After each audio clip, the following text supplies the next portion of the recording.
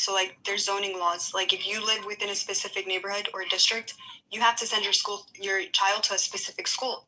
And when you go to that school, depending on the economic, like, status of, I guess, you and your neighbors, you're all going to be stratified into that one particular school.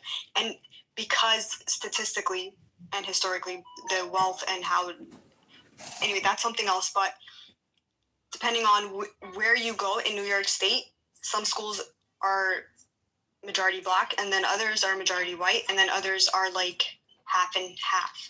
But there's no like true diversity, and I think that's the problem that we have to address. It starts with our children. That sounds like that's a New York State problem. Yeah, there's zoning laws there. How are you defining true diversity? Yeah, that's actually a really good question. Yeah, like, what, are you defining it racially, economically? Everything. Like, so I don't know if you like everything. How to foster a culture where there's no looking at somebody with a different eye. You know, like there's no other. There's us. There's one nation. You know, so how do you do that? You have to include everyone. Everyone has, and they have to start as children. They have to start as children. They have to all grow up together, because how can you divide between two people who grew up and love one another? It's going to be impossible for, I guess. Yeah, but for example, where I live, it's 97% Hispanic and like 3 to 5% other, right? Like, you could take all the white people in the Rio Grande Valley and stick us in a football stadium. But when I went to school in public high school, I went to school with black people, I went to school with Asian folks, Jewish folks, Hispanic folks, right? Like, I had Muslim folks, not very many, but like enough to know they were there and enough to know they were a part of the fabric of our school, right? Like that, it seems like New York may have a bigger problem than maybe Texas does. Don't get me wrong. If you go to like, San Antonio Heights, you're going to wind up in an area that's a whole lot more affluent and may have a higher percentage of white students than Hispanic or other students. But typically, Texas high schools are like fairly diverse, in particularly if you're like in a major metro. If you're in a small town, or you're like in the Rio Grande Valley where I live, where it's literally 97% Hispanic folks, right, your ethnicity may be percentage-wise a little down, but that's just because the majority of people who live in the Rio Grande Valley aren't white people, aren't black people, aren't folks with Asian descent, right? Like, we have our fair share, obviously, but it's like it doesn't make up a sizable portion of the population, and I'm not so sure how that people actually like want to move to where I live. And like two of the main industries are agriculture and like hospitals and education. Those are three big economic endeavors in the Rio Grande Valley. And so like if next to 77, which is a drug highway, right? Like but my point is more like there may be like a lack of percentage diversity, not because of race or economic status, but far more due to geography. And I don't know how you like You'll be mistaken take to think geography out of the account. You'll be mistaken to think that. It is based off economic class. All segregation is based off that. Even when you look at housing, for example, if you like within specific neighborhoods, like all the landlords will up your rent, right? And only a specific class of people will be able to afford that kind of rent, pushing the majority of those inhabitants who are already there, who are not of that same class. Which then they're pushed to a separate neighborhood, and then they're the same things happening again and again. So it's a segregation that's based off economics, but it's also tied into race because of historical factors such as slavery. The wealth, the amass of wealth to be generated into one specific racial group. So if we're continuing that segregation, I think that's going to cause a lot of animosity, which it still does. I don't know, like, why you guys are in denial about it, but racism still exists. It's well and alive in America. I live in upper middle class neighborhood, Hearthstone, and the elementary school all these kids go to school is what, sections 8 or something like the school. It's all free meals. One of the poorest elementary schools in Cyfair. And I live in a middle upper class neighborhood. extremely diverse at this elementary school. Same thing as the junior high. Same thing as for the high school. Just matter where you live. Yeah, Angelica, it sounds like New York. It sounds like New York State has some significant policy issues when it comes to education. It's trying its best right now. Like they're implementing quotas when it comes to like developers, and when they're developing housing, for example, they're making it obligatory by law that a specific amount of people from a class, like the lower class, like they can afford it. So they're mixing it up. They're trying their best, but it's still a major problem throughout the U.S. Yeah, but that's more of a NIMBY problem than like a class problem. There are people who don't want to live next to somebody who's in a $20,000 house and like doesn't keep their yard up because it drives down their property values, right? Which New York, I'm imagining New York, since you said it assesses based on like zoning, it probably also has property values that like go to school receipts, right? So like there's a lot of NIMBY stuff there, and like to be frank, I don't know if you can ever get rid of NIMBYs. You know, the not in my backyard people, to some extent, in major metros are always going to exist. Maybe you can like regulate that to a lesser extent, but I'm more in the corner with Matt when it comes to less regulation rather than more regulation.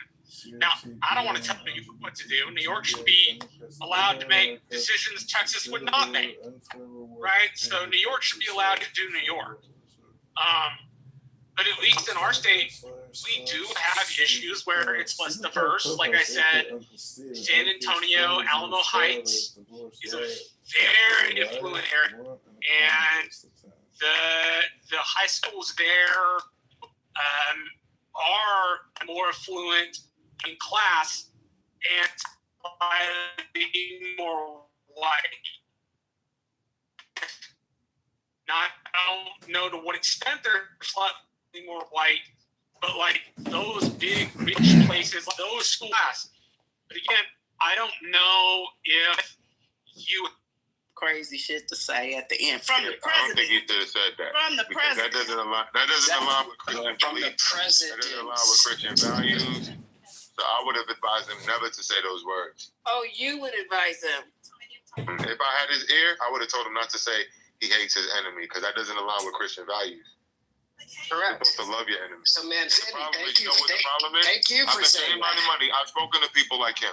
The problem is that he doesn't understand what love is. He thinks that love is, oh, you got to be all nice and cuddly. No, love means to have patience, kindness, and understanding for people without judgment.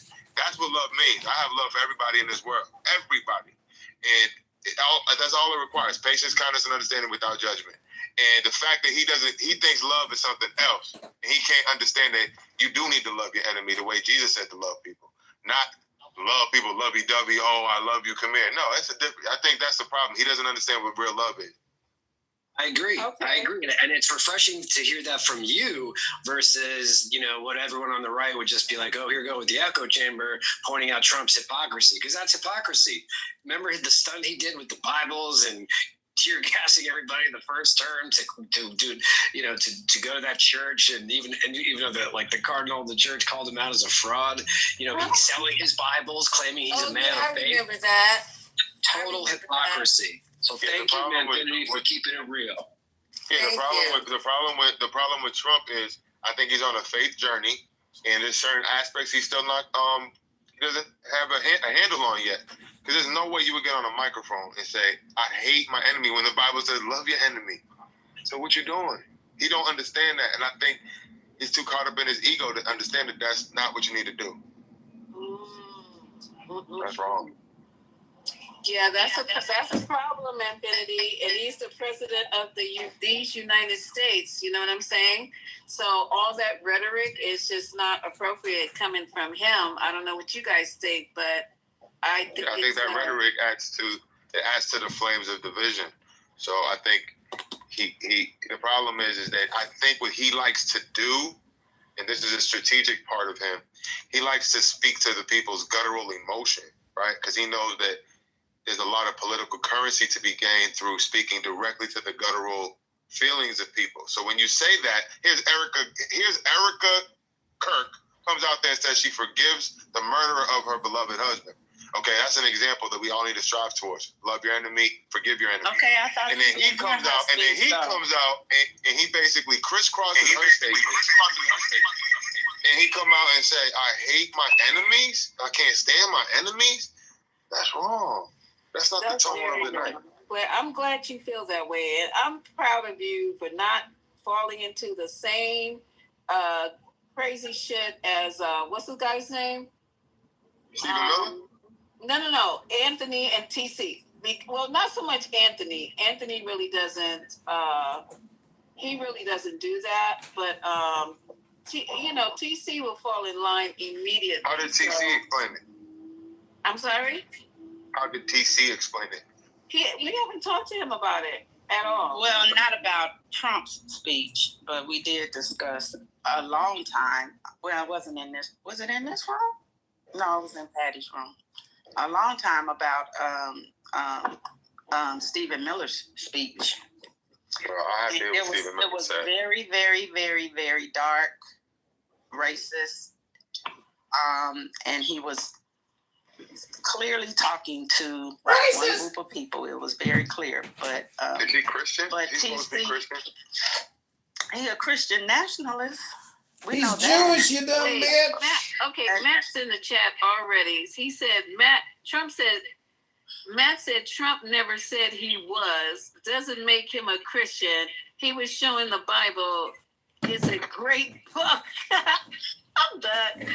You see that's what I'm talking about. So thank you, man, for keeping it real. Unlike Matt, unlike people like Matt Cool, who no matter what. What do you mean, Matt Cool? Matt Cool, what do you mean Trump never said he was a Christian? Yes, he did. Thank you. What are you talking about, Matt? Where'd you get that from? He talks about Christianity all the time and Jesus Christ and all of that. What you talking about? He's not. I believe he has said it once or twice, but he's not. He doesn't follow anything Christian, sir. No, he's a fraud. Judging anybody's Christianity. He says it in name just to get votes. I know, but we shouldn't do that. You can do it. But he's not. I ask you guys, he's not. He's like, what church does he belong to? He belongs to, he goes from the Episcopalian. What denomination is he? Episcopalian. Okay, so I don't know where Haitian is. Let me call him because I need him to play the music. I pinged him myself. Okay, let me see if I can call him because he knows what time the room's going to start. Maybe he got something to do. But Trump is a fraud. TDS Moose. You guys don't is, even what know denomination Moose is your president? He's a total faggot and a loser. Really? You can't really say the F word. Unless he converted since he became the president. I mean, does it really matter? Does it Never really really matter? use vulgarity or to be mean. No, sir. I was asking a question. I'm sorry, I lied. It's not Presbyterian. There's no actually explaining anything to people on this app. Excuse me, I That's apologize. just the way it goes. It's Presbyterian. He grew up as a Hi, Presbyterian. Stephanie. It's okay. He don't know either. I'm recording a couple. Okay, let me call Haitian and find out where he is. There's a lot of TV. His Scottish mother grew up raised them as Presbyterians. Amen. He still has to accept for himself when he's a accountable age, sir. I understand that, but what I'm asking is, why do you question his Christianity based on? I mean, I understand why you're questioning it, but at the end of the day, you can't say he's not a Christian. That's too far. Exactly. I understand you can question him. He's doing things that's questionable. He's doing things that's questionable, so you have every right to question him. Always deny. Yeah, that's fine, but I do. I'm saying as a Christian, you shouldn't tell nobody they're not Christian. Yeah, that's interesting. I didn't tell him. I have an opinion, and that's my opinion. I know, but you shouldn't have really an anti-Christian belief. My opinion. It's an anti-Christian belief. You shouldn't say nobody's not a Christian if they say they're Christian. But I did. I know you can, but it's not good before God. But I what don't you want you to should do be that. more focused on is what Trump shouldn't say. Not me.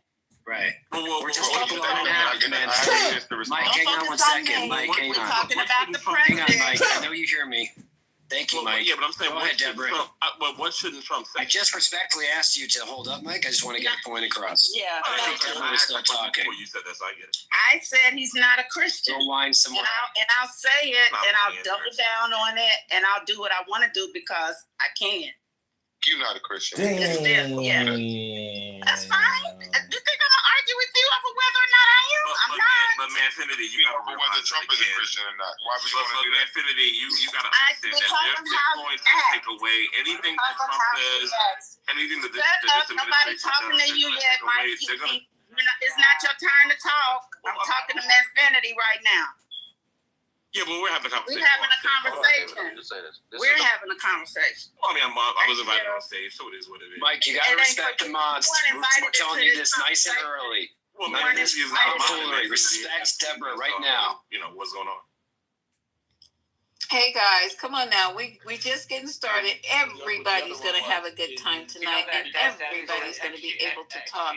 Trust and Absolutely. believe. Everybody. So Mike P. How you doing, Lisa? How's your day going? My day is just ending, Mike P. There you go. It is just now ending. I've been at work. How long have I been at work, you guys? 12, 13, 14 hours and 22 minutes. And these are meant to make fun of Trump. I know, And right? then But I'm as for the good. other I'm one, looking when at it my. came to like 2016 and Dave Chappelle, I'm pretty sure. Put this on there. Yes, Chappelle should not have been canceled, or at least attempted to be canceled. That did happen, right? But the big difference that I see in between Dave Chappelle getting canceled, quote unquote, or trying to get canceled by the left at that point, versus Trump and his censorship of Jimmy Kimmel, is that when it comes to what the Chappelle thing was, Chappelle was the market reacting. The market was the viewer base that happened there. They reacted negatively, and they were the ones trying to stop the show, et cetera, et cetera. No one was trying to censor him. No one was trying to do that in positions of power, at least, right? Maybe the people that were protesting didn't want it on air, wanted to censor it, but that wasn't people in positions of power doing so. That was the market that just didn't want it anymore. Now, when it comes to the Trump thing with Kimmel, the difference between that is that's somebody supposed to be holding and enforcing the Constitution, openly going for somebody because they have a political disagreement or don't like how a certain characterization of them was made. And now we have an institution that has power using that power in a way that they shouldn't to censor something that they don't like, which is why there's a lot more outrage over the Kimmel stuff than there would be for the, Chappelle stuff, at least in those two examples. But that's all I wanted to add on there, just some clarification. Thank you, actually. So let me just say this. So ABC is acquiring ESPN. It's acquiring the rights to the NFL to show games, historic games, all that stuff, playoff games, and possibly a Super Bowl. It's a multi-billion-dollar deal. That deal does not happen if Daddy Donald says so. If Daddy Donald kills that deal, it's going to cost ABC billions of dollars. So that's something also we have to look at with this whole Kimmel stuff. Let me go to Vero, Steve, Kent, and Stark. Vero, good to see you. Hello. What's How up, you y'all? doing? I'm good. Oh my god, I've been off for a long time, so I haven't seen y'all. Got really busy here in New York, so having a good time. But here I am. As to the topic of the room, goodness, I think currently, I'm going to be a little honest. Currently, I've been feeling that the left has been kind of doing a little bit more dangerous. I mean, not a little bit, extremely more dangerous. The Luigi Mangione fella, that the man was shot on the steps of my husband's law firm building. So, it kind of puts, it kind of hits a little close to home. I'm going to be honest, it's what's going on right now. I won't say historically that's true, but definitely, yeah, it's something that's kind of hitting close to home, and it's making me realize that sometimes the left views can become radicalized to the point where they're taking, like, one person is taking upon themselves to kill another person, and that's nuts. Thank you, Vero. I agree with you. And to be honest, I forgot about Luigi Mangione. I forgot about that lunatic, who I believe is going to beat both his cases. Quick question, Steve Wheat. Quick question. Yeah, Maz. In terms of the left, because nobody ever answered in the chat about who the head of the left of Antifa is. I can't find it. and like Luigi Mangione, are we talking about lone wolves? Or are we talking about organizations in terms of the left? Because I just want some enlightenment on who the left is. I think what happens is, and we're all guilty of this, I believe. One of these lunatics pull one of these stunts like they did with Charlie Kirk, like they did with this Luigi Mangione, and we find out that they had tinges of Democratic far left ideologies, and now all Democrats are far left, which is so absurd to me. But, I'm not far left. I've been a Democrat my whole life. I don't know if I'll vote Democrat anytime soon, though, but I'm not sure I'll vote Republican either. Steve Wee, how you doing, Steve Wee?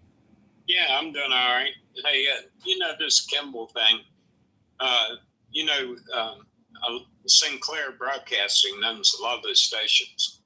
And Sinclair, not Donald Trump, was calling ABC and telling them, hey, we may not carry this stuff on our affiliates, which would have knocked the advertising revenue right out of ABC for that slot.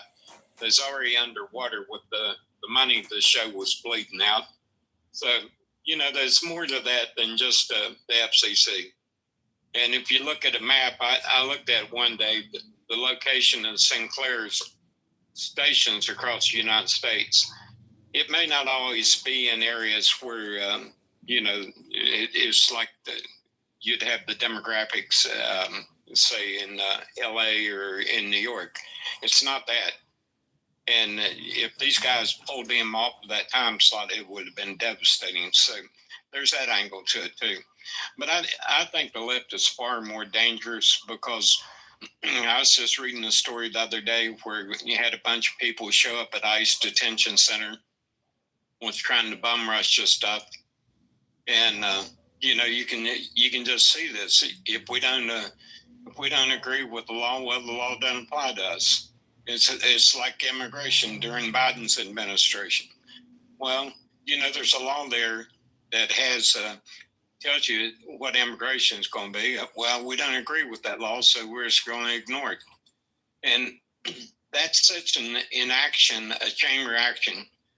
People see this and they say, well, if that's your deal, then why should I have to abide by any law that you had? That's your sacred cow.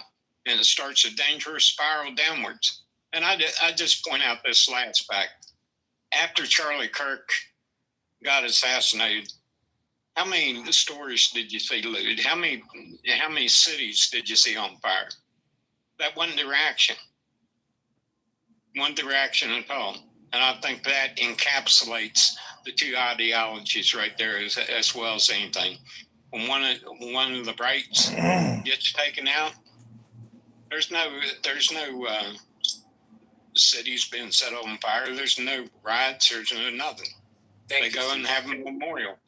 And what about January 6th? What about January 6th? Hold on. Don't forget about January 6th, you racist. And by the way, here's a little caveat that might trigger some of you. I'm just going to say Democrats. I'm not even going to call you lefties because it's not fair to paint everybody with the same brush. But Donald Trump is pondering making Charlie Kirk's birthday a national holiday. Imagine that. I know some of you righties are going crazy right now. Hip, hip, hooray. Kent, how you doing, Kent? Kent, are you there? There you are. Yeah, sorry, buddy. I'm doing well. I'm just going to digress here for a minute. I'm just making tacos. Carry on. All right. I'm going to remove you from the room because that is rich. Thank you. So let me go to Stark, the Majesty, then the MVP of Clubhouse, Matt P. Stark, how you doing? Hey, I'm doing good. How are you? Fantastic. Do you want to chime in? Yeah, I would like to add a point and then ask a question. I've been listening to the discussion. Very good room, very decent discussion. Job mods. If you ask about the Jimmy Kimmel, yeah, he deserved to go. He was always toxic. Spewing out fake news. It's an easy case. In terms of Charlie Kirk, Stark, he's a comedian. But go ahead. Of course, he's a comedian, but he can't say lie about the killing Kirk, right? So that was vile and that was fake news. So that doesn't fall under comedy, in my opinion. It falls under the First Amendment, but please continue. Well, hate speech, right? I don't think. How is that hate speech? How long you been at Stark? How long you been on this app? Because I'll show you rooms on this app where there's plenty of hate speech, and nothing to the level. The thing Jimmy Kimmel said is nothing to the level you hear on this app. But please continue. Right, no, Absolutely. I agree with you, but he has a position to influence people. So do you. Watch him. Okay. Sark, let me ask you a question. Do you know how many people work at the Jimmy Kimmel Show? Sure, dozens. Dozens. Tried almost 250 people.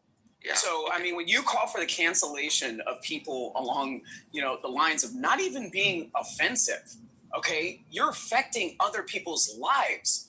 Do you understand that? Like, there are people who are on set crew, makeup designers, producers. Like, I mean, you name it. Like, it affects a small economy that is around where the Jimmy Kimmel Show is. Like, that's not cool.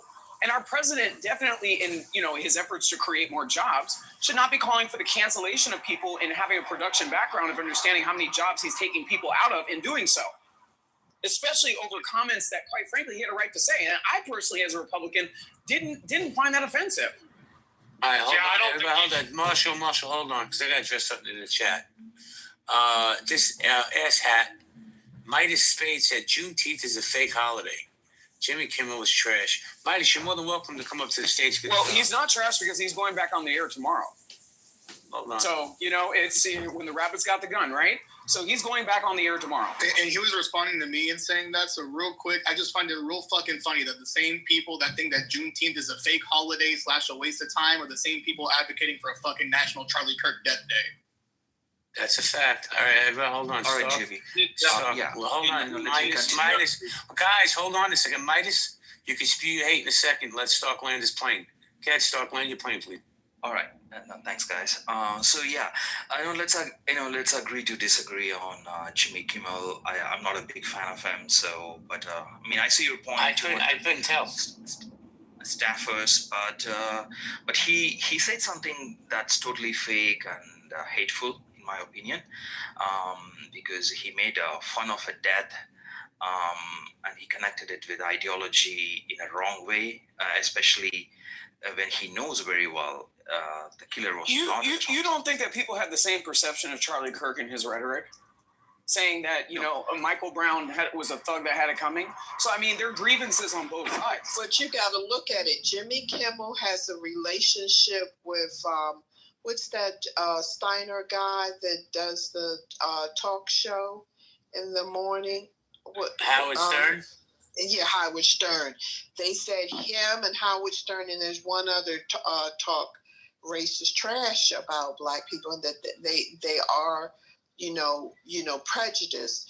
But I understand people who know how to just do business and go ahead and work with you on your merits like that. And so just I'm going to listen to your because I got some things to do around the house. But I came for Barack Obama, and he gave us lawyers because they had the Soros brothers and they had the Kirk. What's those rich ones?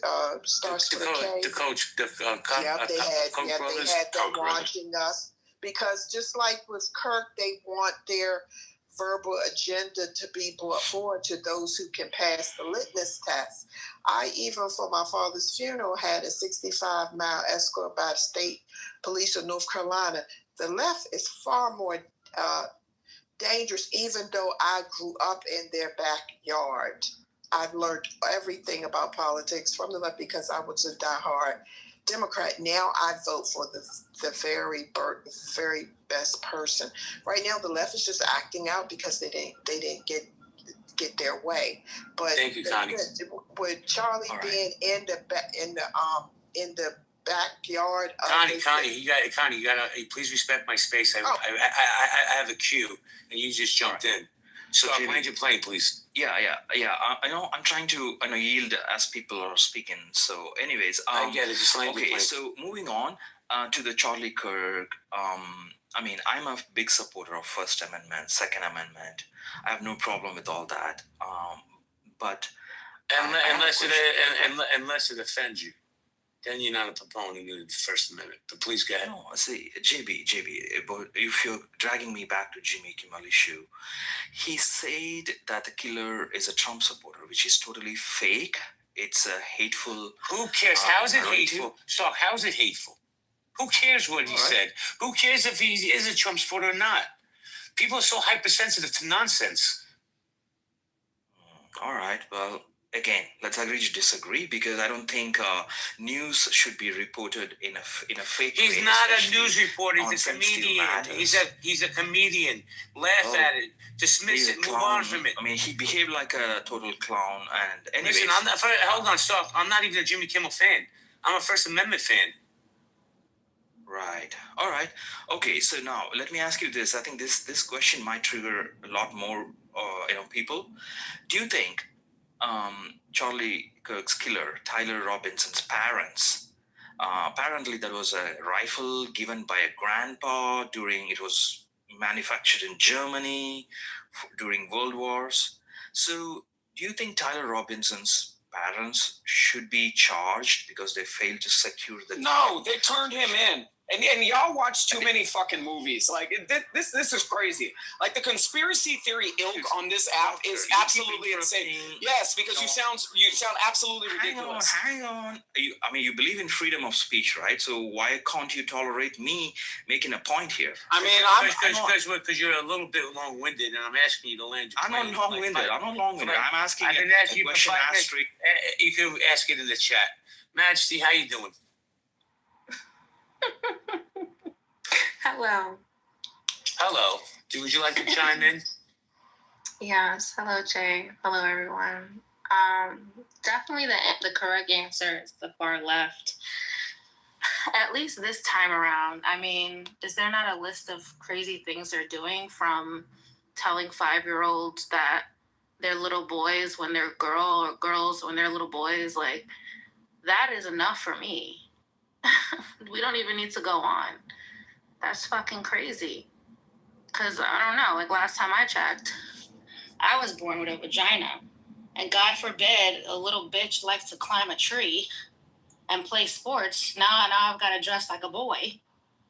Thank you, Mom, for not fucking forcing that on me. I just went through a phase, goddammit. Now I like French manicures. So that just alone, I went. Thank you, Majesty. So let me do a quick room reset. Then I'm going to go to Corey. Midas, I haven't forgot you, I promise. I'm going to go to Corey, Mike Moon, and then Madison. Guys, this is unhealthy debates. Who's more dangerous in America, the far left or the far right? How you doing, Hope? Keith, how you doing? Joe, good to see you. PB, always a pleasure. We got a couple of anonymouses. Shauna Tova to you.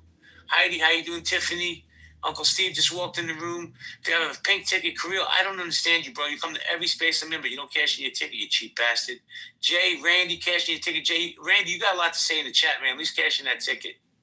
So let me go to Corey. Corey, how you doing, bro? Not too bad. How you doing?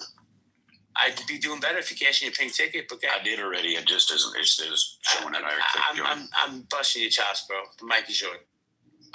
So I'm the type that's going to say what's good for the goose is good for the gander. When you establish a line of credibility on yourself and what you accept, you then have to accept when that karma comes in.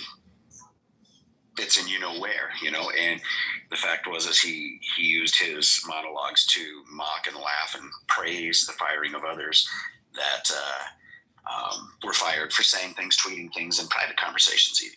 So, I mean, for Jimmy, he got what was coming to him. He did his thing, and it bit him in the ass. And the thing is he's lost $70 million in ad revenue since January it came out.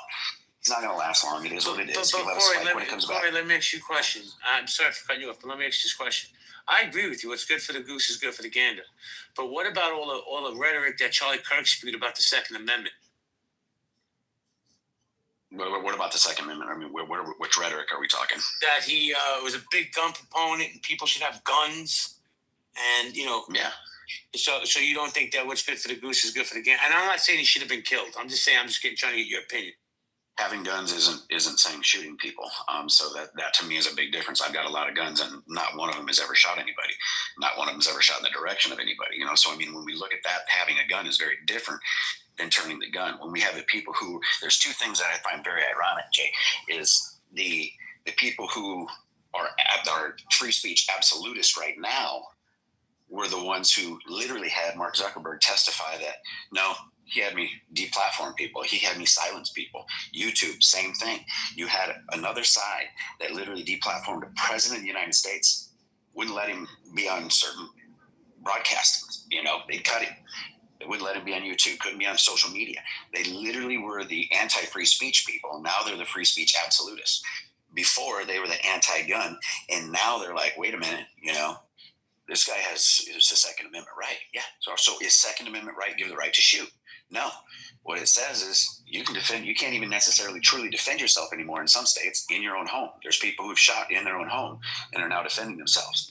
So the Second Amendment is very different than saying that there's any semblance of common sense in what about birthright citizenship? Where do you stand on that? So it's very different. If you look at the reason that it was first implemented was because we were growing a country. We needed the bodies. We don't anymore. We have an excess.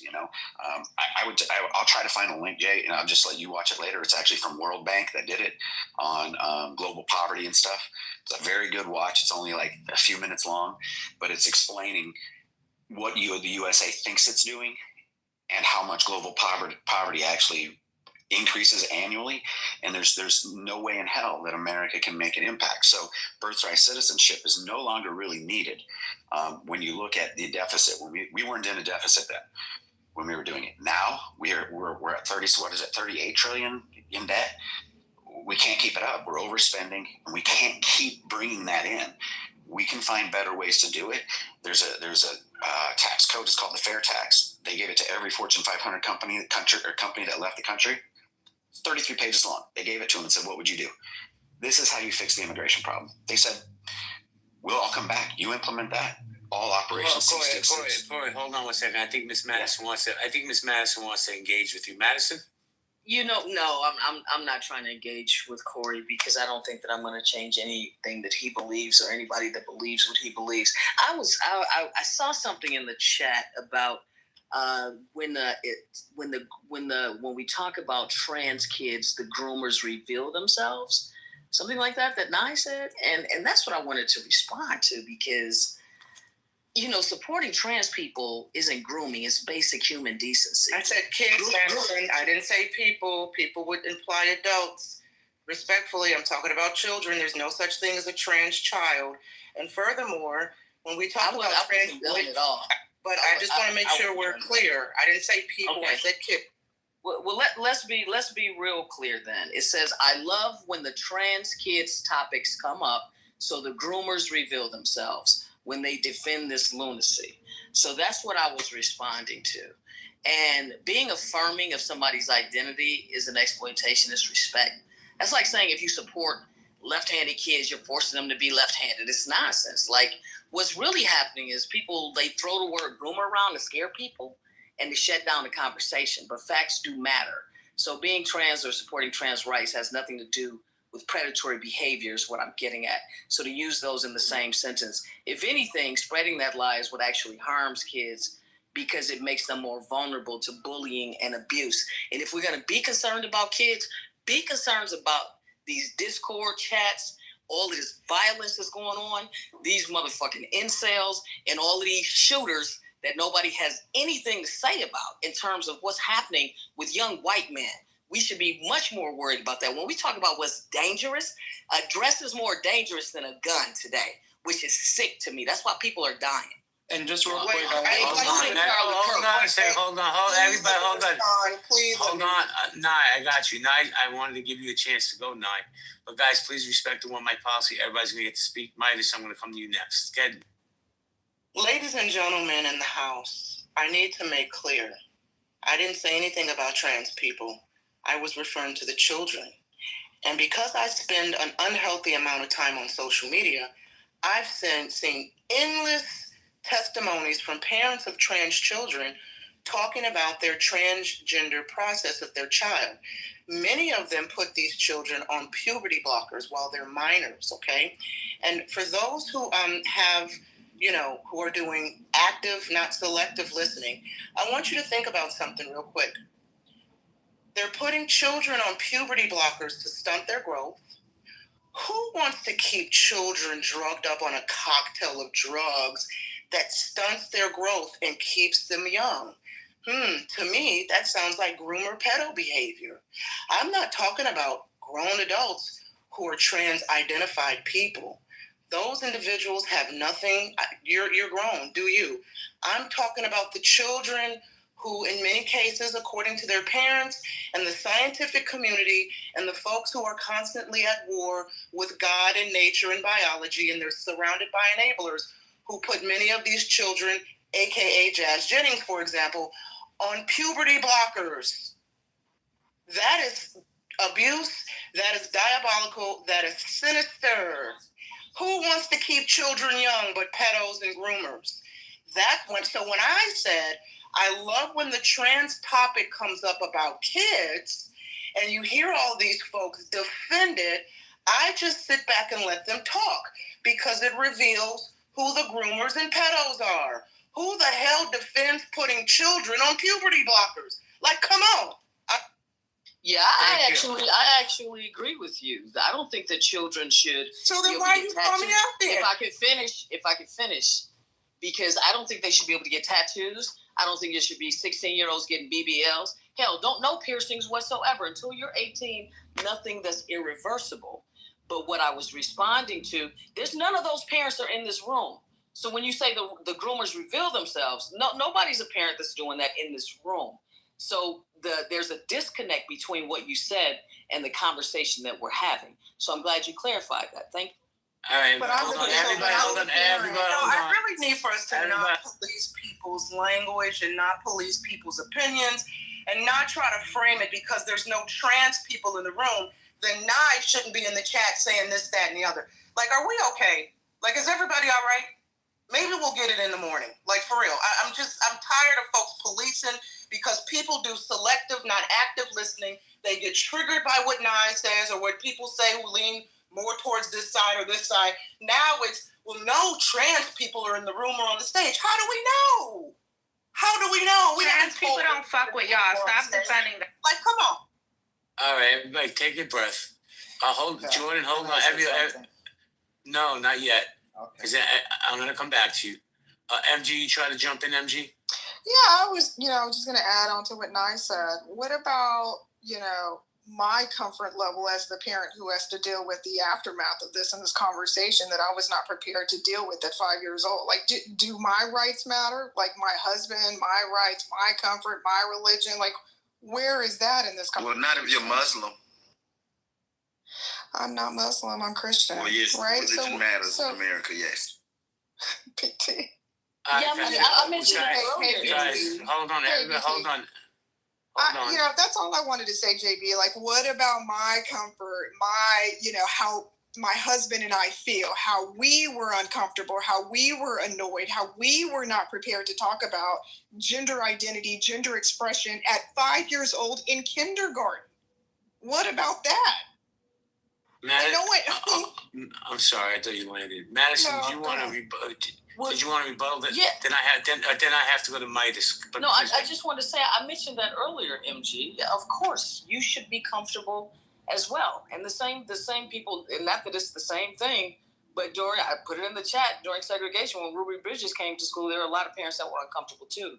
My whole point is that trans people exist, gay people exist, guns exist. So this is the world that we live in. And so we have to prepare our children for what's out in the world. And so if you feel like you don't want them exposed to it, we have to do what we do. Sometimes people they homeschool, they do whatever's necessary. I don't like the fact that there's social media out there. So I have to monitor what's going on in my own home. But to squelch somebody else's right to their own expression, then, that's a slippery slope. That's all. Madison, I love you, but comparing this to segregation to me is wild. And I say that respectfully. Let me get the cue going, guys, because Midas has the patience of Moses. I can tell you that. Madison, here's just my opinion. When it starts infringing on other people's rights, and what those rights are, I don't know. Is it a feeling? Is it, where these kids have to have education about it and the parents don't want it? I don't know.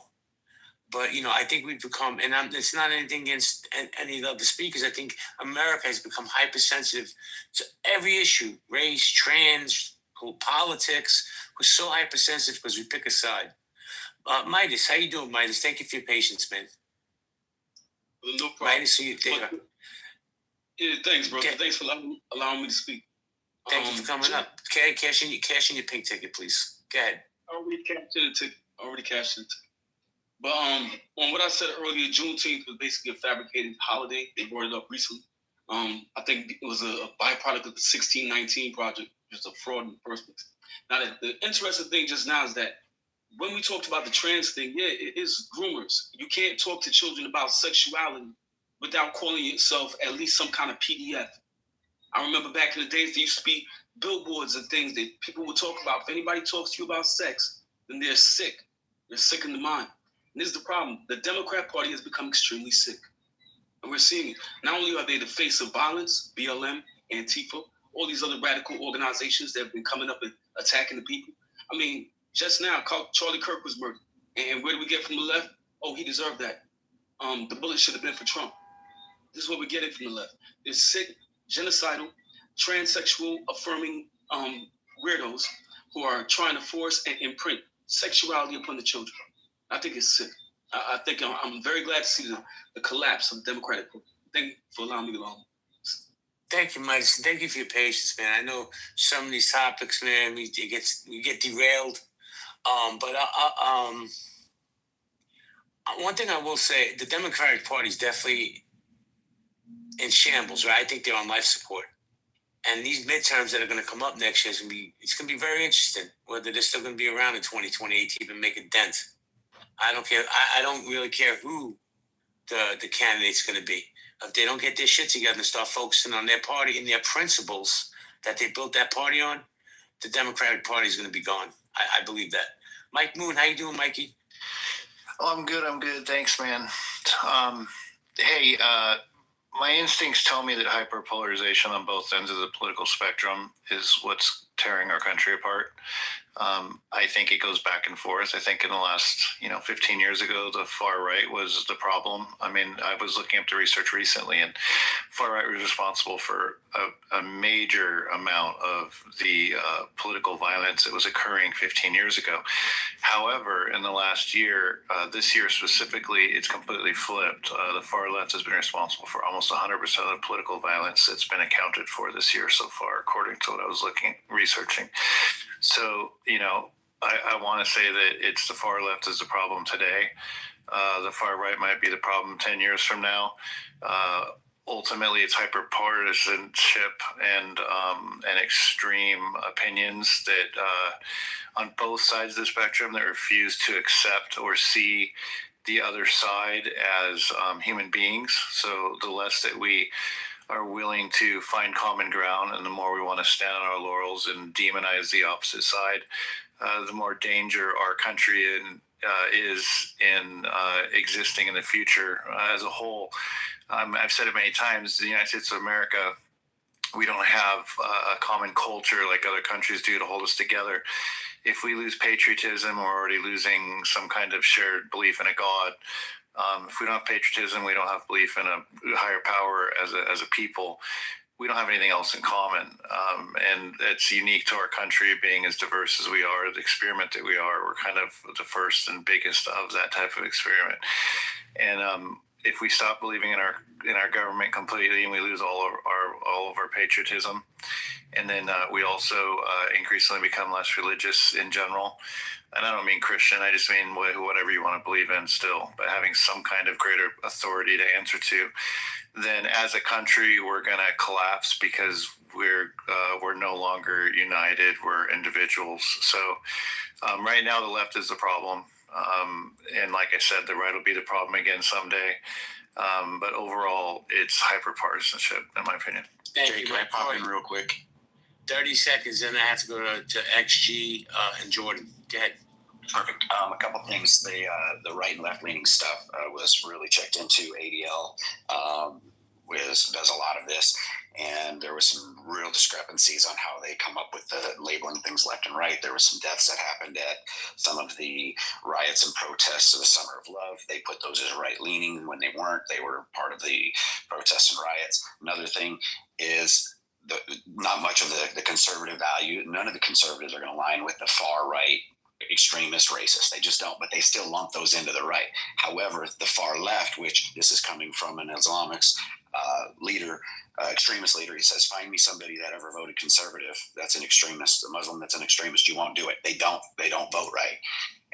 But they don't label that as a left wing. That's a completely different category. So it's just, you're right on. I'm agreeing with a lot of what you said, but it was really digging into it and finding out how they label it was really misleading. And I think that's where the problem is anyway, is trying to do this is more polarization. We need to look at it as extremism in a general, and we need to start kind of rooting that out because like you said, the polarization is just going to keep going back and forth. When one feels wrong, it just irritates the other and lights them up. Go ahead. Well, thank you, Corey. And I'll say this. I think one of the major problems we have in America is where we're getting our news from, right? The right goes to Fox, the left goes to everybody else. And to be honest, I don't know if we've lost trust in our government wholly, but I've lost trust in our news outlets 100%. No disrespect, Madison. I just don't. I think that each one of these networks has an agenda, and they go with their agenda. And you know, where I felt that when I was growing up, right, the news outlets were very, I thought, impartial. Now they're not. You turn on CNN, you know what you get. You turn on MSNBC, you know what you get. You turn on Fox, you know what you get. There's no impartiality with all these groups. I'm going to go Jordan, Jason, and then BT. Jordan, what's up, Jordan? I got you, Majesty, and I got you, XG. Jordan? Good afternoon. Good afternoon, sir. Shana Tova. Shana Tova. When I was growing up, you know who the most anti-Semitic folks were? The white Anglo-Saxon Protestants. Those were the people I had to worry about at my high school, and many of them were my friends, but the country clubs, you don't hear about Islamic country clubs, but you did hear about white Anglo-Saxon Protestant country clubs that didn't let the Jews in, which is why we still have Jewish country clubs today. So, in going to these fancy private schools, I had to be more concerned about the WASPs. And my ex-girlfriends, many of them were white Anglo-Saxon Protestants. Some of their parents didn't like me because I didn't want her dating a Jewish person. Anyways, where I wanted to go with this is that what's kind of fascinating to me, God, I'm already losing my train of thought here. What's kind of fascinating to me is that there are 2.8 million trans folks in the United States and approximately 80 million psychopaths. Now, you can be psychopathic and transsexual, but I have probably met, I've lived in 9 states and I've lived in California 3 times. I live here now. I've probably met 2 trans people that I'm aware of in my entire life. It is such a negligible problem. First of all, people on the right are far more dangerous than people on the left. People on the left don't even know how to be dangerous, quite frankly. They can't even do a protest. Jordan, what? Yeah. Give me your reason why you feel the far right is much more dangerous. Because I'm still Jewish. Today's a high holy day. I'm far more concerned about the white nationalists, the pushing the Aryan agenda back in the day. It's only kind of recent that we've been kind of concerned about that Islamophobia has really become so rampant, in addition to anti-Semitism. But the far right is consistently not like Jewish people since I've been a youth. It's just hilarious to me, these people who are making this trans thing. This guy, the chance that you're going to get shot at by a trans person or someone who with a trans person is so asinine. It's so ridiculous. Statistically, it's so rare that you really need to catch up with your validity if you're a man. Jordan, Jordan, here's the problem. Okay. And it's just my opinion, right? I love you, share, but I'm just going to say this. The problem is some of the high-profile shootings that have happened in America over the last, let's say, year or 2 years or whatever it may be, have people that have either been trans or trans supporters. Right. That is how much media, yes, they've been high profile, but the media attention that, if you're trans, you're like a rock star in America because you get that much attention. We don't highlight all the other murders that happen. It's so ridiculously rare. Yeah, it happened, but it's so unlikely. But no one's worried about all the psychopaths, 40 times more psychopaths among us who have absolutely no conscience. This kid may even have a conscience and may feel guilty. He acted horrifically, but you should be much more afraid of the psychopaths on Clubhouse and the trans people. If there's even a single trans person on Clubhouse, there may be. I wouldn't worry too much about it. I'd be much more worried about the vanilla psychopaths. It's a whole trans house on here, man. Who said that? BT said that. Yeah, and they look like women. And it's called Carmelita something. Are you afraid of trans people, BT? No, I'm just saying, don't gaslight us, bro. There's some trans on this app, bro. And they're loud and proud. All right. Forgive me. The 2.8 million trans people in America are now represented on Clubhouse. Fair enough. But the 80 million psychopaths at Clubhouse. You gonna say it again? Guys, yeah, hold on. Say it again. The 80 million psychopaths we're not really worried about. I'm worried about my ex-wife cleaning out at the bank. Guys, mute up, please, because I got a queue and I'll come back. I'll get to you, I promise, Midas. But I want to go to Madison, then XG. Madison? Yeah, I just wanted to. I agree. I thought he was going in order. How's it going? Okay, hold on a second, guys. First off, we always let the ladies go first. And then, XG, they're right. So I'm going to have to go Jason, BT, then XG. Go ahead, Madison. Just real quick, I actually agree with you when you said there's no media that's nonpartisan. The one outlet that we had was PBS, and they removed all their funding. And just so you all know, Trump has Ellison lined up, one of his buddies. One of his buddies is taking over TikTok, as we all know. But he's got another one lined up to buy Warner Brothers, which also includes CNN and HBO.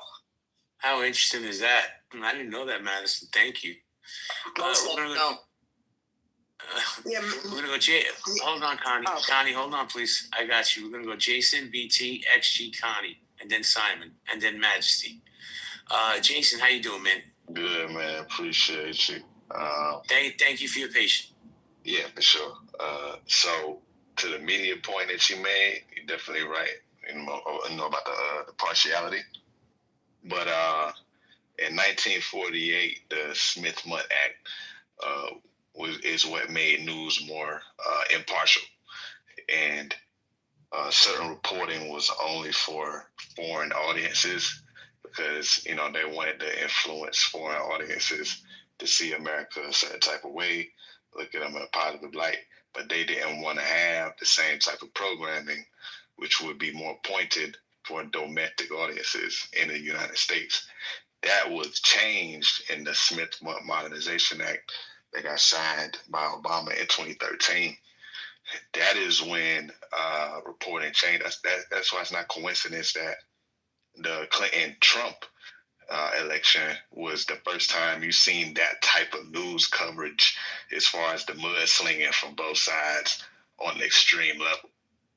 It was because it was after the Smith-Mundt Modernization was signed into law.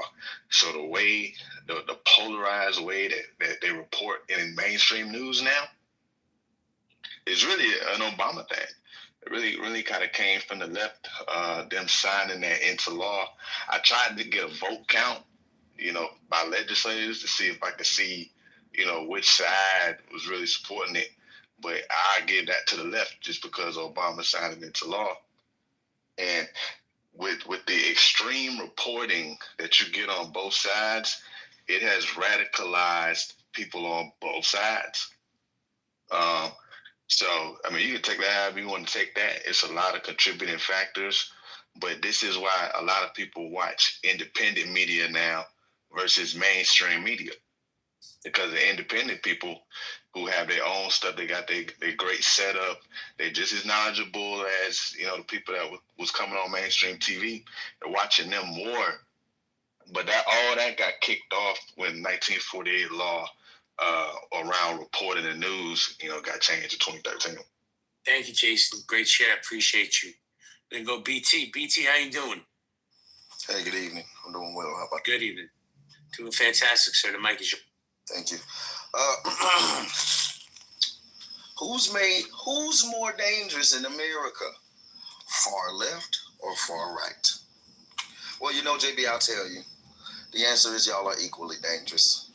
Y'all are akin to the Bloods and the Crips, politically gangbanging your elephant and your donkey around, which is why you have the red and the blue. It's literally the same thing. And I think that you're both dangerous in different ways. I think that, well, actually, I know, I don't even think this. One side, we got saying, you know, hey, we're Christians, so we're going to do everything the good way. But racist as hell and love stealing money and using and misallocating it and just helping corporations and not the people. The other side just want to change every damn law we've had in history in the name of progress. And some of that shit is outrageous. So they're both I see dangers in both. Because one side we got us gaslighting us, telling us that we can't be him and ma'am and sir no more. We got to be them and they. I mean, the other side, we got taken away every historical thing about everybody and making new laws that don't make sense. We are in a clusterfuck. This is a conundrum. And I knew no matter which way we voted on this last election, we was going to end up with some bullshit. It was just a matter of which bullshit you wanted. So yeah, absolutely, both sides are dangerous. There is no more dangerous. Y'all are equally as dangerous because I don't like the direction either party wants to go. I'll end there.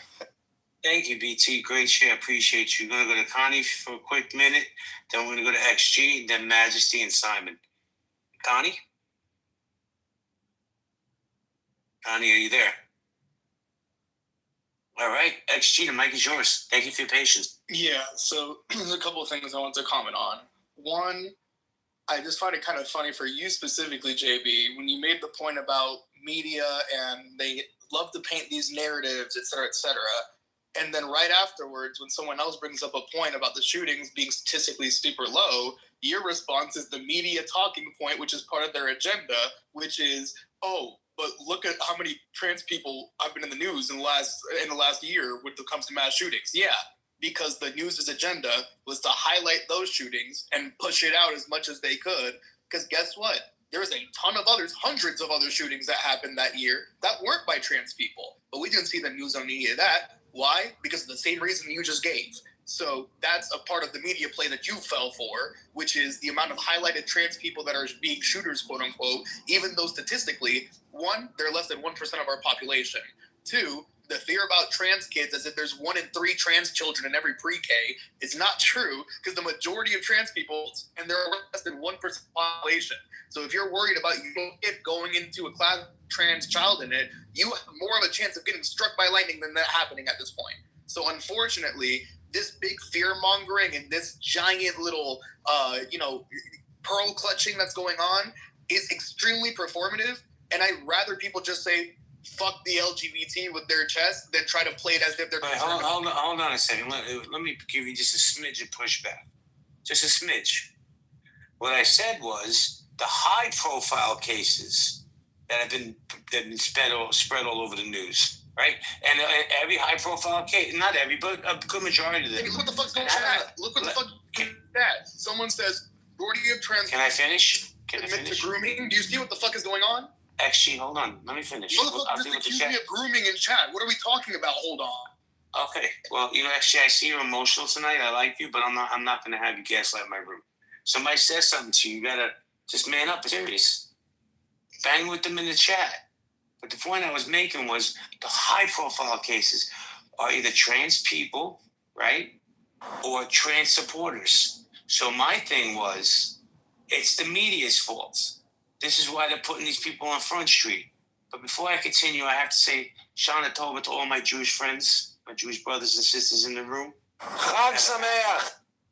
I hope you have a happy, sweet New Year. Especially Jesse Eisenberg. Especially, of course, Jesse Eisenberg, the supreme Jew that he is. So let's go to who hasn't spoken yet. Good Yontif, JB. Thank you. You as well. I didn't hear it, JB. Whoever said it, he said this in the chat, but we do know it is a lot of grooming going on, so that's not that far fetched. I mean, there's a lot of grooming going on. There's always been a lot of grooming going on. Nobody said shit when R. Kelly was doing it, though. Oh, my God, Madison, please. I'm just saying. Well, you know, what's funny about R. Kelly is that the people I've spoken to from Chicago, they'll tell you, because he's a Chicagoan. Oh, I still listen to R. Kelly. I don't care what he did. Not all Chicago people, but a lot of Chicago people. Go ahead, Madison. I was just going to say most of them do. I hear it when I go out. It's crazy. Well, let's not forget R. Kelly's big sister raped him and all his brothers. And she was great. So there is something there. Yeah, I'm just saying. That's usually the case with most pedophiles, straight or gay, but the majority of pedophiles are straight men. That's no excuse. I'd like to jump in. One thing I failed to add, I just want to add this real quick, is that one of the reasons Jews and African Americans were so aligned during the Civil Rights era is because it was the white Protestants and people of Lutheran heritage, if you will, who were most inclined, not all of them, some loved us, but that was where the bulk of the hate came from. And today, the fact that, African Americans who, thank God, many of my African American friends on this app are not anti-Semitic, but there are some people. And there are still plenty of white Anglo-Saxon Protestants who are anti-Semitic. Thank you, Jordan. That's how we joined forces. Thank you, Jordan. I really don't want to turn this into a race relations room, even though I know it's going to go there eventually. Zach, Shana Tova. Shana Tova here. Let me roll up my window. So I just wanted to chime in briefly. I'm driving my truck. It's kind of loud, but I'll try to speak normally. I think the left is more dangerous in America than the far right. The far left is more dangerous than the far right. And I can tell you from my personal experience, for 20 years, I was a radical leftist. And I hung out with radical leftists, and all my friends were radical leftists, and I went to a radical leftist college, and I had radical leftist professors, and I was a radical leftist. And when I was a radical leftist, JB, my friends and I would all sit around and talk about how civilization is garbage and society is bullshit. And that's, in fact, what led me towards rewilding, the work that I do professionally now. And I still believe that nature connection is very healing. And I think that learning how to practice small-scale living skills is very empowering. But I no longer believe that civilization should be brought to its knees. And I think that the far left, if you ask your far leftist friends, the conclusion of their message is destroy society. And if you ask your far right friends, usually the conclusion of the far right friends is leave me the fuck alone. And I think leave me the fuck alone is not very nice, but it's not quite as dangerous as destroy society. Thank you, Zach. I think I'm at That's that the my BT. point. Can I rebut? Hold on 1 second, BT. Because I'm at that age and stage in life where I'm just like, and I'm not even a fucking far right guy, but just leave me the fuck alone. Please, people, leave me alone. But hold on, BT. Before you respond, I have to say hello to First Lady Chi. She's my future ex-wife, and I just got to say hello to her. Hello, First Lady. Why I gotta be the ex-feature wife? What's going on? How you doing? Monday evening. How are you? Well, you're here, so I'm doing something right. That's right. You better believe it. So who's more dangerous in America, the far left or the far right? Miss Chief. Child. Why you always do this to me, JB? You know, I'm very secretive about how I feel. Yeah, I can tell I'm politically correct. I'm anonymous. I plead the fifth. Good enough. BT wanted to push back, then I want to say hello to my friend Howard. BT? Can I get in the queue? I got you. You're already in it, mother.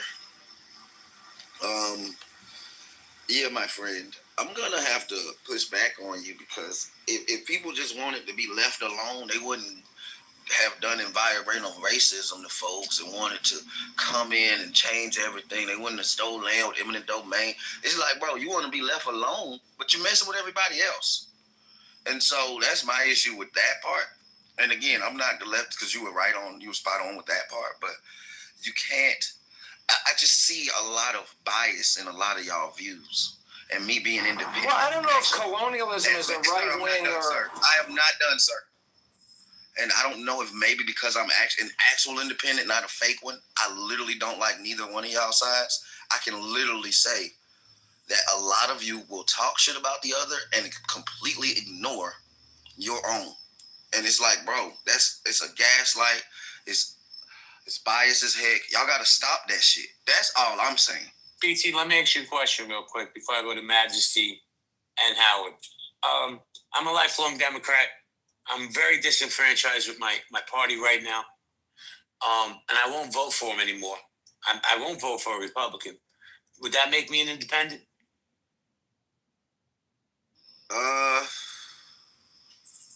It depends, because you know what they're doing now. A lot of folks say I'm independent, but I'm this leaning, and to me, that's a cop out. You know what I'm saying? So, bro, I couldn't agree with you. You know what I'm saying, JB? So I don't know. I appreciate it, man. I appreciate you. Jason, hold on. I'm gonna go to Majesty, Howard, then Red Apple, Rafi, and then you. Majesty. What about me? You forgot about me. I got you, mother. I promise. I always get you. He's got you. BT, shut the fuck up, BT. I'm talking to JB. Watch your mouth, pussy. Eat my ass. Fuck you. Fuck you, sissy. I'll bend you over and fuck the shit out of you. Shut the fuck up, BT. Don't build a fucking robot. In general, Shut up. There's a lost art. There's a lost art of people being able to have their own opinion, right?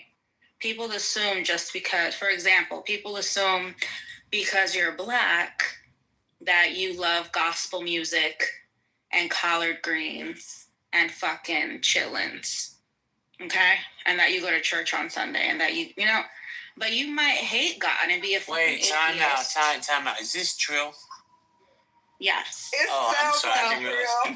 I know that voice from somewhere. It's a lot of stereotyping going on. So in my community, it's true. Well, right. So they assume that's just one example I wanted to give. And that's just it's not right. You can be Black and be whatever the fuck you want. You can be an atheist. You can listen to rock music. So there's a lost art of that in America right now. Where I grew up in a real democratic household. I was kind of taught through just things I heard as a kid to hate Republicans. They're the enemy. They're racist, and and that we deserve to have food stamps. We are owed these things. We are owed this from the government. How dare they? They owe us. And I divested from that mindset. And I'm not fully Republican. I didn't vote really for anybody because I just wasn't sure. But in general, there's a lost art to having your own opinion. You can be gay, you can be trans, and still support what it used to mean. It's turned into something else. I'll land here and say, I like Jeffree Star. I know that might be a horrible example for some people, but he calls out a lot of the community because let's be gay, let's hang out, be whatever you want to be. Why does it have to be that you're a man or a woman attracted to the same sex? You should shun the fuckery that's infiltrating your communities. You should gatekeep. You absolutely should. And there's nothing wrong with being Democrat or Republican or socialist or whatever, but there is something wrong with coddling stupid shit, mental fucking illness, things that don't make sense, predator behavior, and the actual things that people are defending are what's separating us and having us argue. You know, may I respond to that, or is it a cue? No, go ahead, Madison. You're a mod. The cue starts around you. Okay, thank you, JB. I just didn't want to step on anybody. I agree with you too, Majesty. But what I find is that like black people, all the black stereotypes, like who grew up in church and I guess on food stamps. I don't know black people like that. Like I didn't grow up with black people like that, and my whole family's black, and all my friends, most of my friends are black and all of that. So it's like, I think when people grow up in their own bubble, they have a tendency to think that way in terms of their whole community is like that. But it's whole entire communities of black people that, that are not like that or didn't listen to gospel music or just whatever. I grew up Catholic. Like New Orleans, most people were Catholic anyway. They weren't Baptists. Black people like that. Stop it. Everyone in here. I don't have them in my world. I didn't grow up around black people. Don't tell me what I grew up with. I didn't. And nobody in my family was in food stamps. Nobody in my family has high blood pressure. Nobody in my family has diabetes. We didn't eat like that. We didn't grow up like that. We're from New Orleans, and that was not the culture then. It may be now, but it just simply wasn't. But I think what I agree with you on especially is we can just be human beings. We can just be human beings and deal with each other. But when we talk about some of the things in the community, and if you want to talk about what I do know about the black community and the silence that goes on in terms of some of these issues that involve children and some of the abuse when it comes to spanking children. I've got my views on that. Whooping kids' ass. I never had a whooping in my life. We didn't do that in our family either. But that's very prevalent in the black community. But some of the issues that I think are pertinent, like violence and like all this gun toting and all the other shit that goes along with it and people dying, I just happen to think are more important than some of these culture issues that we get so wrapped up in when we see a shiny object. But that box you talking about. Hold on, Jason. All right, so Jason, hold on. Everybody, hold on a second, because I got to address something in the chat for 2 seconds. Where is this? This esteemed person. Mango Tree DD, I thought this is a mixed room. Why is it always being taken over by black people? I absolutely don't have anything against them, but every single room becomes a black people topic. How do you say I'm a racist without saying I'm a racist? Did it trigger you, Mango? That some people with strong voices and opinions are on stage and they get to express that? Does that bother you in any way?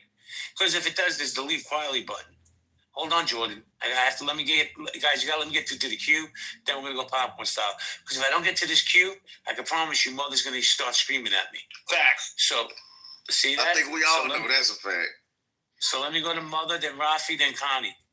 Mother, go ahead. All right. Well, I'll use my lady voice since it's my turn. So let's back up real quick because we got distracted with the New Orleans thing. So I think when we talk about like violent acts in the city, like I had brought this up in the past, like statistically the trans community has been aligned with their percent of the population for mass shootings. Every time you have a trans shooter, America loves to blast it all over the news, but if you actually dig into the data is just, they're like 0.1% of all shootings in the country. They just get a significantly higher amount of attention when it does happen. And so people who already hate trans people and hate the faggots just run on this as an additional, tick mark on their list of things that they want to talk about without actually looking at the numbers. So when you talk about like large violent events in this country, mass shootings, it's not even close. Like the far right groups disproportionately have higher totals in these counts, right? But I also think it's a little bit silly. Like when it's not, I think it's like 82%. I gotta pull up the article, is from far right extremist groups in this country compared to the far left. So I don't even know why this is an argument. And yeah, that's all I have to say. Thank you, Mother. Hold on, Jordan. He's itching. Guys, hold on a second, man. Please let me get through the queue, and then we'll go popcorn style, and you can beat each other up. I won't sign. So there's been some things, and I'm not going to really get into specifics, but this labeling of somebody that's trans as a groomer, I'm not comfortable with that. I don't agree with that. I do think there needs to be a dialogue, and there needs to be some parent interaction and how they feel as well. I don't think it's a complicated situation. I think it's a communication situation. Jay, can I say something on that? No, hold on, Adams. Adams, you got to hold on, man, because everybody keeps interfering. It's fucking up the queue. So I'm going to go to Rafa, and then we're going to go, then we'll go popcorn, and then we'll go Shucks, and then popcorn style. Rafa, how you doing? Rafa, are you there? All right, Rafa, you can just hang out with the cool kids. Shucks, how you doing, Shucks? Hi, I just came to support the beautiful MG. Sorry, I don't have anything to add right now. Let me listen for a bit. Anybody that supports MG, I support. Ooh, all right, guys, we're going to go popcorn style. I'm going to ask for a one mic policy. If anybody comes off mic when somebody's speaking, I'm just moving you down. So we're going to go Jordan, then BT. Go ahead, Jordan. Yeah, so I shared two articles. One talks about, I think they're both peer reviewed. The second references a peer review from a popular psych publication. And the first one, again, mentions that for the past 3 decades, the far right have been certainly the most violent by far. Now, to the defense of people that are ardently opposed to what I said, I also shared an article because I'm open to new information that shows that the far left, in terms of personality profiling and psychopathologies, they're linking, I don't want to get into the whole narcissism thing, but I just did. But the notion that the far left, essentially, let me just say that extremists of any type are particularly dangerous, lacking.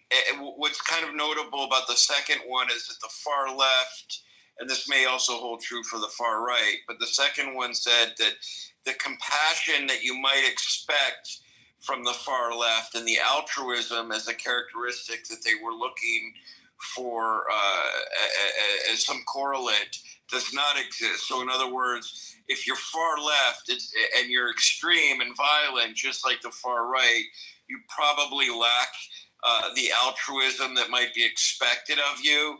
It's really more about your own psychopathology that is problematic. And this is epidemiological. It's not clinical to suggest that those people who shot so-and-so were suffering from this personality disorder. Yeah, go ahead. Jordan, I can guarantee you, at least 92% of this room has no idea what you're talking about because you're using words nobody understands. Okay, well, the articles are in the chat there. I appreciate you. Dr. Jordan. I'm over here cracking up because I'm like, God bless him. I don't know what's going on, JB. What is happening? I love you, Dr. Jordan. I love Jordan too, but he says words. I'm like, I don't have time. And then he moves on to another word I don't understand. I'm still looking up the first word. Psychopathology. I'm like, bro, there's crazy people. We get it. Let me go to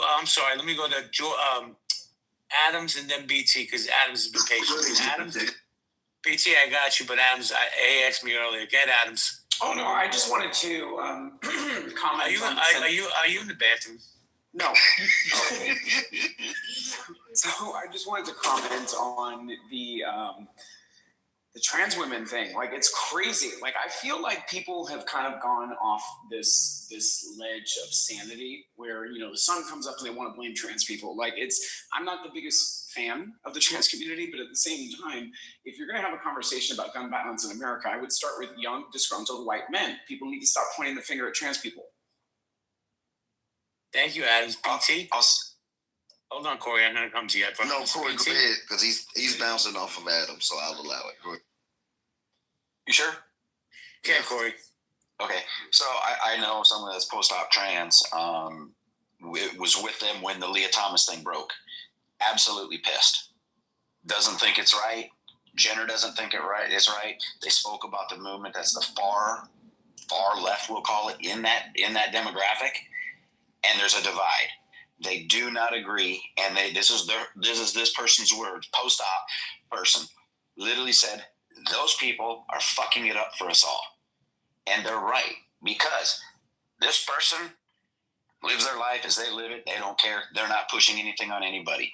But then you have the ones who are trying to shove it in everybody's face that they don't like. And I'm telling you, I live 2 miles from probably the capital of the state, might be the freaking country for a gay community and where the LGBTQ community is. And I'm telling you, here it's very prevalent, and there is a divide. And so even amongst the trans, it's not just, oh, all trans are on the board on the same ship. So when we're in this debate talking about it, it's not a one size fits all. Even in the trans community, there's a difference in those that are trying to say, we need to allow this to happen. And I know these people have talked about, they don't like the schools getting involved. They think it should be a parents thing. And that's from someone who's post-op. Hey, Corey, but you know what? Just like everybody, if you're a Democrat, you're labeled the far left. If you're a MAGA, you're far right. And we both know that's bullshit, bro. Absolutely. There's plenty of MAGA that's not far right, and I know plenty of Democrats that are on my stage right now. They're definitely not far left. Yeah, like you and I can both agree, like the far left party, the one that's Manchin and everybody's talking about it, that's causing everybody to leave the Democratic Party, is not the Democrats. But it's not at all. In the far right, the conservatives do not identify with the white supremacists at all. And that's where this whole label, this is why the label is wrong. We can't do that. It's not fair. Most of us really are more of the center, you know? And we get pushed into this far right and far left. But if you know, you look back at the book, The Crusaders, and G. Edward Griffin talks about it, how you divide a nation, how you break it down. You divide the people. You have these little facts that are fighting amongst each other. It creates an allegiance to the party over the greater good, you know, and that's what's happening here, I think. Bro, I couldn't agree with you. Hold on. I couldn't agree with you more. Bro, we pick our parties like we pick our sports teams, and we stay loyal to them. Corey, unfortunately, bro, I'm a Jet fan. I'm never going to be anything other than a fucking Jet fan. But people have the same mentality in this country. My family was Democrat, so I'm going to be a Democrat. My family was Republican, so I'm a Republican. Yes, sir. Did you hear what they did? They're moving our game Monday night to Comedy Central. Jets Dolphins. We're going to Comedy Central because nobody's going to want to watch it. No, nobody's watching that game, bro. The Jets might actually win a game. Let me go to BT. BT. Hey, thanks for constantly pushing me to the back of the line. So don't start that shit. But I was gonna say, yeah, well, chill out, man. Dang, can I land here? I just started. So again, oh man, that trans thing is really tricky. I didn't know that y'all had that issue, Corey. I couldn't imagine looking at it that way. But I literally forgot what I wanted to offer. So, so blame the white man.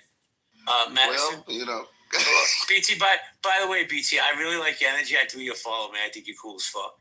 Madison. I just wanted to say bravo to Corey and self-correct because I said that nothing would change Corey's mind and that I didn't have anything to say. And I just heard him say something amazing. And I just wanted to own up to that and say that, you know, it's all about dialogue and the exchange of ideas. So I appreciate what he just said. And that's why I said earlier, Madison, there's a lack of communication. People listen to respond. They don't listen to learn. And when we take a breath and take a step back and we all listen to each other to learn from each other, bam, we become really fucking powerful. Connie, go ahead, Connie. So I agree with you so much that I'm speechless. That is so much. People listen for whatever reason, but they don't take anything away. You have people who get PhDs, but they didn't listen with their heart. So they really don't, put a lot into the work. I just wanted to piggyback on the conversation. And that is that, like I said, I've dealt with both because I'm into the best candidate. But when it comes to LGBT, the white man does make the decisions. He does, whether everybody sways in that direction or not. As far as left and right, your right would definitely be more based on color. They would have their race. They would have their own subset of groups. For the left, I canvassed my heart out for Barack, but you still have people who know your whereabouts in the canvassing schedule, and they're extremists. I even had a threat while I was canvassing, like that. And so, of course, I'm going to look at the left because I'm showing up for the meetings. I'm meeting you when you tell me to meet you. I'm moving my car all over the country when you tell me to. My schedule.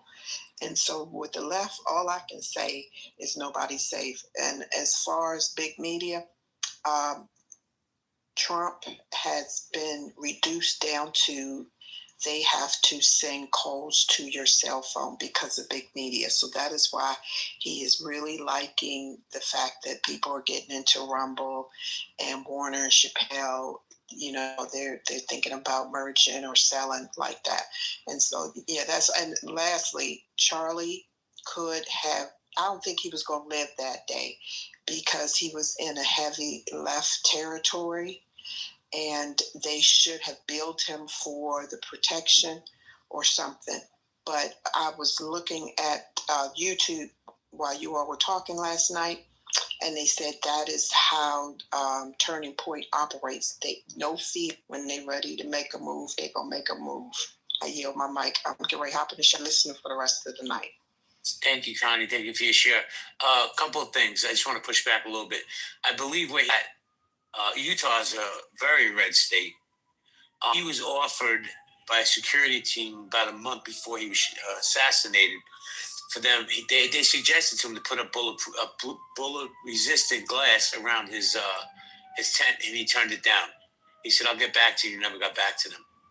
So, and I'm not blaming Charlie Kirk. I'm just saying that's what I heard. Yeah, because they said that. They said they the type when they ready to make their move, they not really, pressed about extra protection, and that bullet could have went straight and hit anybody.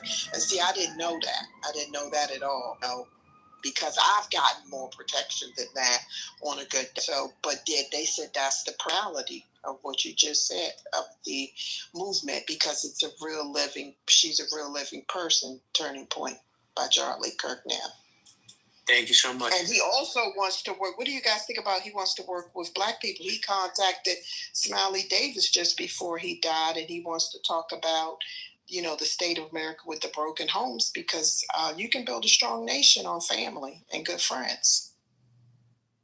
Well, one thing I was just thinking about, it gets brought up a lot. We never really talk about it. Is the epidemic of white shooters in America?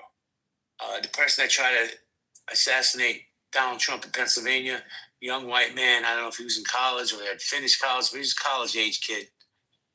The young man that just killed Charlie Kirk, young white man, college-age kid. Who identified as a man. Okay. And let me just say this. Adam, you just threw me off my square, man. I was saying that there's the college-age kids. Were you trying to say? I was going to say this problem that we have in this country with young white shooters, and why is that? And please don't come off the mic and tell me mental health and they had mental illness. And obviously, they were fucking lost in their mind if they took the actions they took. But how do we get here, Madison? How do we fix it?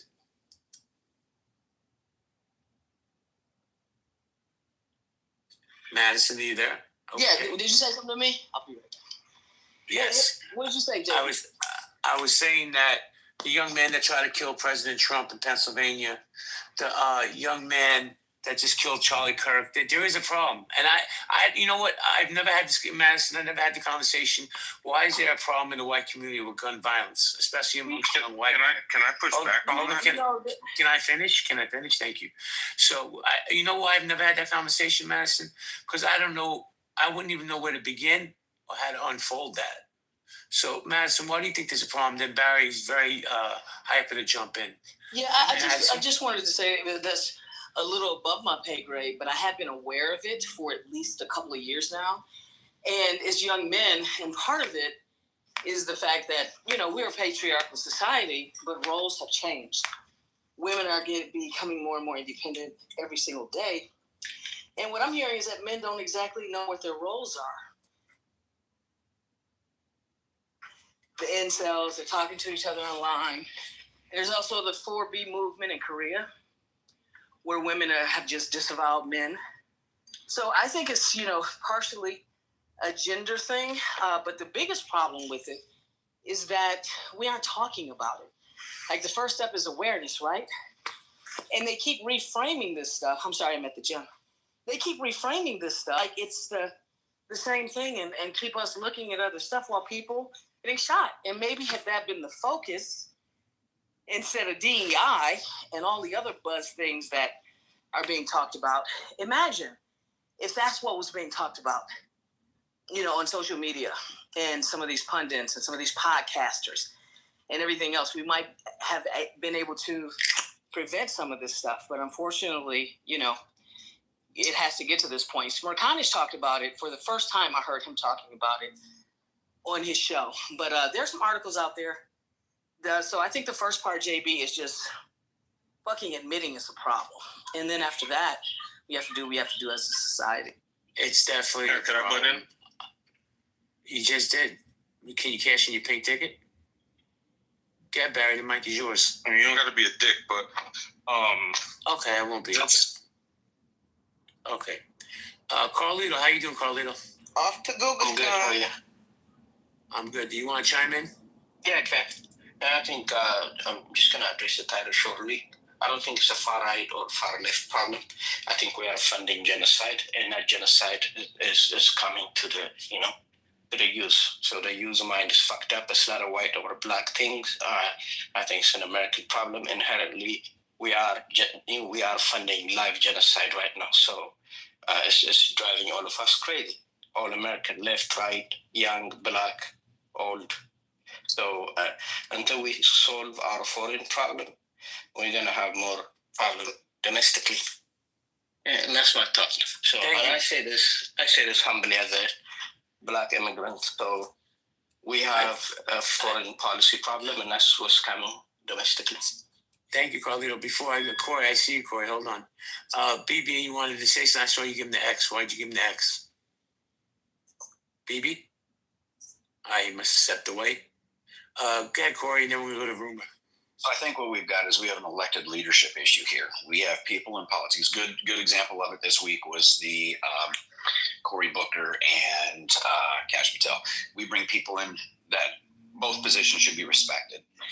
They bring these people in, they're answering questions, and then they attack them. For instance, Kash sat and listened, didn't interrupt, let him say what he was going to say. He was done. It was his time, and all of a sudden, there's this outlash and yelling and screaming. And when we see leadership do that, it starts telling the people how to act. No different than kids start acting like their parents. If their parents are ones that backtalk and all that, they're going to backtalk to the teachers. Now we have a society watching elected officials literally yelling and screaming at each other instead of showing decorum. They're telling people to go fight in the streets. They're literally seeing the beautiful thing about it is they can say they literally played a video of a Democratic leader saying that somebody needed to get shot. So I think it was Hakeem Jeffries, and he didn't address it. They said, what do you think about your constituent saying this? Ignored it and went on to something else because they are going to say there needs to be blood in the streets. They finished with that, right? Well, we didn't say go shoot him is the deniability of the politician, but they're telling the people who are going to go to jail to go do it, and they know that the extremists, someone out there will do it. That's what has to stop. We need to start having some accountability with politicians who say irrational things like this. I mean, once we have decorum. Joe Manchin, listen to the things he's saying. John Fetterman, listen to the things he's saying. They're the two most sane people on that party, and I think those two should run together. They would win. They're good. Down the middle. I like Fetterman, but he has no chance because he's so pro-Israel. But I'll say this. Hakeem Jeffries is my representative. I really, with every molecule of my being, believe he's a good human being. He's a horrible politician, right? You don't hear anything from this guy. Anything. This is why my party's falling apart. And this is the truth, Corey. I really like Hakeem Jeffries, but they're not putting him in the position that he should be in because he should have a louder voice at the table. Just my opinion. Crystal, how you doing, Crystal? What's up, JB? Hi, Madison. So, Madison, how are you all? Everybody else? Doing fantastic. How you doing? I'm doing good. You want to chime in? I do. A couple of things. I think for real, we have to be genuine when we have these type of conversations. Not that it makes it right, but you have so many people doing the examples that you gave, Corey. Right, left, up, down, like in the middle, whatever party, like you have so many people doing it, right? Where again, it's not right. We should all have decorum speaking with each other. Despite if we may disagree, we have to reach across the aisles in so many different ways. So that's, I think, to be like genuine and saying this for real, that's not just a one political party type. They both are doing it, and it's disgusting. But to your question, JP, I know you asked a question about you and Madison were engaging, and you did ask the question, why do you think there's an epidemic of young white shooters in America? Yeah, you know why I think that? And this is from the most respectful place, y'all, I swear. So many, I see where so many young white men who become shooters, this isn't their first rodeo. Like, they've done things before. They've gotten slaps on the wrist, never been really held accountable for the things that they did. And then it spirals into something big or egregious. And it's like, oh, okay, well, they did it now. I think it's a problem for sure with white privilege, where we can look into different things and see where, okay, well, he's been in trouble, but we're not going to send him to jail. We're just gonna talk to him and put him in the program. Meanwhile, back at the ranch, he's already haywired, and so much is being ignored. I mean, I yield with that. Thank you. I would try to come up with an example of a black mass shooter. I don't know of any. I'm sure there has been. I just can't remember off the top of my head. But I have to tell you, as the cracker in the corner, I am so fucking sick and tired of hearing these people, and it's the white people, I'm calling you people out, saying, oh, he was mentally ill. That's why he did it. Making excuses, right? I grew up in a broken home. Making excuses. Man, we really have to have that real conversation of what's really going on.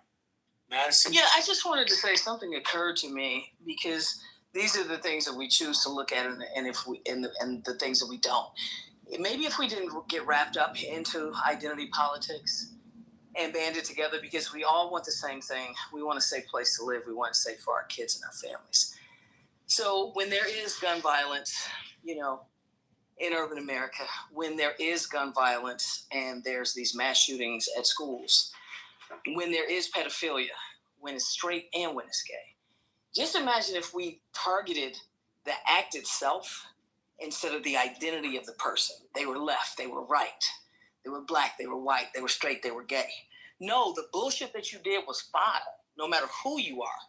And if we address that as a society, then we might not be caught up in these circular conversations. And if we held our representatives responsible, left or right, whoever you are, do something about this problem. That's why we elected you. And if we held their feet to the fire and stopped going back and forth with this level of division, maybe we could get some work done in terms of doing the research necessary to see where are there mental health problems, and do people have resources to deal with them? Are there warning signs, whatever it is? What are the issues in urban America where guns are being filtered through our community? How are they getting there? Stop them before they get there in the first damn place. And so those are the serious conversations that never actually happen. The war on drugs wasn't even a war on drugs. It's like they could stop that shit if they really wanted to. And so I think we're all just being bamboozled. Well, let me say this real quick. Crystal, let me just say this real quick, then I'll come to you, I promise. 2 things. Corey, you brought up a good point, but I'm going to push back just a smidge. And I said, I'm not one that uses mental health as an excuse, right? You grab a gun, you shoot somebody, you know you're doing wrong. But that New York City shooter, and I'm not giving him a pass, he had CTE. He was a football player, had multiple concussions. They said when they looked at his brain, they said he had the brain of like a 90-year-old concussions he had. So I'm not giving him a pass, but yeah, I mean, the dude had some serious brain damage. Here's the second thing I want to bring up real quick. Real quick, Maddie. I'm not a gun lover. I'm not a gun supporter. Nor I'm just going to say take away Corey's guns, because I know Corey's going to jump on me for this one. What I will say is this. I think that there has to be better mental health evaluations before gun ownership is approved to anybody. And I don't understand the pushback on that. If it's keeping people safe, but you're still getting to keep your guns because you have some sanity in your head, why? What's the problem? Mass, you want to say something? And I know Crystal wanted to. Yeah, I just want to say something real quick that, people clown California all the time, but I'm very proud of some of the initiatives and the proactiveness of the state itself when it comes to social ills. I know we have huge problems there. I'm not saying that we don't, but there is an app. It's called Saluna, and it's a free app, JB, for kids between the ages of 13 and 25. And I said kids because before 25, you're still a kid to me.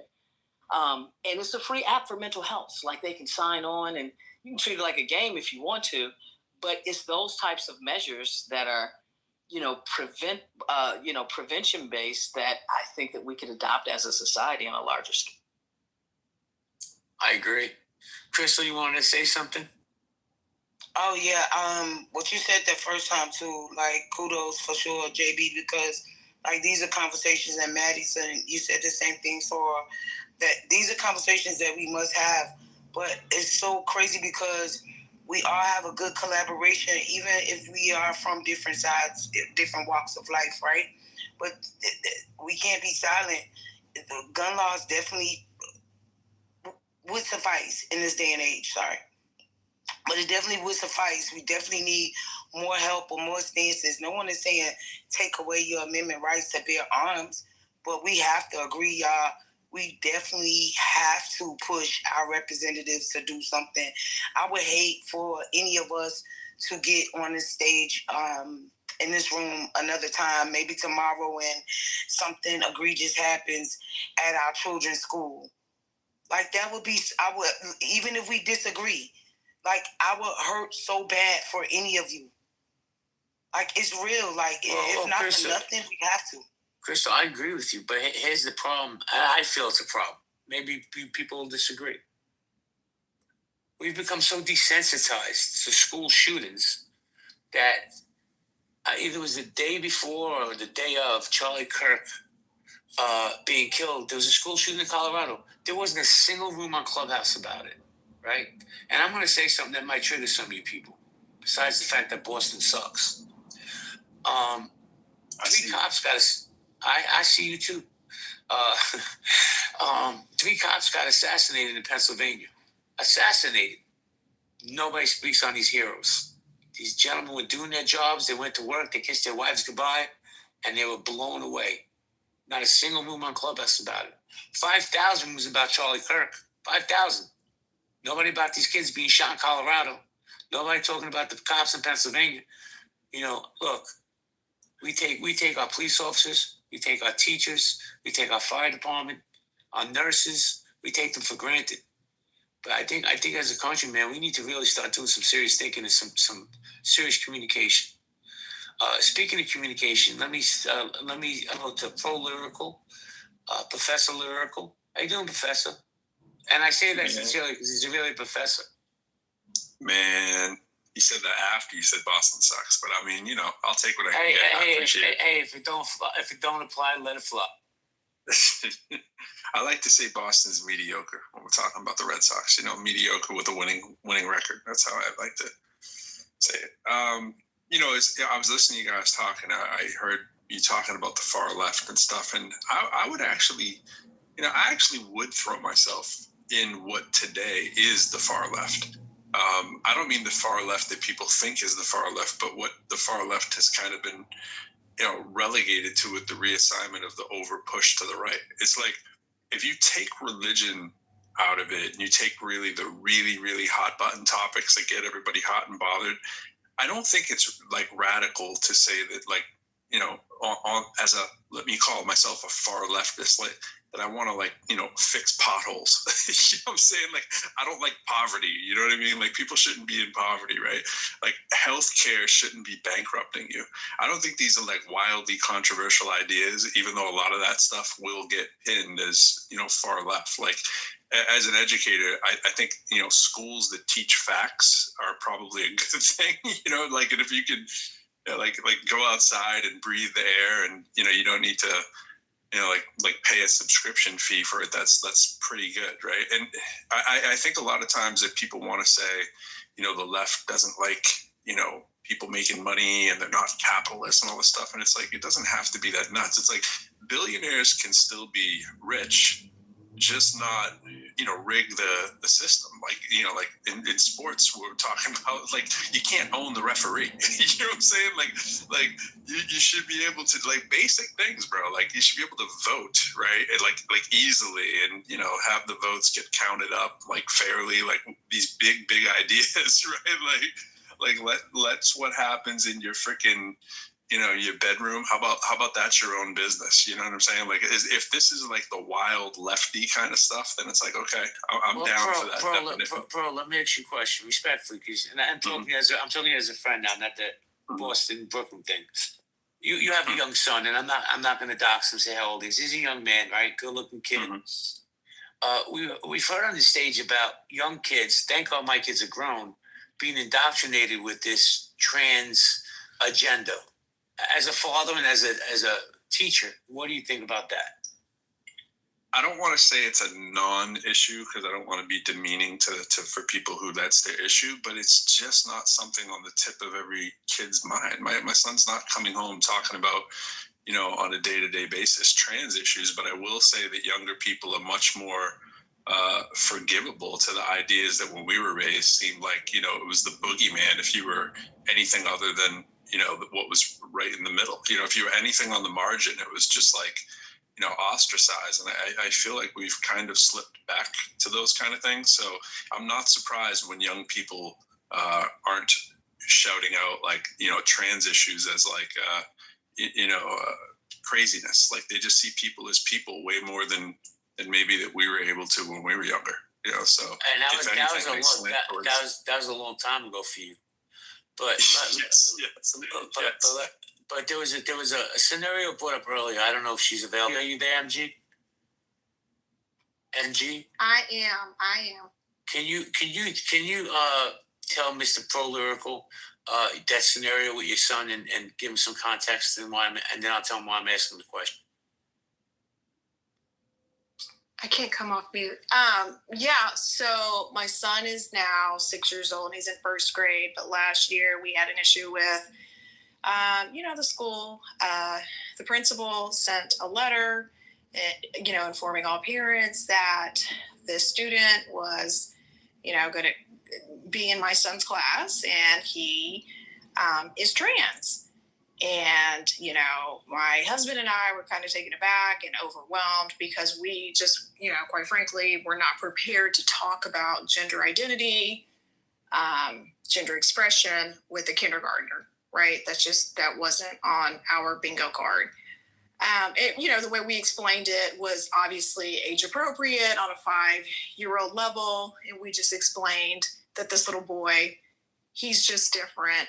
And we have to treat him, nicely and kindly. He's just different. But as a parent, my husband and I talked about this, and we are not going to, we didn't allow our son to be around this boy.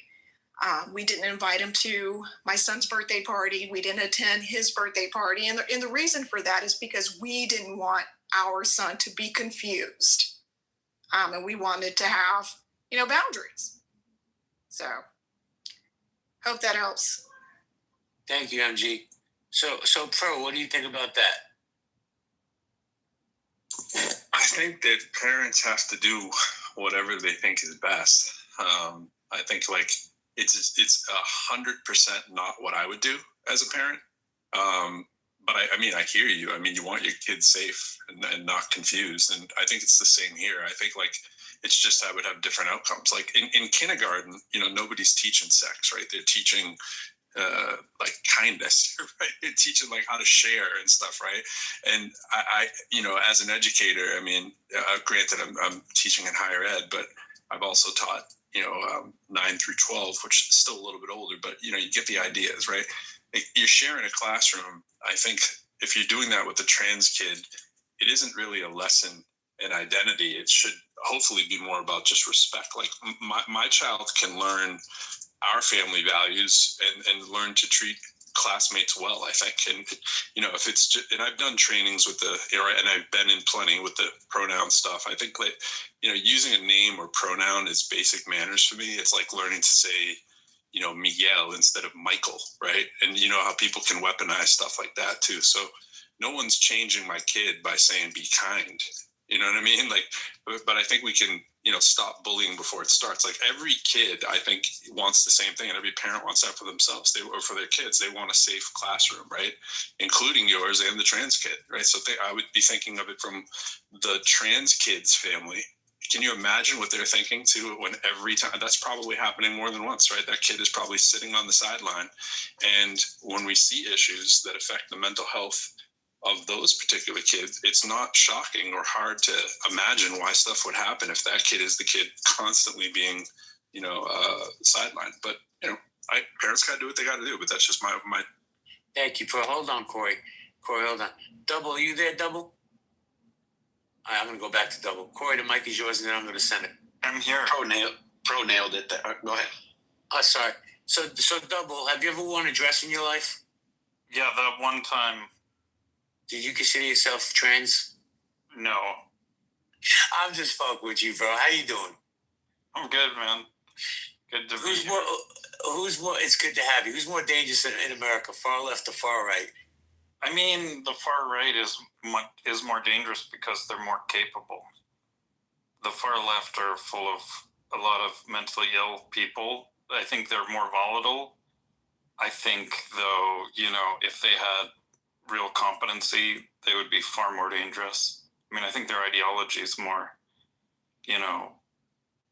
anti-human, anti-civilization, but they're usually not well organized and effective. Well, they seemed pretty organized when they shot President Trump and they killed Charlie Kirk. Just my opinion. All right, so you gave the... Go ahead. Yeah, I mean, that's true, but that's like a one-off. I mean, I do think the security is much more lax with these big appearances than, but seriously, it's not like they didn't even use a drone or any real technology. They used, 1800s level technology. It wasn't sophisticated, but I think, the right would, you could imagine people with drones with all kinds of stuff. Thank you, Double. Like the Las Vegas shooter. Put it in context. The Las Vegas shooter. That's more of a right-wing capacity.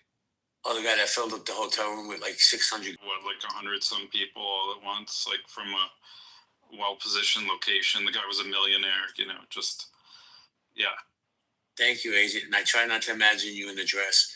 We're gonna go Corey, Seneca, then Crystal. Corey. Yeah, I think it's pretty obvious at the far left. Seneca.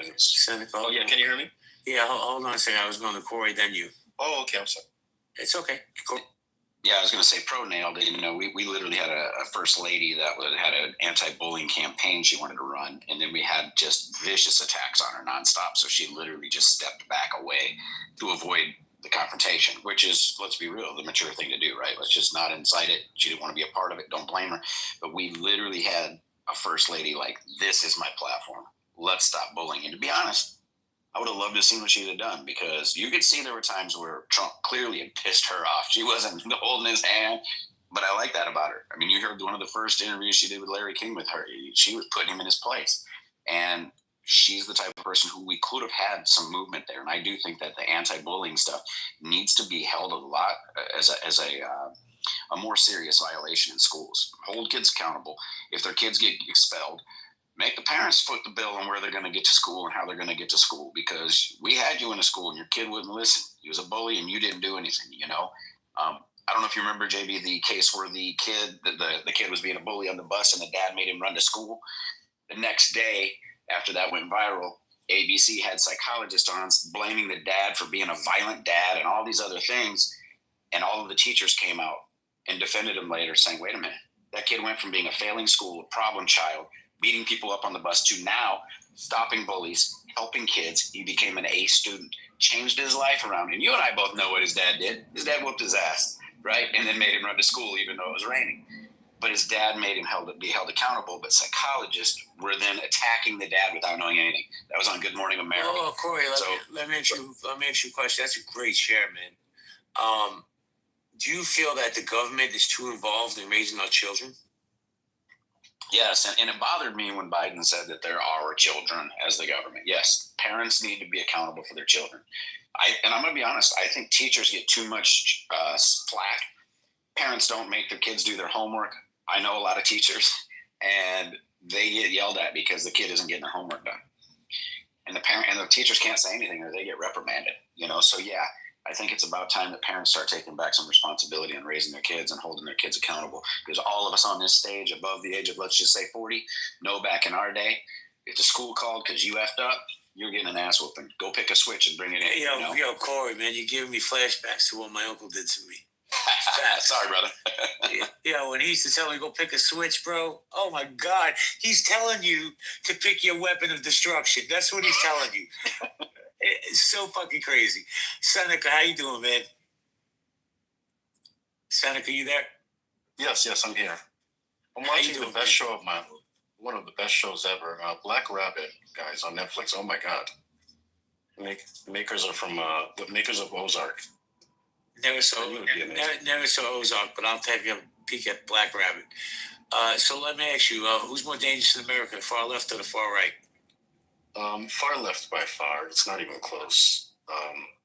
I'd rather be in the bosoms of a KKK director than to ever be, within 100 yards of a tranny leftist that likes to shit people with their mouth. That was pretty wild. I feel so much more secure. You know, it's crazy. I believe that he believes everything he's saying. No, I believe it too. That's what makes it hilarious. This man is comedy. I do. I feel a lot safer in the bosoms of a KKK director in a sundown town than I do at DMC. What is it called? A Democratic DCC, a DCC rally. Seneca. Crystal, hold on. You're in the Matrix. I think Pro Lyrical wanted to push back a smidge. Pro? It was mainly on you until I heard that comment. Anybody who hasn't seen Ozark, I just generally don't trust. I got to start with that. But wait, have you seen Breaking Bad? No, Pro, have you seen What a good series. Bad? It's funny. I'm one of the last people in America to start watching Breaking Bad. I'm on season 1. I'm going to tell you how it ends. No, I felt baby. like I lived Breaking Bad. Teaching high school in an urban city that was known for high on Crack Street, which is Lowell, Massachusetts. Kind of felt like it was too close to home, Pro, where if you're still coming in these rooms, if we're still kind of in the same spaces when you finish all of Breaking Bad, I'll be curious to know if you think where you rate it compared to Ozark, because I've not seen all of Ozark. And I stopped watching it early on because it kept giving me Breaking Bad vibes. And I'm obsessed with Breaking Bad, but everybody says Ozark is great. So maybe I'll go back. Ozark was boring. Only crackers watch that, except Seneca. Go ahead, Seneca. You want to land your plane? Ozark is amazing. But you got to get into it, though. It's up there with Sopranos. It's a slow start. Yeah, it's a slow start. But yeah, the leftist is pretty much saying that you can't say shit. If we don't like you, you will not be able to make music like R. Kelly. Okay, yeah. So I would have to say something like this. Feels like you're trolling, because that's exactly how most people on the left feel about the right, and it would be wild. Exactly. Yeah, I mean, I don't know. Okay, both sides, like, they have loud mouths, right? There's people that are gonna, get you riled up or whatever. But to me, it's like the danger now with stuff that I see at daily news when I'm watching like comedians get canceled left and right. It just flies in the face of what you're saying. It's like it's a movement on the right that's using government like a freaking bat. It's not just like yelling out stuff like the stupid left can do when they go crazy at a college or something. They're making laws, right? They're banning books, and there's speech gags for teachers, bro, and political takeovers of schools. I mean, threats to yank these TV licenses are happening like weekly, like almost like that's a legal thing. And you get this like retribution talk from the top. it's more than just what we're talking about, like culture war stuff. That's like actual muscle. That's like actual mafioso kind of stuff. And the recent stuff, and people may not like to hear it, but it doesn't seem, it's like thinly veiled. It's this like Christian nation branding, Bible stuff that we see that, maybe I just see that on my news feeds, and but maybe you don't. When I see like Trump Bibles for sale, and like Christ is King rallies and judges quoting scripture, like, so if you're not with them, you're against God. That's a tough argument to win, right? Like that's how you bless the punishment kind of stuff, and you get this mob boss stuff, like leaning on media and doing all this, let's go reward all these friendly billionaires, right? And promising to go after the enemies, and meanwhile you get this body count from the political violence. It skews right, not left. So yeah, the campus shout down stuff is whack, but state power to me is more of the chokehold, and it looks a lot like fascism. What we're looking at, it's not a fancy like word that it's when a strong man in a cult, right? And the cops and the laws, they're all lining up to smash dissent. You should be pretty fearful, whatever side you're on, if that gets weaponized and becomes normal when somebody else is in power. That's overreach, and it's a threat, bro. And that's why I see the right side as worse, because they seem to be enjoying and smiling while doing. Seneca, you line is mine. Sorry, no. It's okay. You were unmuted. That's all I was saying. Oh, okay. Thank you. So Pro, I'll make a bet with you. If I win, you get me any Mets jersey I want. You win, I'll get you any Celtics jersey you want. That this deal that ABC is doing with ESPN is going down the drain now. I guarantee you. I'm not taking that bet. I agree. If Jimmy Kimmel gets on air tomorrow night, ABC's that deal's done. 100%. He's going back on air. Yeah, they didn't think about this many billions were going to get lost with loss of subscriptions. They were just like, hey, let's move the deal through, and they weren't thinking about what would happen from the actual people watching. Absolutely. Free, how you doing, Free? Free range, are you there? Free. All right, guys, we're going to popcorn style. Respect the one mic. Oh, there's Free. How you doing, Free? Hey, what's up, guy? I'm hanging in there, man. I'm just listening for now. I am going to respond definitely to what Political said, but I'm a little busy, so I'll just be listening in the background for a second. But appreciate it. Good to see you, buddy. Good to see you as well. Guys, we're going to go popcorn style, one mic policy. Everybody gets a chance to speak. Everybody but Double Agent. We don't talk to Canadians, and there's no offense, BB.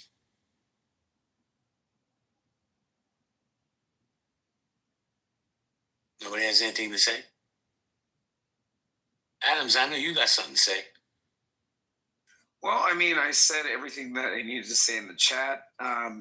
We spend $133 billion a year on fat people through Medicaid.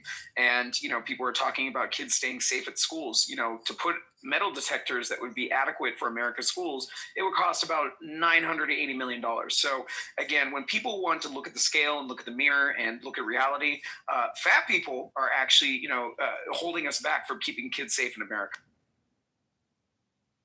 Well, there's that take. All right, nobody got nothing to say? All right, guys. Hey, Corey? JB, I broke this down in a small community I used to live in, how cheap it would be to actually put security in the schools. And there were multiple schools in that small community. And when you look at vets and all the other people that could use a job like that, you could put them in a canine. And I'm going to tell you, a canine smells it before they walk in. I still agree with a metal detector, but a canine will smell it before it goes through the metal detector even, right? That dog reacts. That dog starts moving. Shootings happen. When the dog is coming, the dog isn't afraid of getting shot like a cop might be, like a security person might be. That dog is coming. And when that dog is coming, it's coming fast, and it's hard to shoot a moving object, right? And these dogs would be a simple solution. It would be an affordable solution. And we know for a fact that 2 shooters have already said they went to a different location because there was no security there. So just having security there would be a major thing to do. And it would sure put a lot of people in positions, you could give them a tax-free income too. There's a lot of things that you could do to give benefit to these people and not necessarily have to pay them as much. You give them a tax. It's just like a government job. And I think if you did stuff like that, you could make our schools so much safer. Look at when was the last time a courthouse got shot? If you put metal detectors in the school, you can reduce gun violence in schools up to 80%, Corey. I just looked at the numbers. Yeah, I Corey, agree. you know what, Corey? I've been saying for years, we have. For me, I look at America, unfortunately, through a tainted view in the sense of we have overpopulation in our prison systems. That's one thing that needs to be rectified. That never will because there's too much money involved. And how we treat our vets and how we treat our America is vile, bro. And I've been saying for years, why don't we put some of these unemployed vets who could pass some kind of mental competency test in these schools because they're already patriotic. They're going to protect these kids with their lives, right? And it would build their self-esteem. But why would we empower our own? Yeah, JB. I mean, if you look at it, you could literally take it. Could be pennies, as per household, because a lot of the households don't even have schools. I mean, say it's $10 per household. There ain't a person that would reject that. And then I don't care. Say it costs me $100 a year for security. Add on top of it. If you can't afford it, you can fill out a deal so it's covered. Whatever. There's so many ways to actually affordably do this that it just doesn't makes zero sense not to do it. And like I say, and a lot of these vets, if they had that canine unit, that's a great companion for them too. You're right.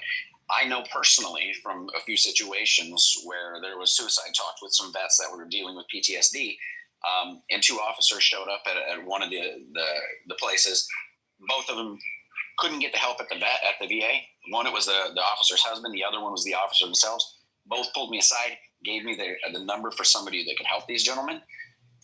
And it was the same person, but they can't get the help from the vet. Now, you tell me why this person has helped so many vets. Why our VA isn't saying, go to who you want, just get the help you need. That's got to change in America. Absolutely. Listen, you get zero pushback from me. All right, guys, I'm going to close the room because I got to get going. Shana Tova to all my friends, even my non-Jewish friends, Happy New Year. That's what I'm saying to everybody. Happy New Year to everybody. May this year be the best year, the sweetest year of your lives. Great room, JB. Thank you, Jay. As always, good night. Good night, guys. Later. Great room, JB.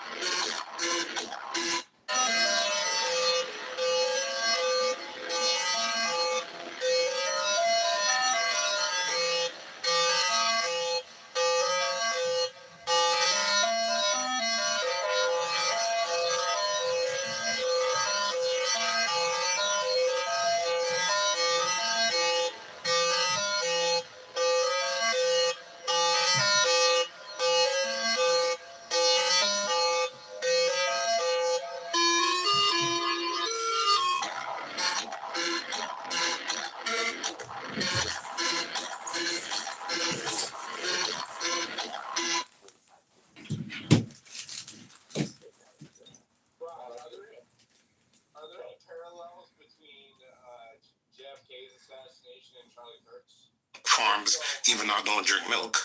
The milk farms, everything. Even a lot of these red states, they're going with Trump.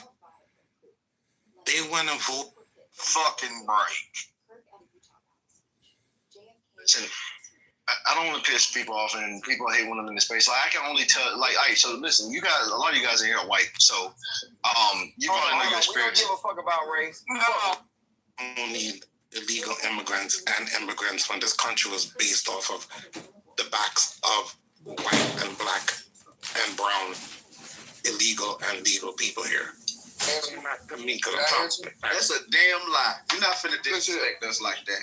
Check this out, bro. We build out. Hold on. It's gonna be. Hold on. It's gonna be. I never said black Americans that. Hold on.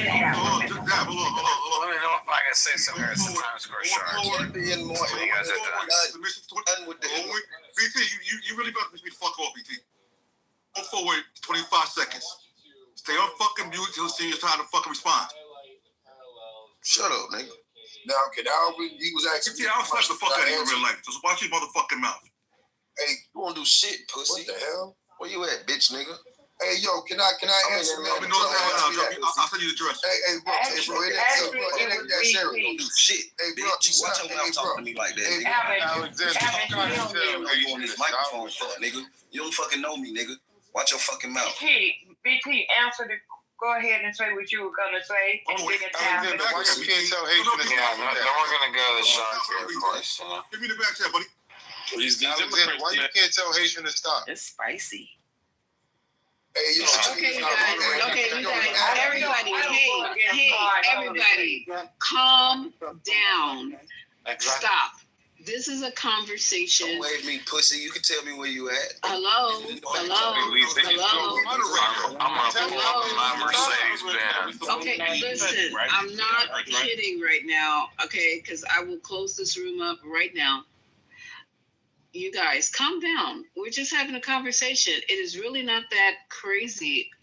It's just not that out of the line. So can we just continue on with the conversation? What were we talking about? Who's next? He was talking to me, and I was trying to answer. Every time I talk, three people start talking. Okay, so who is next? It was me. BT. What's next? I'm looking at the mics. I'm looking at who came up first. Yeah, so, and then you can add the Times Square shark after that. Ma'am, thank you. So, okay, then D. Okay. So, the championing of more immigrants to people who have seen our neighborhoods change drastically because white Americans would not accept immigrants, so they pushed them into our black communities. Now our communities are literally erasing, not only because of white gentrification, but because of all those immigrants being pushed into them, so much so we don't recognize our neighborhoods that we were raised in anymore.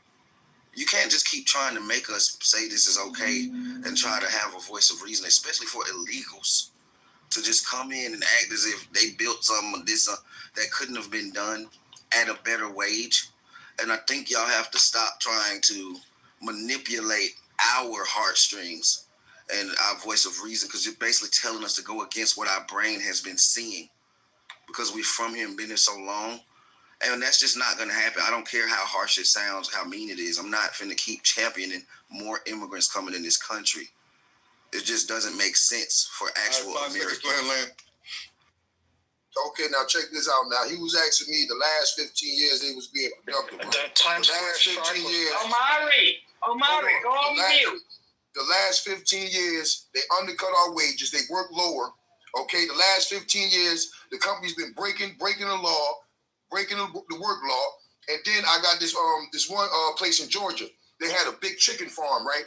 After ICE did a raid and got like 200 illegals. The black dude came through and a news reporter asked him, say, hey, why you never work here? He said, the blacks in the neighborhood always put applications, but they never hire them. So, Poppy, what you were saying earlier, that, tell me this, they production, but black people will get out there and pick oranges, pay us the right pay. Black people will get in the fields and work. I mean, we hard workers. Yo, we work. What is you talking about? 400-something years. we've been doing this. You've been doing it for 15? Come on, brother. You know what I'm saying? We read the work. If you pay us, hold on, if you pay us what we weigh, we will work, brother. But you ain't gonna pay us like them illegal aliens, brother.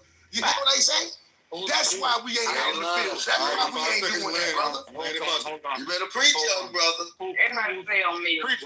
Well, who's you? All that passion you bring it to me, you need to bring it to the white farm, the white owners farms. That's what I'm talking about. You coming at me, I'm referring to, and I'm going off for what you're saying out your mouth. First off, I don't, in Georgia, if you have a lot of black people that's going for those jobs, they are going to choose people that is illegal because they could pay them lower wages and get a profit on return. So they already did. Yeah, I think I was next, by the way. You were next. BT, go on mute. Go ahead, B. Okay, yeah, so the time score shark here. Hold on. That's what he was next. Yeah, that's what I'm not done.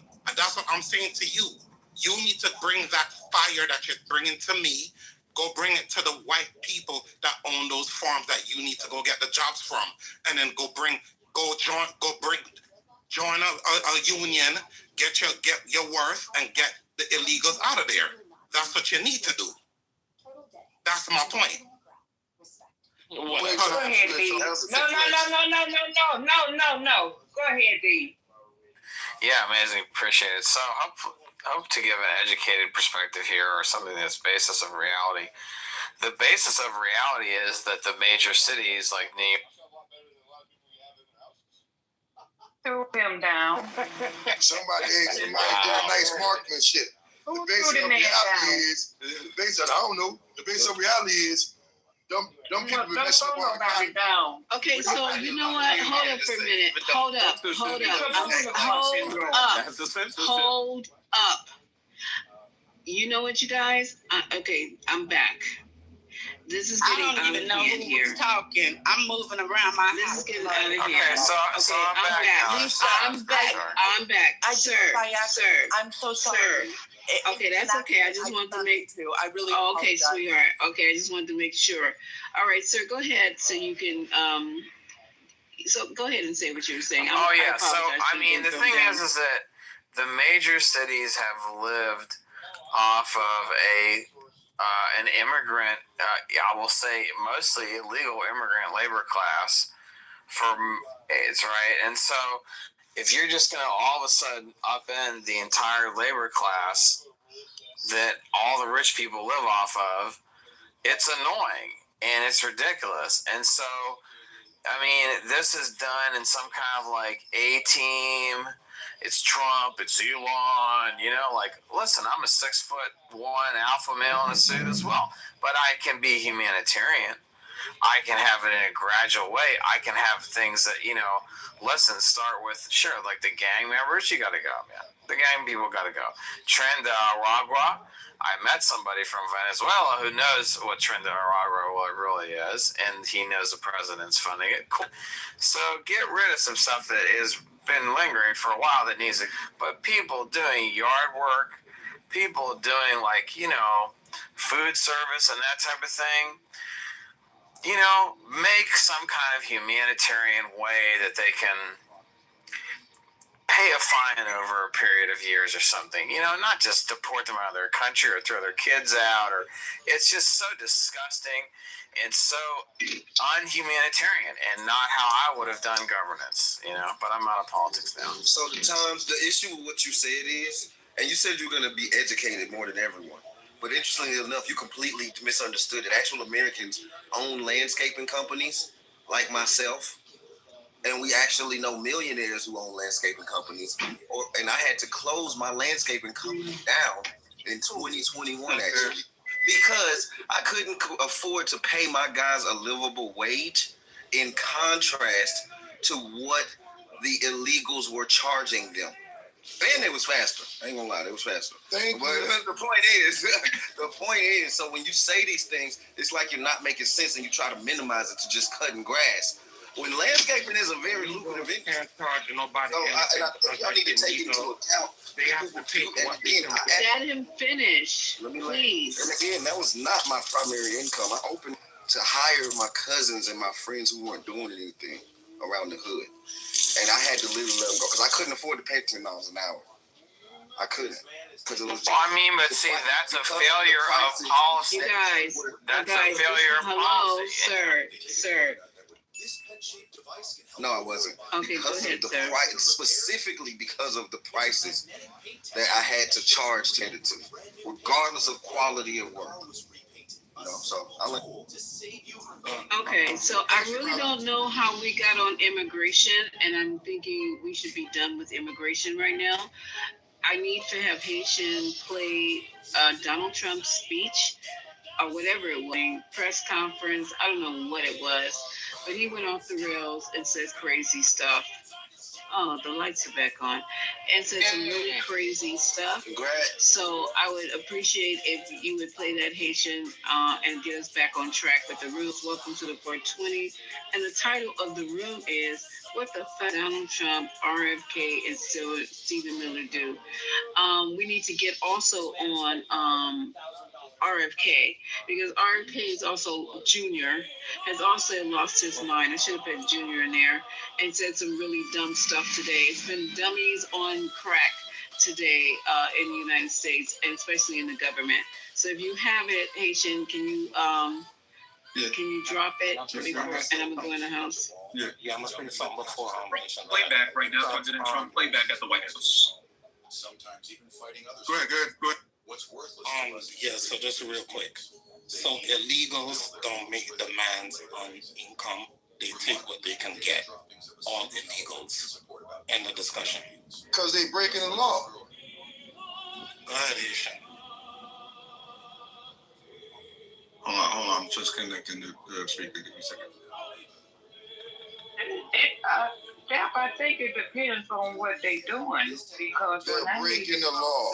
Removal, they might be, but if I need them, shit, I'm gonna pay what they asking for. So give black man grace like that too when he break the law. Ooh. Listen, that was interesting. I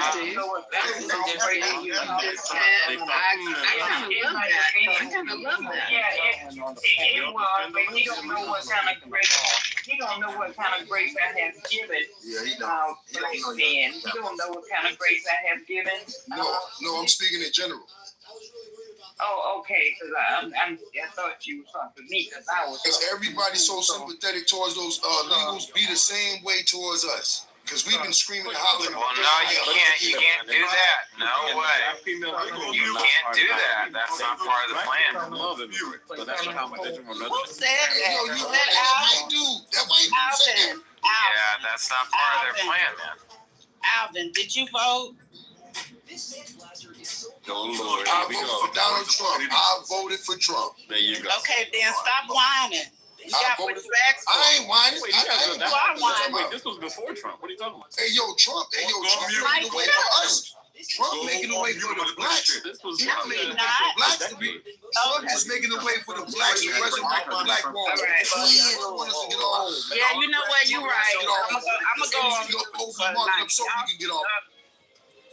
Me and all my friends have went and got construction licenses. On mute, bro. One of my homeboys is getting his general contractor's license.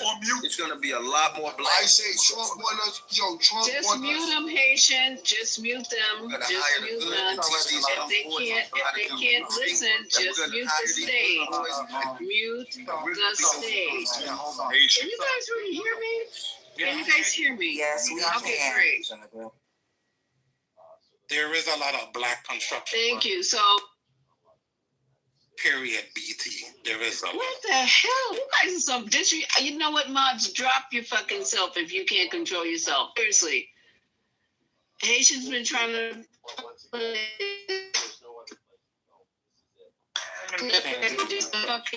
We can't hear you.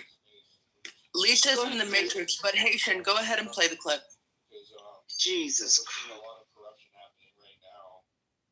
Haitian, can you play the clip? Hold on. And you know where we are over there. Everybody, we're getting some Trump playback right now. President Trump playback at the White House.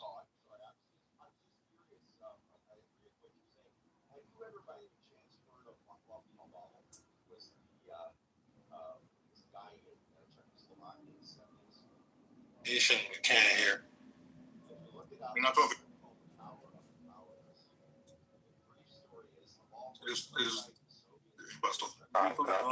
Got you. To the members of the Congressional Black Caucus to the White House. That's the wrong one. I think we're gonna have a lot of meetings over. When you drop, bro. I very much appreciate No, he wants you to hear the RFK tape. We play that after. That's the wrong one. Nah, she said this one and then the RFK. Oh, okay. My bad. And send me the RFK one then. Okay, I'll find the Beautiful thing, baby. Focus on improving. All right, boys and girls, are we ready? Let's go. Conditions for African American citizens. This means more to me than anybody would understand or know. Every American child has a right to grow up in a safe community, to attend great schools, to graduate with access to high-paying jobs. America has spent trillions and trillions of dollars overseas. I guess I heard just recently in the Middle East, we've spent, as of about 2 months ago, $6 trillion. $6 trillion. And you know where we are over there. While neglecting the fate of American children in cities like Baltimore and Chicago and Detroit, African American citizens have given so much to this country. They fought in every war since the Revolution, and they fought hard.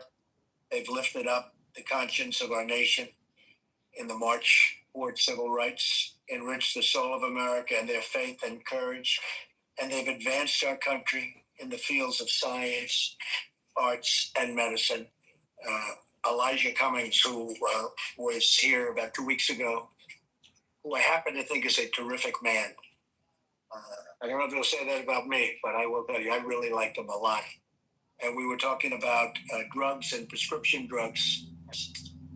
And you go to Europe, you go to Canada, you go to other countries, and you buy them for share of what you pay in this country. And that's been a very big subject for him.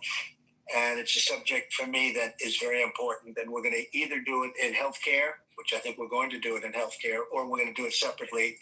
But we're going to bid out drug prices, and we're going to try and have the lowest prices anywhere in the world from really the highest. And that's not only the drugs, it's prescription drugs. But you go out to stores and you go even in any community, rich or poor community, and you look at the kind of drug prices that we're paying, and it's really unfair what's happened in our country. So we're going to be instituting a very, very strong bidding process. We'll probably need some legislation, but we're going to do it regardless. We have to do it. And we're going to get drug way down, way down. Some people think it's as important as the healthcare measure being ripped off when they need drugs. They need prescription drugs. And we're going to take care of that situation. So again, I very much appreciate you being here. It's a tremendous honor for me, and we're going to work on different things. I'm going to see if we can get a lot accomplished. And with that, let's get going. And thank you all very much. Appreciate it. God bless America. He just cooked. Like, what can y'all like? God bless America. Come on, man. No other president. God bless Donald Trump.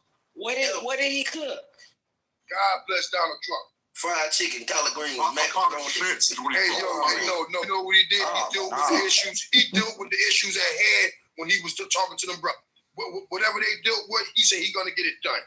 That's all. If we bring what we need to bring to him, he's gonna get it done. But we got all them sellout. We got all them sellout blacks up there. I need that link. I'm spreading that all. You know what I'm saying? We got all them sellout blacks up under him. Up there, want to look out for illegal immigrants and want to fight for illegal and want to give all our money to illegal immigrants. When Trump trying to say, "Yo, I'm opening the market," oh man, this is your time, bro. He asked Jim Brown in his first Trump. I'm about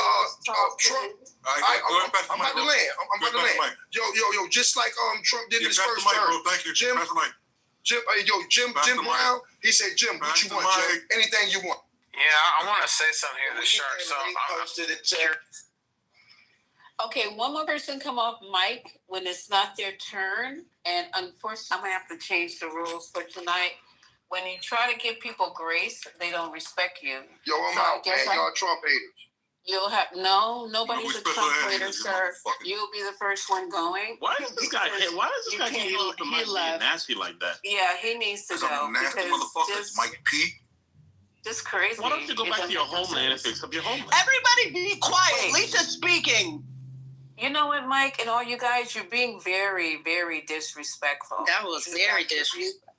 You got grace on this stage. You get grace on this stage, but you take kindness for weakness. Now, when I turn into the person that you want me to be, it's going to be a problem, right? When I turn into the black woman that you want me to be, it's going to be a problem for you. Or maybe it won't. Maybe that's what you do. But what we're going to do now is we're going to go one at a time, because what Trump said was crazy. And if you think that black people are trying to get money for immigrants, first of all, Lord have mercy. So the immigrants are here. They have to be fed. They have to be taken care of medically. We just can't let them roam around here sick, making everybody else sick. He's sending the ones back that he wants to send back. So what's your gripe now? I don't understand what the gripe is right now. What's the gripe? So I'd just like to know the summary of the clip. Like, what is the main point that he was making with that? I don't know what the point is, but they done got a lot of glee out of somebody talking gibberish. So can somebody I didn't get a point. I mean, I think it's can somebody else concisely tell us what was the point and what he actually said he's going to do? That's it. Can somebody do that? I mean, you want me to do it? Such as my clip. I mean, did any of us say he said he was going to do anything? You brought up a clip of this man admitting that we built the country. I ain't brought up shit. I asked him to play And you're mad that we like the clip? Oh, the motherfucker. Nobody says mad at shit. What the fuck is wrong with you guys? When I'm mad, I'll tell you I'm mad. Don't put no jackets on me that I haven't tried on and ask you to try on. Don't do that. I don't give a fuck about Donald Trump. You the one excited. I don't give a fuck about that nigga because the thing is that the whole point is there's not a point. I don't give a fuck about Donald Trump. You guys are the one where your pockets are thin. My pockets are not thin. I don't need to be worried about Donald Trump. Whatever he do, he do. What I am worried about is the community, and I'm worried about my community. So if it affects my community, I'm concerned. Other than that, I don't have to repeat myself every time we open a room. I'll be fine. So, Haitian, what was the gist of the clip? They got the mega celebrating. Amari wants to explain to let him. Okay, go ahead, Amari. And then Rosalind after. Okay, Rosalind, you're next. The clip was when he first got his first group that he met with was the Congressional Black Caucus, right? He met with them, and that Clay talks about Black people and what he wants to get done. And I know he tried. I mean, I definitely know he met with several people. Okay, this is a response from Jarl Balgriff, who in the chat in the previous room said, FYI, everybody who used to like you on this app now also hates you and thinks you're a loser. To Black people, I think he And wanted that's to get his coming from administration Jarl. First off, I just gotta let you know, So I want to comment on that one. one single person's opinion of I me didn't hear is the on clip, this Deborah. piece of Can shit app. you give your It's a great version technology. of what he's It's a great software. happening? You said he said something But the crazy and you didn't even humans hear here, it. the people here, the I didn't know Democrat, so. liberal, pussy, Lisa, I faggot didn't hear the scum clip. that exists I on didn't this either. app, the I thought it was the atheist, one that I heard this morning loser where they were talking about Democrats, the RFK Canadian and his Democrat changing losers, all of them, acetaminophen. they can all Was that the clip go that he played? fuck No, themselves. it All wasn't. of It them. I was will included record Black them, Americans. humiliate them, BT, I have I to will move you down dox if you them, don't I will stop. fight Can them. you It's There's getting no crazy. reason to be here to even have conversations I'm with these walking people. through They're a a complete and garage total with waste of no time. reception, The only so I did value not hear the is in clip. Is that okay with you? exposing them, doxing, Absolutely, using but you their came in names, saying it was publishing crazy them and on this the and that. internet so Wasn't everyone it? around Can them you, can learn BT, just how BT, is your stupid they brain are working? I and said I how don't they know waste which their clip that time he all played. day long. There's Now, I'm not saying oh my God, that this isn't a good place to spend time, Stop. but It's a little bit like people going to the casino for free and not having to put any quarters in the machine.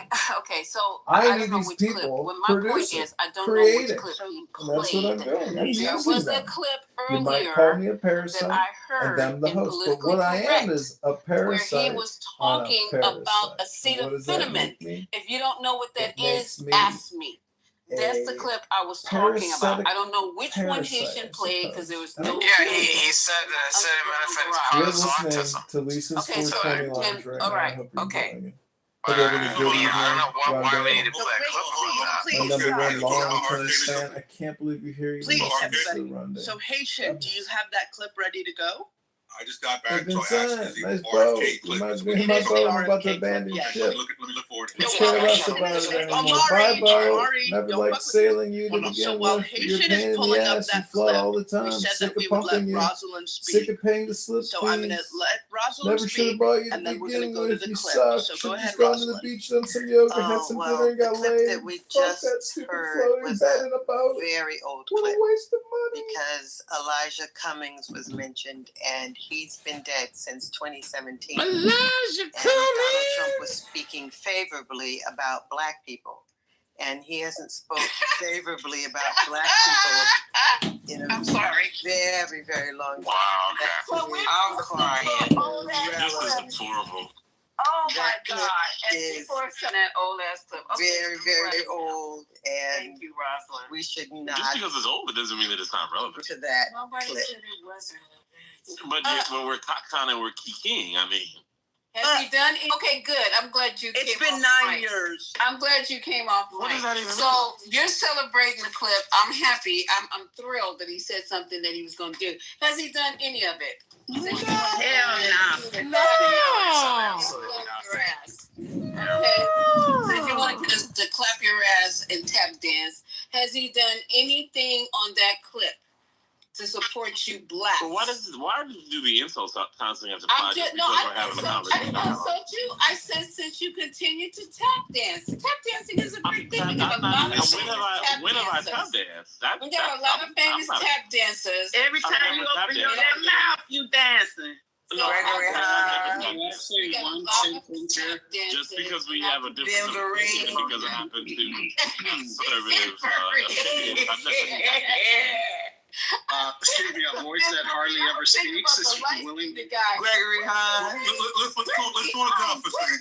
Hey, let's tone it down. I want to say something here as a shark, and I want to say, I mean, Trump has hilarious. How do you like my hair? he's done nothing for black people. He doesn't care about it. Okay, I want to say one sentence, right? And I like to help Can them. we get back? Listen. Can we Hey, get back on I want to say track? one Yeah, sentence. of course. Okay. And that sentence Gregory is, Hines died. So much Right, racism then. and hate is Jesus crazy. Christ. Who is this Okay. Okay, so what I want to say is that Donald Trump made this claim of being the best president for black population since Abraham Lincoln, and that is entirely false. I mean, inspiring white nationalism, of course, would make you the best president since Abraham Lincoln. Or not. Okay, can we hear some of the speakers? From me saying that. Nice to see you, Alec. Nice to see you. Thank you for Lisa, joining us. is it possible to play the clip of the? I put it in the 420 chat. It's an hour long, but I don't know how much you want to play. Is that the We one listened from to it this live. morning? Yeah. I put the Okay. MSNB 4 minute in there too for you. That's what before Malek yelled at me. I was just trying to say that. Okay, so let me see if I can find it. It's shorter clip of it. All right, you guys. You look at reality. You got another one? America is Canada's RFK. The one you want to put RFK. Oh, that's the one I was looking for. Go ahead. It's the one about RFK. Canada is, we're uninterested in Canada. It's a Right. non-entity. Yeah, there's two of them. So the thing is that Listen, the thing is, you loser Canadians got to come to America to become successful because in your country, you guys got nothing but barren tundra wasteland of snow and low IQ hockey players. That's you, Jeremy. The fucking loser in a hoodie. The shadow man. The dumb piece of shit Democrat cuck liberal faggot. That's you, Jeremy. Yeah, that's you. Perfect. Let's double click on that. I think you drew blood on that one, John. I'm sure you think that out. So John, let's double click. The medic. Man, So let's double. Don't interrupt whenever you want. Normal, man. Let's have the conversation. He's a Zionist. They don't give a fuck. They'll kill rooms. They'll gas the fuck out of entire gas. The Jews deserve to live in our home. You're a Hamas defender, bro. He's a terrorist from Canadian, but I appreciate I'm talking to Americans, but I'm a Canadian, Randy and Elle and John. So I'm proud of that. That's okay. You're confused. I called you a Hamas supporter, not a Canadian. That means you're a terrorist promoter, Jeremy. Country. You're confused.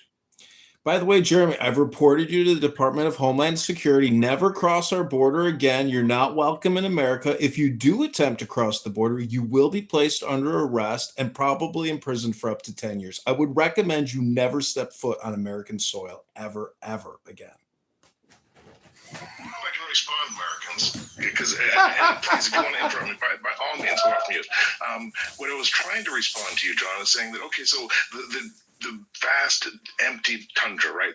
Do you mean all of our softwood lumber that you guys need to build your houses? Do you mean all of our uranium that you need to run your nuclear power plants? Do you mean no, but go ahead, you fucking Nazi. Go ahead, Nazi. It doesn't even have the sense to have a viable economy. Great big empty country, and you can't even figure out how to have a viable economy.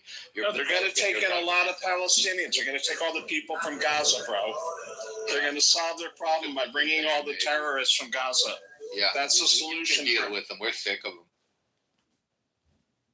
They'll ruin your country too. Thank you, guys, because I think you guys had some stuff you wanted to get out, but let me know. Listen, no one has to ruin Canada. They already have citizens like Jeremy. It's totally fucked already. Don't you get it, Randy? They're already lost. It's getting worse. Let's put it that way. It's an embarrassment. When they get 2 million people from Gaza, it'll probably be. I gotta say, I'm starting to think that Trump's idea of taking Canada wasn't such a terrible idea. It sounded crazy, and the more you hear from these Canadians, the more you realize he wasn't. It wasn't. Such a lot of Canadians want that. Who could blame them? You know why? Because they're nothing but a parasite on our back, drinking our blood, sucking up our resources. We have Congress people that actually make appropriations for Canada. Obviously, a Zionist doesn't matter joking about killing millions of Canadians. You're like a member of the KKK talking about Jews. You don't know what a Zionist is. You have no fucking idea. Nobody talked about killing Zionists. Down syndrome people. Down syndrome people. Is this just because of your education system that you don't know how to talk? No, but genuine question. Hold on. No politics. Wait. Normal. Normal. Guys. All right. You $100. You don't know what a Nazi is. Even your Canadian fake money. You guys know how to talk. Wait. Do you know how not to be a green bean fascist, Jeremy? Just talking over. No, but you asked if we know how to talk, and we're talking. What is this called? One Zionist. What's the Zionist, Jeremy? You half-wit, you uneducated. Well, Normo, you're not subscribed to all the Free Palestine channels on Instagram. You're not being very polite to the Palestinian terrorists who are trying to kill you and all your cousins and uncles and family members. Start by looking it up, Jeremy, so you stop embarrassing yourself in your own room. You sad, sad little man. So, and I'm not trying to answer, but again, Eleanor ask me questions and interrupt me when I try and answer. You smoke too much weed, by the way, Jeremy. Let me know, brother. Let me know. Anytime you can figure out how to use the word, use every day without knowing what it means. Very pathetic. Start with the dictionary, Jeremy. Let me know when I can respond. I don't have to let you know. Just get started right there and show us that you know what a Zionist is. You pathetic little halfwit. You stoned fool. Go ahead, he has a problem with Jewish people, Norm, okay? Of course he does. He's it's called jealousy. Member. It's called jealousy. It's called racism. He's a racist.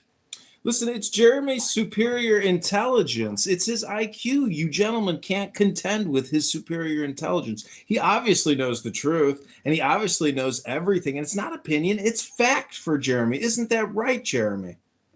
Who doesn't have a problem with you fucking baby cocksucking Jews? The strongest superpower in American history. It's called the United States of America. That's who, you moron. You failure. You illiterate dropout failure. That. Oh, I forgot we're in Talking Apes, where the people with Down syndrome gather to make themselves feel good about themselves, that they're not totally stupid and pathetic.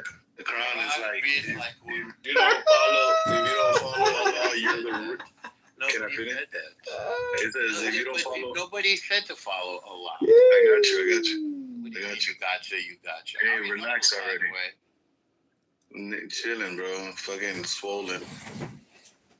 Hey, Allah says if you don't believe in Allah, you're the real loser. About Allah, or we happen to be the greatest superpower. There's too many trials that are already proved. You know what Omari put in the chat earlier today, thinking he discovered gold, and didn't even fucking read the results.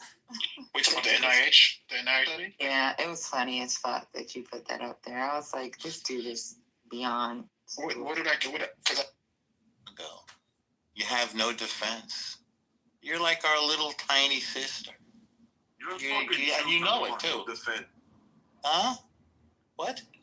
You have no defense now. You have no economy. You have no defense. You're failing, and you know it. So go ahead, engage with anything I said. Why don't you start by looking up the word Zionism? You use so freely, like a racist, like somebody insulting black people. You're so pathetic. Don't you realize that same racist logic gets directed at you all the time? You're literally buying into white supremacy by hating Jews, and you don't even know it. This is why you're such a failure, because you can't think. How come you can't think? Maybe you should stop smoking the weed, Jeremy, and open your dictionary. Rondell, what's up, Don?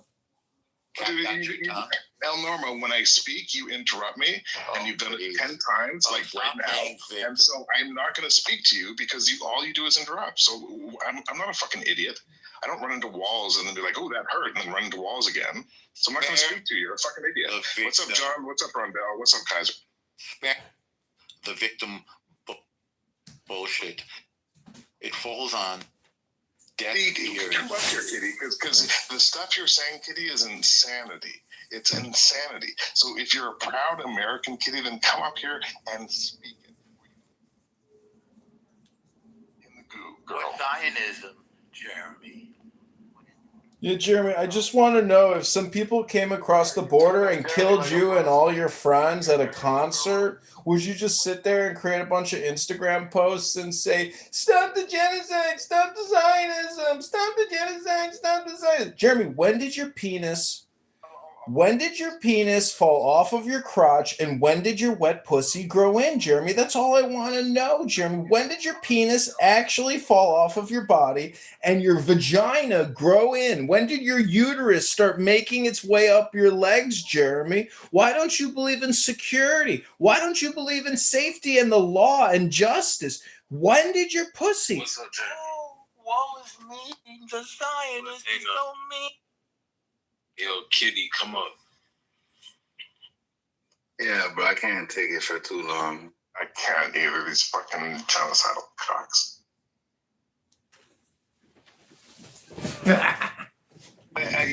Kitty, listen, and I'm not jumping on you, Kitty. I hear where you're coming from, and a lot of Americans feel the same way. They look at Canada and say, "Pull your weight. We're spending all this money on our military to protect you guys. You guys aren't spending shit. We're literally like your baby daddy or whatever you guys call that shit." I get that you think that, right? But America has never gone to war for Canada. American soldiers have never died for someone attacking Canada and going to war. That's not true when you flip that over, right? No one wants to kill Canadians. Everybody wants to kill Americans, Kitty. Like, you get that, right?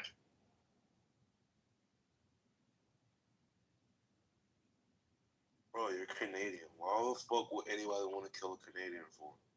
You guys are like Bunny Rabbit.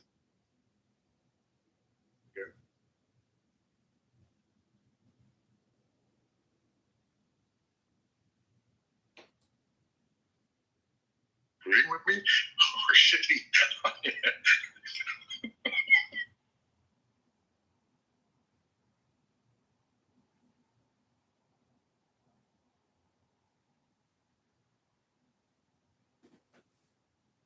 Like, nobody looks at a Canadian and gets filled with hate in their heart, right? Like, Trump. Fucking most Republicans, those fucking guys who we just left. What are you fucking talking about, guys? Yes, I get the sentiment. Other than Americans, you're right.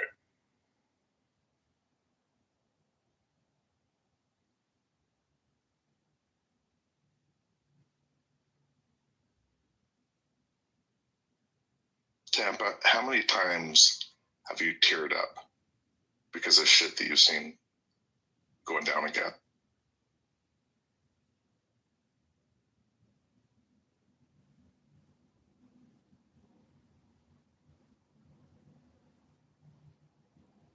As many times as you did. I genuinely hope that's true. Trevor, you don't give a fuck either. You think because you're loud and about it, you don't give a fuck. You don't give a fuck about nobody in Gaza. I get it that you're loud about it and you make it seem, but you don't give a fuck. To what extent, though? Tell me to what extent you think I don't give a shit. Again, listen, I agree. Like, listen, I'm not fucking sending 20% of my net wealth over to fucking Gaza. No, but tell me the extent to which you think I'm full of shit. Like, when I say that I fucking teared up many, many times watching videos of those fucking kids covered in blood carrying their fucking 3-year-old, sister or brother. Like, do you think that's just like... To that extent, right? To the extent of the fear porn, right? Like, I'm pretty sure you see videos and then, yeah, you probably, like, getting your feelings. But outside of the videos, you're like just like every American. You don't give a fuck, outside of the news cycle. Until you see the fucking feed the children ad, and that's when you want to care and shit. But you don't really, you care because it's a talking point, right? It's something that you could beat up on them on. But at the end of the day, you don't really give a fuck. Because they all suck the same dick, too, right? Like, that they're all the same. But you'd rather choose a side and ride with it. Okay, so let me try and unpack that, right? And again, like, I'll build bridges, guys. Like, yeah, I'm not leaving my family to go over there and work in a hospital. Not that I could, because I'm not medical. Like, but I've given money, to causes over there. That's for you, because damn well the money don't go over there. So that if you give him money, that's something to satisfy yourself, right? To tell yourself, okay, I did something. Because damn well whatever you send over there means anything, right? So whatever you got to tell yourself to justify that you care, but it's bullshit, right? Because I could tell you right now, I don't give a fuck. I don't give a fuck about either side. I don't care. So when I see people be like overly animated about this, I'm like, come on, bro. How much do you really care? Well, you're a Canadian, so. Yeah, but I'm an agnostic and you're a Christian. Like, imagine hearing this conversation and the agnostic guys up here saying, no, dude, like, it doesn't matter that they're not Christian or American or like, right? And guys, again, I'll build bridges, man. Yeah, listen, DRC doesn't fucking come up very often. Not many people know that there are fucking African women who are being forced to eat human flesh to fucking live in the DRC today. Right, or the nations that surround the DRC and the instability of that, the politics in Africa. Nobody gives a fuck about that. 27 million people, right? And Kaiser, I'll agree with you, man. I should know more about what's going on in the DRC. I should know more about the impact of the U.S. government pulling funding and not keeping the peace there, so that the neighbors of the DRC, those African countries that are going in and killing fucking so many of fucking Congolese, right, Kais? I should probably speak to that more. You need America to be daddy. You need America to say the day everyone. No, dude. That's not you. You're not hearing me. I don't think America has should have to be the fucking daddy and fucking volunteer of the world.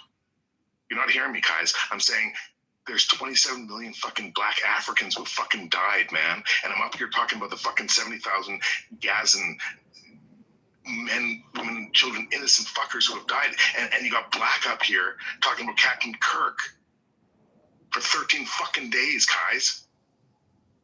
And I got you, a Christian, saying, I don't give a fuck about those 70,000 little fucking kids. And it takes fucking agnostic, white fucking stinky leg cracker Canadian to come up on the stage to tell you guys about the fucking 27 million dead Congolese, about the fucking cannibalism. The fuck? My bad. What's up, Kat? How are you guys doing? What's up, man? I'm getting used to having so many conversations at a time now. Usually I'm like extremely introverted and just reading through tons of papers, and so I'm breaking it all in, but I wanted to come in from a different angle. Like, I think there's always going to be like suffering in the world that just is like beyond like what we can like traumatically endure, I guess is the word. But at the same time, I think we should still be focusing on being community oriented and doing what we can, you know, not trying to boast about, oh, stuff's happening here. And, you know, instead of talking about how much we care about what's happening, we should do what we can and have our grievances, basically. You know, doing what we can, you know, and acknowledging that there's just suffering that is extremely traumatic beyond like what we would imagine enduring. But yeah, that's what I wanted to add to the conversation. What should be prioritized? Like when we say our community, right? Like, is that part of the problem, right? Like when people say, I don't care about those people, but when you hear Andrew, you know, just like cry his little heart out over Charlie Kirk, because Andrew identifies with Charlie Kirk but doesn't care about the other people. Like, what's your community? Is it everyone on earth? Or like, would Jesus say that your community is all humans? Or would Jesus be like, no, America first? You know, one analogy that I've been wanting to roll around a bit more is we need to start eating more like wild baboons, but not acting like them. You know, like we need to really get our shit together, like as a race, you know, as a species, like a whole species, you know, like, and harness dominion over the earth. You know, I think that's the meaning of our existence. And that's what we should do.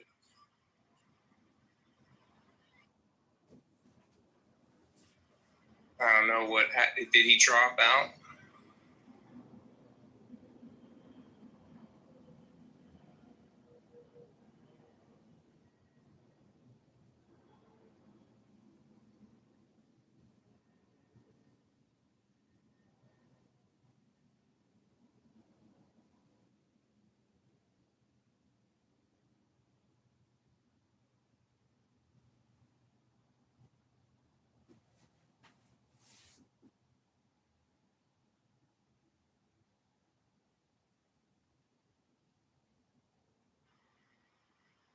What do you think, Black? How do you make sense of all this? Oh, there you are. Did you disconnect or something?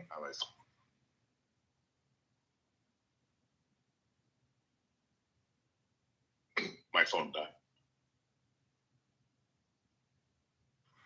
Yeah, so I think we should do what we can in terms of like focus on what we could do to not just like fend for ourselves individually, but, you know, like even if we could work with each other at a distance, like communicating with others on the internet.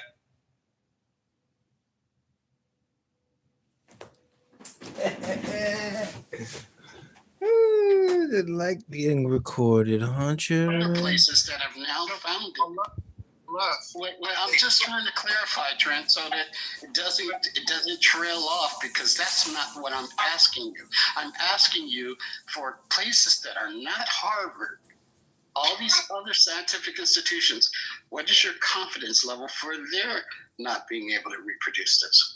Well, look at the Harvard study, because what it did is took 46 other studies, and it said of those 46, 27 show a link that there is an increase. It's not one-to-one, but it says that there's an increase. I think they break it down to about a 20 to 30% increased likelihood of there being neurological development problems, depending on when Tylenol is introduced. And that's why Patty would play that the doctor, because he taught. I cannot talk to spread misinformation, so you might. Hey, Strand, go on mute. I'm about to play other clip. Go on mute. Thank you. Can I get in the queue too, please? Because I have a comment. Go ahead. I'll play it after you. Go ahead. Thank you. No, I just, so I'm neurodivergent. My son is neurodivergent. I think that people want something, a silver bullet offering to give them this false sense of security, to make them think that somehow having a neurodivergent child is like that's something that they can protect against, right? A lot of this stuff is genetic, but beyond that, our ecosystem is totally poisoned and polluted. And I think that it's just sweet that they would point the finger at Tylenol and not Monsanto and all of the chemicals that they spray on our food and our particular food supply chain, or the lead in the fucking water, or all of these other environmental not intoxicants, the word is escaping me, but Pollutants. Yeah, environmental pollutants that are that we're being exposed to every day. Pregnant women, people are talking about why are so many young people getting colon cancer? It could be a million things. But I just find it very interesting that they grab the bottle of Tylenol and want to go and codify this, or to put some type of federal legislation behind this, but no one is talking about regulating Monsanto. No one is talking about redoing the water pipes to get rid of all of the rest of the lead pipe. Like, there's still not clean water in Mississippi. Right. Did they actually mention during that time? Also, I'm just going to conclude this. Despite these findings, the study authors from the Harvard studies cautions that while an association exists, causality cannot be definitely established to the observational nature of the research. They recommend that Tylenol can be used judiciously. So they're recommending that it can be used at the lowest effective dose for the shortest duration under medical supervision. That was already in place. You've never been pregnant, unless if you during your pregnancy and left, they would tell you that you are not supposed to overuse Tylenol. Okay. Yeah, the reason why I was responding to was Trent was saying that the Harvard study conclusion said that he was. Okay, so let me just play with. Okay, go ahead, sir, because I'm gonna play what Trump said, and he just is a biggest knucklehead. He's a big knucklehead. And then another thing, I got it already keyed up. And then the funny part is, first of all, RFK was doing fine taking the dye out of Cheerios and Puffs and whatever you guys eat, Lucky Charms. He was doing good doing that. Now he had tried to advance onto something that he knows nothing about, and that's trying to tell people that Tylenol is connected to autism. He needs to go sit his crazy ass down and have another drink or whatever him and Hesef be drinking after these conferences and these press conferences. practices. Go sit down. Concentrate on the diet. You're doing good. You had me in your corner when you were trying to take dye out of Fruit Loops. Now you're tripping. So we're gonna play what the other knucklehead said, and that's President Donald Trump. So we done for the night with what's his name? Stephen Miller.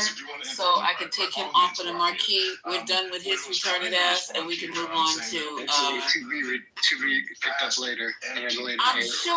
I'm sure, because he's not done. We're not done with CK because pretty soon we're gonna all have our those pledges or whatever they used to wear when you wear when they play those bagpipes. No, they gonna make y'all wear some shit. They gonna have stuff in the curriculum. We gonna have patches on our arm. Like something. We gotta light candles and shit. It's gonna be the CK Bible. It's gonna be all kind of dumb stuff going on with this. If they get a purse to match with the bag. I'll bet the I'm wearing it. Jacket and a little hat, a little, beret. This shit I'm with it. Funny. And the Trump credit card is out too, y'all. USA beret. There is no Trump credit card. Girl. I seen that, Deborah. I seen that. It's on his So website. what kind of credit do you have to get the credit card? What's your credit You need card? $100,000 to Yes. You need $1 million to get It's the a gold. buy-in. That's ridiculous. Yeah, you can get a silver coating with the $2 million. Yeah, nobody's gonna accept that shit. So what is it backed by? So anyway, let me play Knucklehead. We can the government is about to shut down. Oh, they still trying to shut the government down? Lisa, will you do me a favor? Privately, and you're good because I know you work for a hospital. Will you ask one of your OBGYNs privately? We did today. You did? And what did I they did. say? Well, I was listening to you guys babble. I had one of the GYNs who came in, and I wish I could have recorded what he said, but I didn't want to go to that length. But go ahead. What are you going to say, Trent? Where do you want me to go? Don't have me looking stupid, because I'm not going to ask those stupid questions tomorrow to no providers who've been doing this for 20 years. So what would you like me to ask them? Just ask them about Tylenol. I've already been told. We did. We had the conversation. They said, so what's next? They said we already have guidelines by which pregnant women are taking Tylenol and why. And he goes, well, what are they replacing it with? Did they tell you guys what they want to replace it with? Folic acid. And folic acid. Time, and folic acid. But not just Lisa, get this, Lisa, not just any folic acid. They're recommending a very specific prescription drug, so you can't get it over the counter. So they're telling pregnant women, go to your doctor and ask for this specific prescription drug, which is basically folic acid. Oh, somebody's trying to get paid. I'm sorry. May I ask a question? There's something else behind this that we don't know, and no doctor is going to listen to RFK. If your doctor is listening to RFK, I suggest strongly that you find another provider. Also, let me say this, and I know Your Honor wants to speak, so I'll give it to Your Honor after. But the other thing is, this whole correlation doesn't equal causation thing that we've all been saying. That's really important because you have to think about the context in which the Tylenol is being taken. So nobody's taking Tylenol just for fun, right? As a pregnant person, it's particularly taken in the context of a fever. So a lot of these studies have also said they don't necessarily know because let me read, because I actually read this fucking study, hypothesized where during vulnerable brain maturation windows, there are stressors like maternal fever, infection, oxidative stress, right? All these things associated with why people take the Tylenol. So it might be that's also causing, developmental delays or having neurological effects. It's not just the treatment, but the thing that you're actually trying to treat. So with that, I'll throw it to Your Honor. And I'm sorry I called folic acid vitamin C. It's vitamin B. And nobody corrected me. It's vitamin B, actually. I've been traveling all day. Why are you all talking about our least powerful headache medicine? What the hell is going on? President. Then That's you why. asking us? You need to call Donald Trump. You need to text him and find out. I don't know what happened. I'm asking. We're talking like about it because they don't want to talk about the Epstein files, so they have us talking about He wants to know what happened. Like literally, Aaron literally doesn't know what we're talking about. I feel like I came into a room and you guys were all talking about like what were those slinkies or something? I'm like, why the hell are we talking about So what Trump is happening? So Trump and I'm getting ready RFK to play Jr. a clip in a second. Okay, sure. Okay, Go ahead, so Tell him. yeah, I'm sorry, Lisa. Go ahead, no, go ahead and tell him, and then I'll play the Donald Trump portion of it. So RFK and Trump and some handpicked doctors and a couple of sad moms had a big press conference today touting the so-called link between taking Tylenol and autism. Oh my God. Yeah. Oh yeah. And so the doctors were a little more, they were like, they were praising Donald Trump and saying, thank you so much for your bravery. And we know that you want real answers and you can't wait for the answers. So we're just going ahead with this. But they were still a little bit like they didn't fully go. But then Trump, which is what you'll hear, Trump fully was like, don't take Tylenol, don't do it. Which is crazy because, let me just say this, which is crazy because if you think about, there are so many negative side effects that can come because this is like the level of the ableism. So if you don't treat the fever, if you don't get the vaccine, blah, blah, blah, we know all the horrible things that can happen. It can lead to miscarriages, it can do this, it can do that. But what they're saying is all of those horrible health impacts up to and including death, that would be better than your kid having autism. That's the depth of the autism. I got plenty of people with autism in my life. I just want to say this. There was a reason why episodes of Punk'd only lasted 30 minutes. This is brutal. Like someone's going to tell me this was all a joke, right? Like, ha ha ha. No. We punked you, Tylenol. Ha ha. Wasn't that a funny one? Like, what the fuck is going on? Well, anyway, what's funny is thank you for telling me what's happening. I appreciate it. I'll play it for you, Your Honor. And then, you guys, we got to talk tonight about Jimmy Kimmel coming back and how he's refusing to apologize. Kudos for him. And we got to find out what really happened behind him coming back. And then Turning Point is, now that they know that Jimmy Kimmel is coming back, Turning Point USA is urging ABC affiliates not to carry him live when he not to carry Jimmy Kimmel live when he returns to air. Well, there was a reason why they brought this mofo back, and we're going to figure it out. We're going to find out why. Okay, so we're going to talk about that, but let's finish up with the crazies. I'm sorry, but we missed one critical thing now, and that was Trump actually promoted another drug during it. Oh, that's the one I want to write down. The folic acid thing. Okay, so the folic acid, vitamin D. Is this a new brand to the market of folic acid, or are they just saying any folic acid? No, they have a specific brand they'd like people to request. Yeah, somebody's getting paid. Yep. And also, sorry, I'll be super brief. Sister Tolja brought up a really good point in the other room, which is that if they now burn the name Tylenol, right, and acetaminophen, and people just feel super uncomfortable with that and whatever, what the companies can do is they can change the drug in an insignificant way, like it'll still be the same thing and work the same way, but the change will be significant enough that they can get a new patent. If they get a new patent, then they have a new monopoly because you can only have a patent on a drug for so long until it goes to generic and then people can buy it more cheaply. So they get the new patent, they have the monopoly on the thing, they say, hey, this is the hot, new, safe drug, take this. They make all their money double again. So now they get it's like the Tylenol profits of day one all over again. Yeah, this sounds like somebody got some stock in something, and you could get folic acid over the counter, but I don't know what dosage they're trying to lift this up to, or if it's like a dosage that is abnormal. You know what, you guys, you could take 3. The vitamin D is wild. They get ready to that new drug is supported by Dr. Oz. It's connected to Dr. Oz. That's what I'm about to say. If y'all watch, they in trouble for real. Instead of folic acid, it's folate acid. Y'all know late at night when those infomercials used to come on and shit like that, and they have paid products, like sponsored products that celebrities get on, and they tell you, you know, I use this.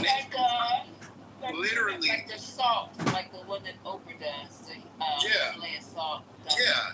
Dr. Oz has been like one of the people, one of the paid spokespersons for a number of companies that he is trying to get approvals for and get RFK and all of these other motherfuckers to say is okay. And again, like, let's not forget, these were the same people who were saying that you should take a horse tranquilizer for COVID. Mehmet Oz was one of these motherfuckers, if I'm not mistaken, talking about ivermectin. Yeah, he was the ivermectin dude, for sure. So, I mean, like, not only is the profiteering crazy as fuck, but we had the first death of a child from measles in March of 2025. That's the first death since 2015. And before that, there hadn't been a death from measles since the 90s. And Florida is getting rid of or drastically changing its requirement for vaccinations for kids to come to school, which they alluded to today that they're going to be talking about vaccines because it's vaccines and Tylenol. Like, this shit is nuts. But you know, get ready, you guys. We're going into the cold and flu season, and I'm gonna just say this before I Get your vaccine boosters, everybody. This cornball. They had the last place that I was working. I was wondering why they requested so many people that day, but they had 7 nurses who tested positive for COVID. So I'm gonna let you know on the East Coast in New York.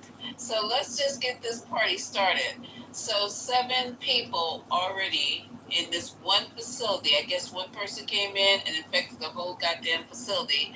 They're already starting to see COVID pop up again. And yeah, just Google it if you don't believe me. It's not just on the East Coast. COVID is back. Alert, alert, red alert, red alert. COVID is back. Get your boosters. Get your vaccines. And then there was another story I was going to do before we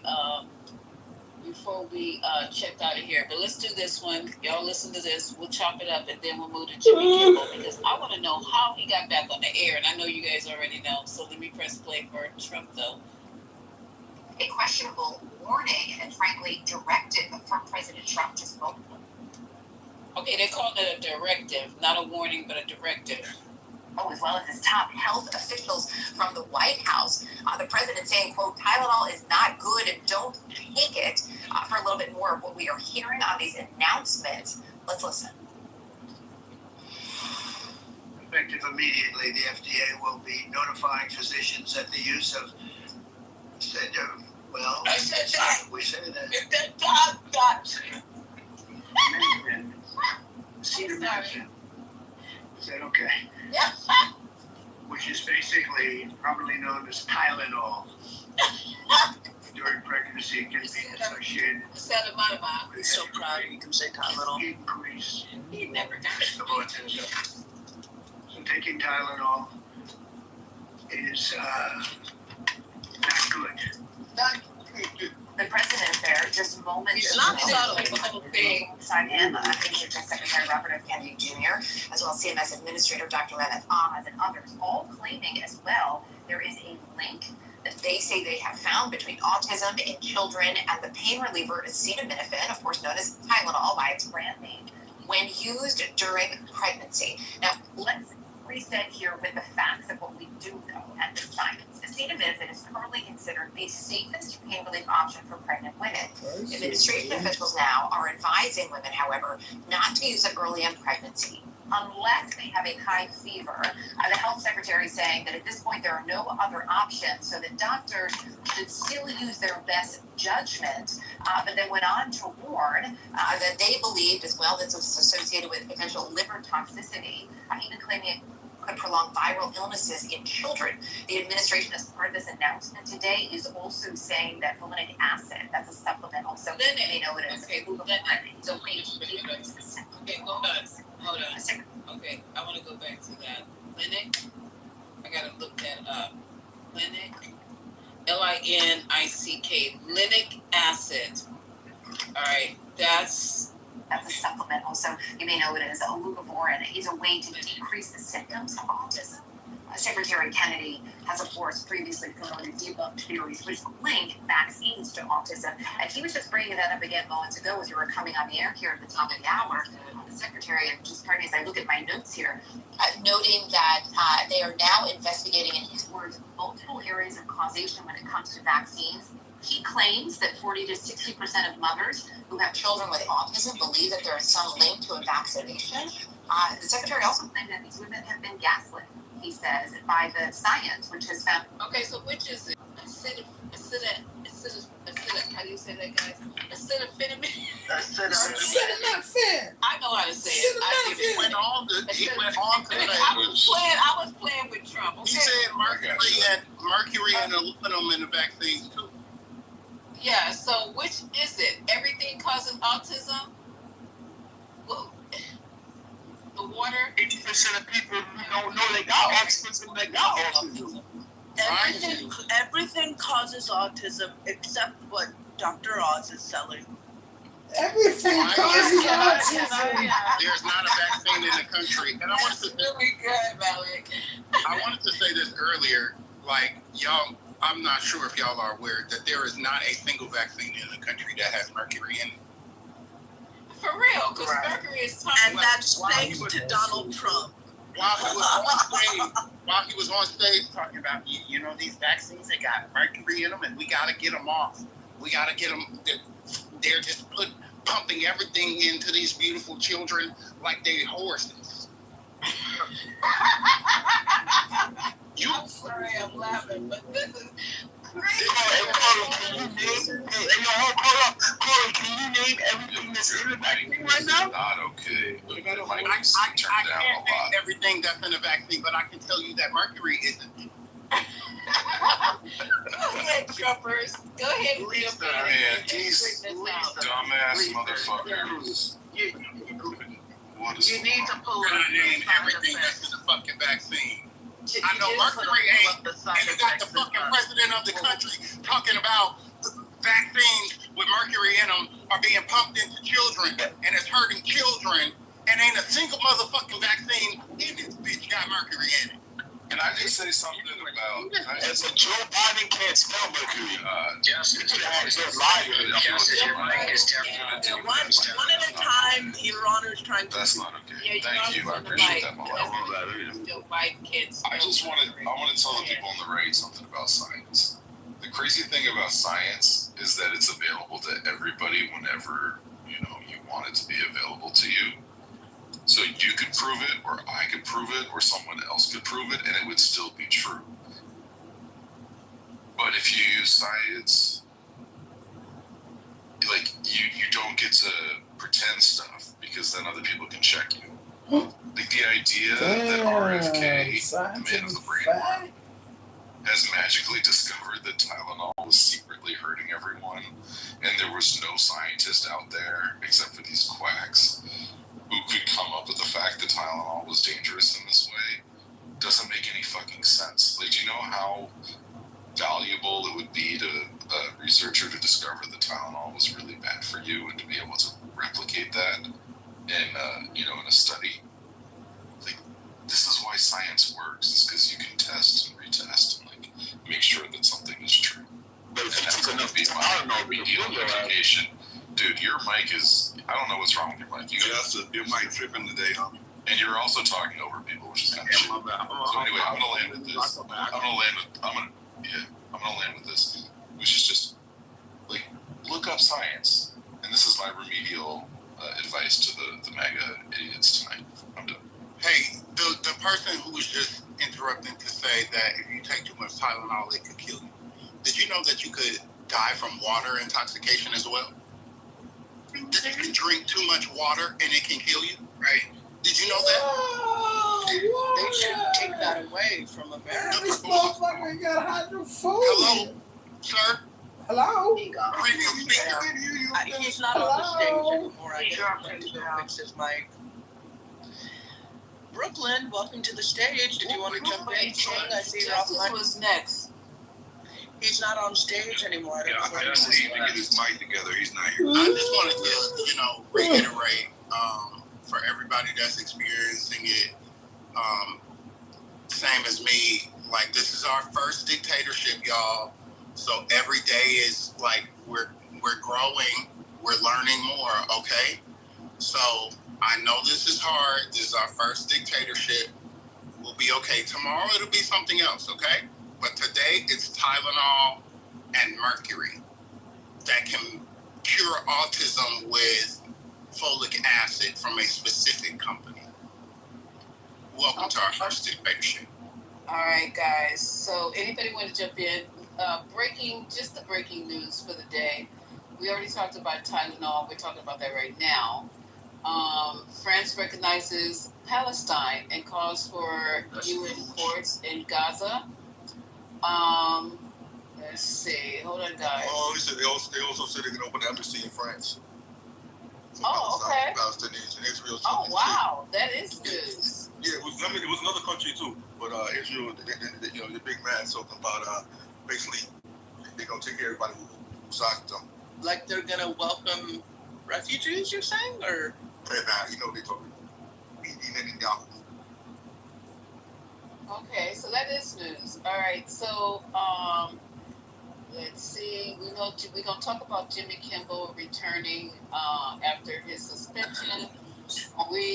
Trump signs order designating Antifa.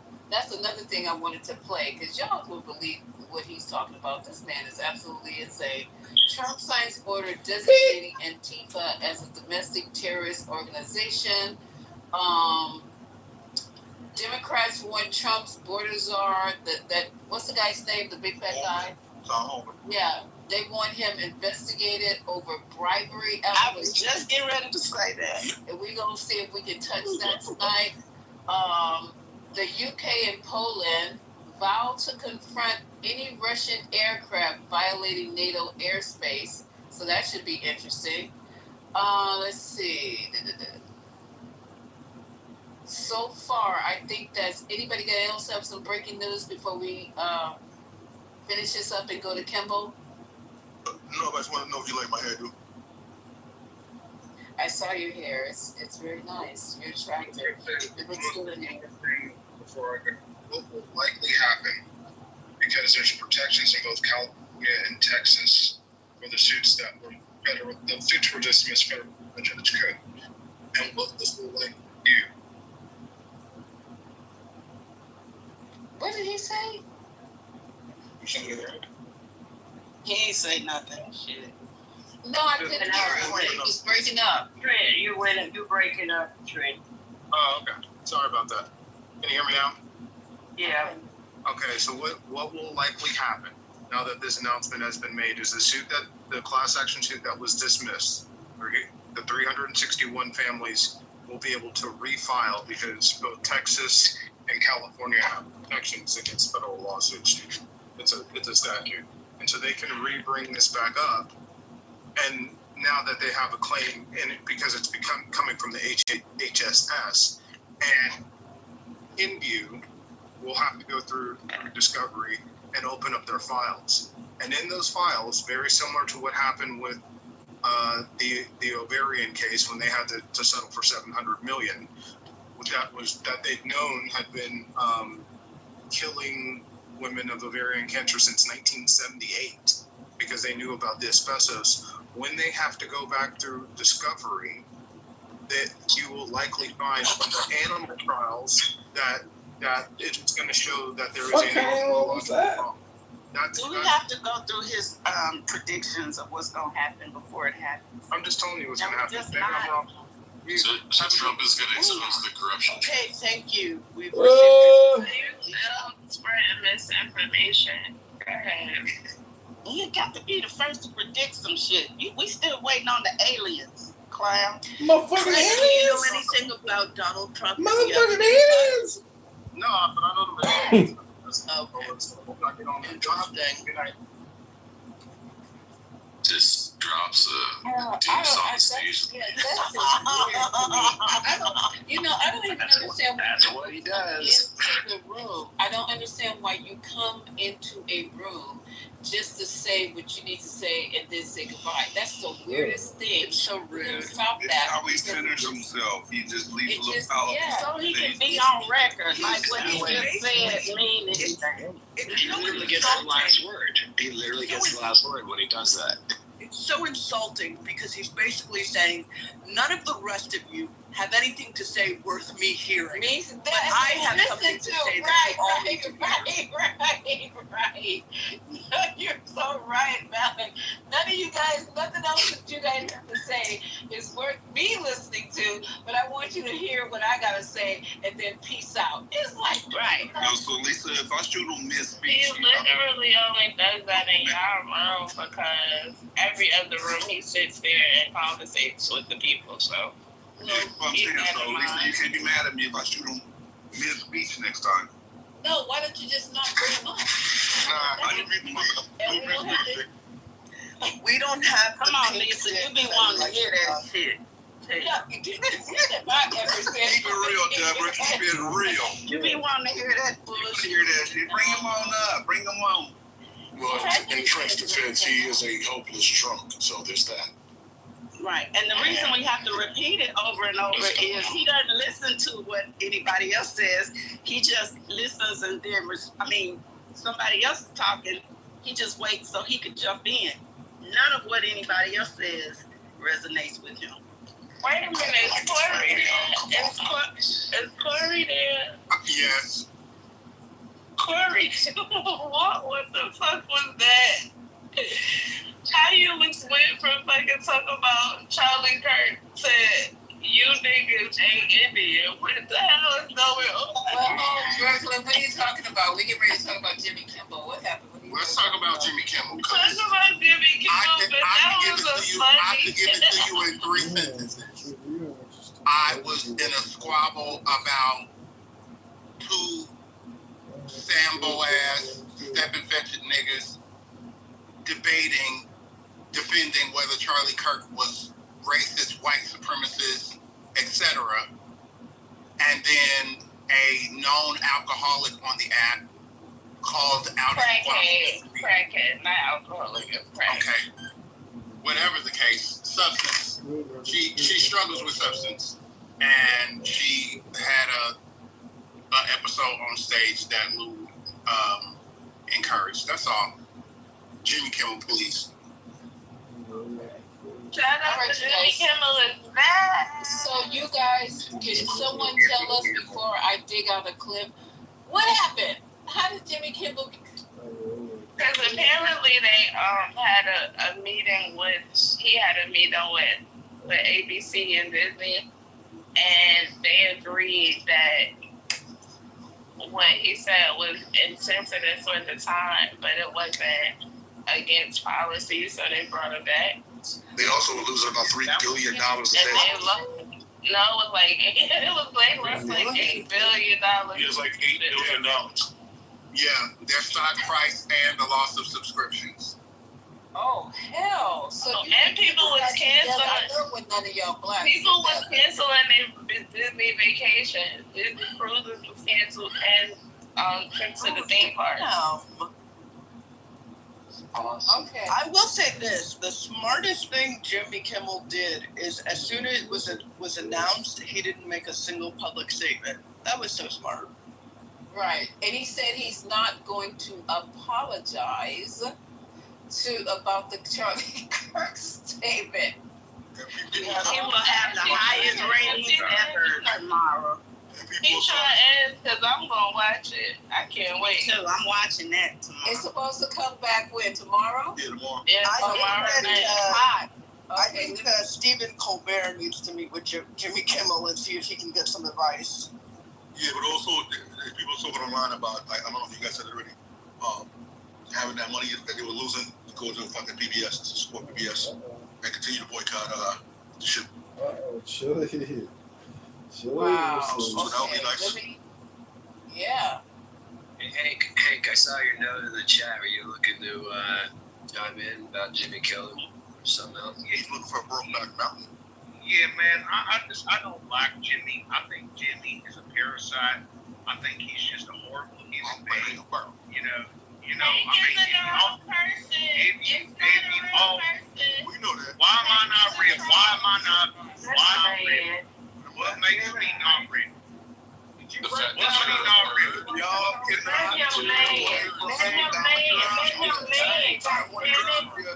one mic on Hank. Let the man speak. Next, right after Hank got there. All I gotta say is that Jimmy Kimmel is a piece of shit. He's not a good person. I wish we could just get Arsenio Hall back, someone who actually had some charisma. You know what I mean? I mean, at the end of the day, all of these lefty white guys that want to come up on talk shows are just stupid. They're bland and they have no personality whatsoever, like a wet carrot. You know what I mean? It's just not good entertainment. You know what I mean? That's it. Well, you know what? I think Hank's on our side. I think Hank's on our side because he likes Arsenio, and Arsenio Hall is black. So well, of course I like make America great again. Making America great again is making America black again. Make Arsenio employed again. No, that's not true. Hank, that is not true. Arsenio Hall, J.D. Vance, 2028, man. Magic Johnson had that damn talk show. I'm telling you, it was the best thing ever. You know, he come out and barely talk. You said it was Magic Johnson's show? Yes. That's the mic. This is not the fucking retarded country show. God damn it! Let's go watch City Hall. Whatever the nation. Thanks, sir. That accent is terrible. Hey, we gotta be real, brother. We gotta be real. You ever been a chance to be on Brokeback Mountain? Hank, I want you to think about this, right? I see what you did there. By alluding to Arsenio, I can't be racist. I got you. But America was never black. We've always been a minority. So when you say make America great again, alludes to making America black again, there's no way that can be synonymous with the truth, my friend. What he meant was make America more like Atlanta. What I mean is we need more black Americans in the Republican Party is what I meant by that statement. There's already black. We need more. We need a lot more. They need a whole lot of Arsenios. If we're gonna ever fix this nation, we need more because black America is the glue and the concrete that. So you're saying you want Slash? You want some BBC? What? If you're just going to sit hold for 1 second. Let's not make interactions. I want to have a dialogue. So, Hank, I'm ready. Hank, I want you to think about this, right? Most of the racist extremist groups are from the far right, according to the FBI and the DOJ. The most violent groups are from the far right. The most violent groups are racist groups, and they're on the far right. And they're also responsible for the most murders, not just political violence, but actually murders. They got bodies, they're killing people, right? That's according to the FBI and the DOJ. So, with that being said, most of the time, when you see an African American aligned with the right side, they are a stepping fetching coon that is looking for white approval. They're willing to turn their back on the home. They don't care about our culture. They look at us as less than, right? And they figure that they can get some of that good cold white ice because ours isn't as cold, right? So with that being said, you're going to have a hard time getting any self-respecting minority to align with something that's against their interests and against their culture and against their kind. It just doesn't make any sense. It's my first time in this room, so I do apologize if I'm not familiar with the matter. So when you're talking to me and asking me questions, I have my mic open, right? And You should be on mute. You should be on mute just because it's nothing personal. Because sometimes there's background noise. I did finish my thought, Hank, since you asked, and a lot of folks that You cut him off. Don't move. Listen. Listen where he's gonna go. The man said this is the first time in the room. You guys have to stop making people who's first time in the room feel uncomfortable, and that's what you do. Well, I'm not uncomfortable because I'm around Black Americans, so I'm not. No, I didn't say that. I said first time in the room. Just saying. No, this is my first time, sir. This is my sir. Exactly. I thought that's what you said. Yes, that's ma'am. what he said, but that's not true. What's not true? True. It's not true. He's a troll. What the fuck? Why am I a troll? Why am I a troll? He's 100% a troll, and he's been here before. Hey, just Okay, I have not been on Clubhouse. I have not been on Clubhouse for a long time, right? Go ahead and finish what you wanted to say, and no one will interrupt. Go ahead, man. And he might be a troll. This man has 0 friends. So I don't know who he is. I just know he's on this page tonight. Well, am I being disrespectful? Like we do I'm not being everybody disrespectful. else. Thank you, ma'am. I do appreciate you. Thank you, ma'am. Thank you kindly. I do appreciate it. So I'm not a troll, okay? I love my country. The far left is horrible, just like those far righties you were talking about, all these little racist, little hicks. Do you know why these hicks vote Republican? These little racist guys like to screw their cousins? Because they can't afford big government, man. They're broke. They're poor as shit. So they can't afford big government spending. But they can afford cutting Medicare. What? Cutting Medicare? How can we, where was Medicare cut, ma'am? Oh my God. It wasn't cut yet. They didn't have to cut yet, but go ahead. Okay. Well, yeah, it was a $50 trunk now, wouldn't we?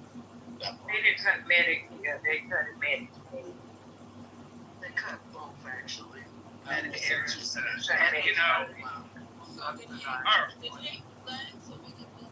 Yeah, I was just answering a question. I'm sorry, I'm not here to monopolize the stage. I will go on mute, no problem. I really want y'all interrupted his answer. I really want to hear his answer to the question. Okay, could you repeat the question again? Well, you should about the support. Yeah, I'll summarize it in one sentence. I said, why would the minority from the Democratic Party align themselves with the far right when they, or with the right in general? They don't like our country. Okay, well, that's not true. But I'm going to tell you that, we got to look at what the Democrat Party is these days, right? Just look at it as something. It is the whole format of civil rights, Black America fighting for equality, and they're selling this image and American dream to every illegal who hops over the border. Okay? It is what it is, all right? They have gone so crazy that they don't care about their own anymore. If every Black voter went and voted Republican in the next election, the next presidential election, they will run that party's politics within the next 5 years. They have enough populace and enough vote to do it, especially in swing states. Okay, so when you look about equity, Black America is this. They are the ones who gave the Democrats an identity, but. Because first it was Dixiecrats. What I'm saying is they betrayed Black America. That's what I feel. That's how I ask you a question. Go ahead. In Brooklyn, you can tell me who this anonymous person is. I don't like dealing with people who have phony identities, but since we're here, hey, a phony identity. Okay. Can you tell me, and you have a pink ticket, so what's pink ticket mean? Did I win a prize? Yes. He's rolling. Let's go up to ask a trip to the Google in a second.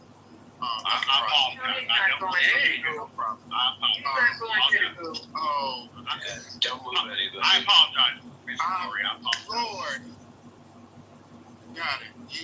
Your apology. Jesus Christ is my Savior. And he was mine. Yes, I am. I mean, every black man.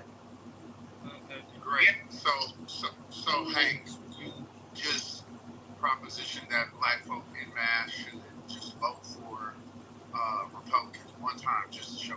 Can you name one policy position that Republicans have that would be attractive enough to get such a result? Lower tax initiatives, lower cost of living in their communities. Also, you know, if the Republican Party sees such a move, they're going to do a lot of fiscal spending to spend in their communities and give government grants and a whole bunch of stuff. You know what I mean? To keep, kind of keep the money going. Policies that, especially with these tariff policies, you'll see a lot more manufacturing going on in their communities. I've been through a lot out in Memphis. A couple of my cousins were truckers, and he was telling me about the skilled labor that's all over the Black Bible South, and it's crazy. Everybody on the West Coast, you look at the Latinos and you say, yeah, they got great craftsmanship, but I'm telling you, man, from the truck stops to the construction workers and everything, these guys. Okay, who am I? Notorious Notorious. I wish I was Notorious B.I.G. with this network, but I'm off just to say that. That's all I wanted to say too. Yeah, bitch ass boy, don't talk to me before I fucking talk. Okay, I'm not a mod. I don't know. I try to. Let's keep this conversation moving. Gemini, you started this. Can you just get this typed up and clean? Yeah, that's what I was just about to do right now. So Shouldn't take it too long. We could wrap this up right now. Hey, I think the conversation is disingenuous. Some of this continue. I think you realize. I'm sorry that you feel that way. It's disingenuous. I'm really not. Don't interrupt. I didn't cut you off. I want to yes, sir. It's pretty equal on both sides. But when I look at the stats and facts, in 2022, and let's go with 2023 and 2024, the last 2 years, there were 61 political murders. All of them came from the right. You know how many came from the left? 0. It's not even like this semi sort of balance. So when you try to say, well, both sides got bad actors, no, they don't. We really don't. If you look at Gemini, would you say there's a difference between far right and right? No. You guys are bird and feather. Well, I distinguish the difference between far left and left, No, if you're on the right, you're on the right. You're on the far right, middle right, left, right. I believe everyone, Mr. Gemini, but you're entitled to your beliefs, your views.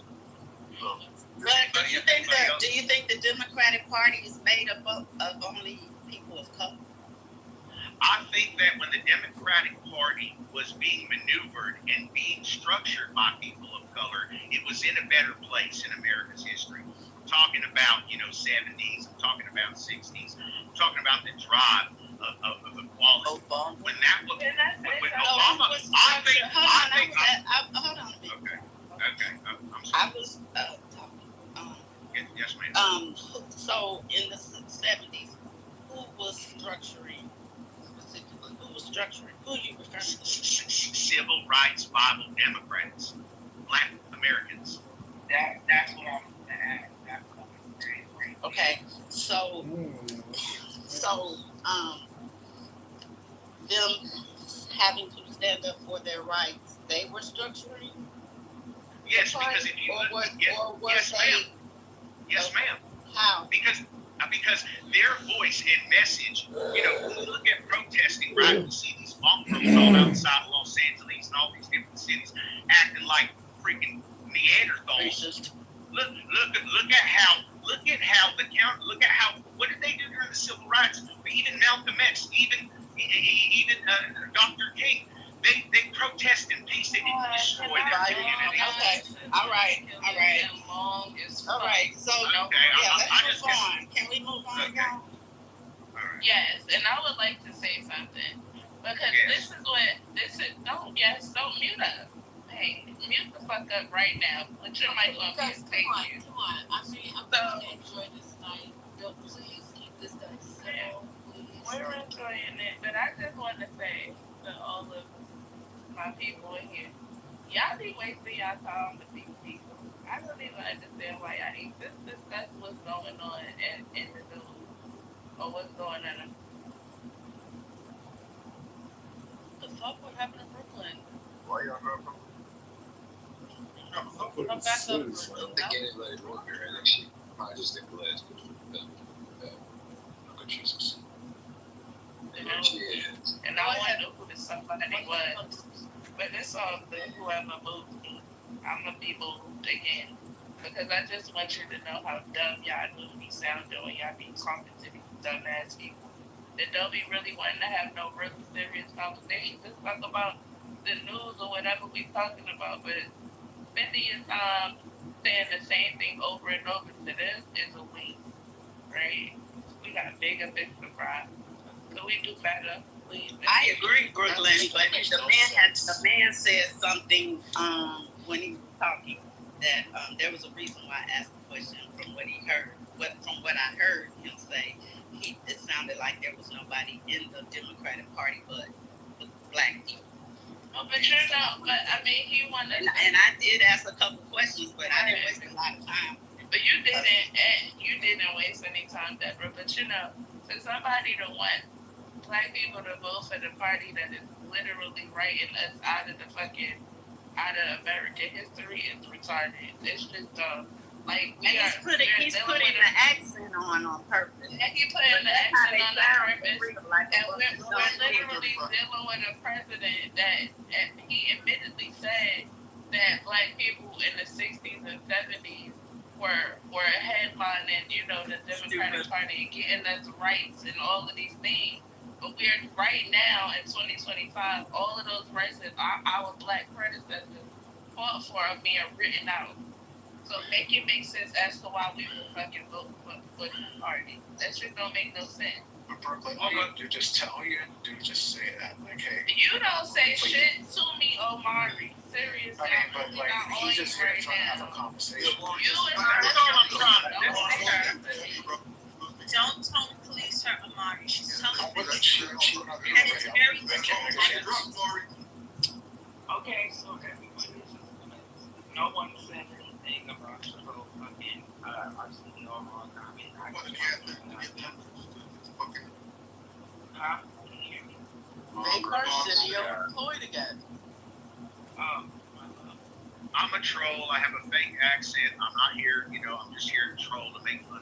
I don't invite you to speak? Alpha Baby was. Hello? Well, listen, my dear, you need to just. Please, sir. Alpha Barbie. So, the whole RCO homecoming, don't say anything about that. What about it? Okay. Who the fuck wants people to be like RCO home?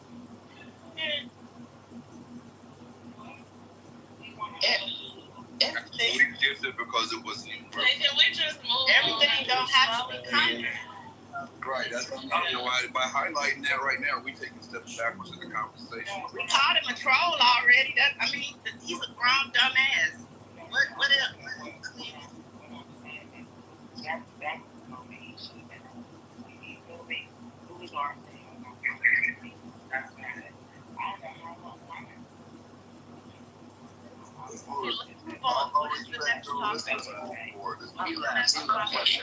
No need to keep his name alive. We can move.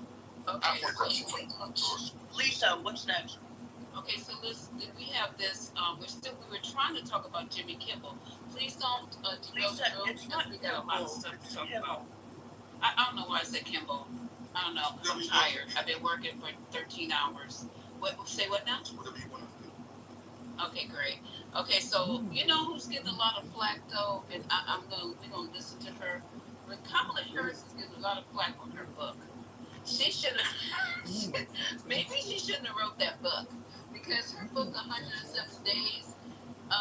She didn't talk about Buttigieg and Buttigieg that clapped back. She talked about what's his name, Shapiro that clapped back. She's not. What you mean, fuck all them?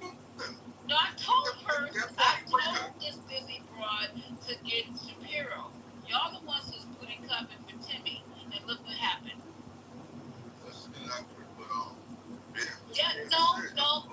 this room had a lot of booty clappers for Timmy, and you know it. It went on, and you guys nearly hung me out to dry. Yeah, I booty clap for him.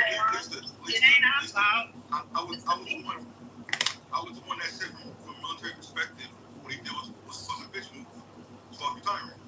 So I was like, I fair as a motherfucker. I just didn't want to do a fight with you. Listen. You guys remember how this room went, so don't pretend like I'm telling a lie. I wasn't rocking with It wouldn't have made a difference, though. Y'all think that We don't know. We do not know that. We don't, and we'll never know. What we do know is, away. I don't think anybody was going up for Tim Walz before she picked Tim Walz. There were no deep stakes, and Tim Walz was the favorite. It's who the campaign ended up picking. And what we did say was, this is her motherfucking running mate, and all these pipe dreams about somebody else just didn't happen, right? And now, just like any other time that a black woman says any fucking thing, you got somebody to come undercut her. So Pete Buttigieg wants to be president. He's gonna run in 2028. Shapiro's gonna run in 2028. So they're out here doing the shit that they're supposed to do as candidates who gonna run against her. Now, whether or not we let people continue to drag this woman after we let all of them drag us into the hell that we exist in now, again, shout out to our first dictatorship, stuff up. That's for sure. And she needs to make, and if y'all don't go by that goddamn book, I'm ashamed of each and every one of them. If you use the motherfucker to hold up your squeaky ass bed, find a goddamn book. I'm gonna put this shit. I'm gonna support her as a For the same reason, somebody said why we gotta buy the book. For the same reason people boycotted Target. For the same reason people decided to cancel Hulu and Disney motherfucking subscriptions. Unless we don't care that they are trying to drag this black woman for writing her story about the shit that we was all saying in the first place. Corey, I said the same thing. We were saying the same shit anyway. Hold up. What they're saying right now, right, is basically that it pushes a very reckless narrative, that there's a lot of blame shifting, that is basically anti-democratic because it's showing a lack of structure and putting blame back to Biden about him not actually pushing her out and really taking a step back and taking accountability for his current health and mental situation. Everything that the people were saying, basically. And doing the same thing that every fucking politician has done after they have ran for president. Okay, let Gemini go. Fucking book. Let me land, bro. If she still has political aspirations, I don't think it was smart. I don't want the fucking book. So what the fuck I gotta buy? She doesn't. She's not running for anything else. She already said that. They didn't really clap back like Pete Buttigieg. So what she said was that Pete Buttigieg was her first choice for a running mate, but ultimately she deemed the pairing too risky because of the identities involved, right? Like she's a black woman married to a Jewish man, and then he's a gay man, so it's just a lot for me. So what? The world wasn't ready for a woman as a gay candidate. Please, may I? So what Buttigieg said was that he was surprised, quote unquote surprised, by her suggestion that his identity would pose a political risk, which to me is a very naive thing to say. And he pushed back in public remarks. He argued that voters care more about what a candidate does, quote, what they think you're going to do for their lives, rather than identity issues. Now, frankly, I don't think that's a huge pushback against her or her book. And I also don't find that to be true. I think that's a bit naive of him to say. I think a lot of people do care and are homophobic. Yeah, the delusional to think that 1 second. Hold on. What he's saying, right, to me, is he's saying, basically, the Americans don't care. They're going to vote for you based on what you do, not who you are. Why we don't have one black president? He's full of shit. Delusional. And of course, he has to. Here's the thing: he has to say that, right? And I completely understand that because of his own political aspirations. So of course, it's his job to make that case. So I think for us to characterize this as like, oh, they're sparring or they're in a conflict, it's not true. They're both just speaking from their own political perspectives. Well, That's how Trump they ran on. That's how Trump they ran on.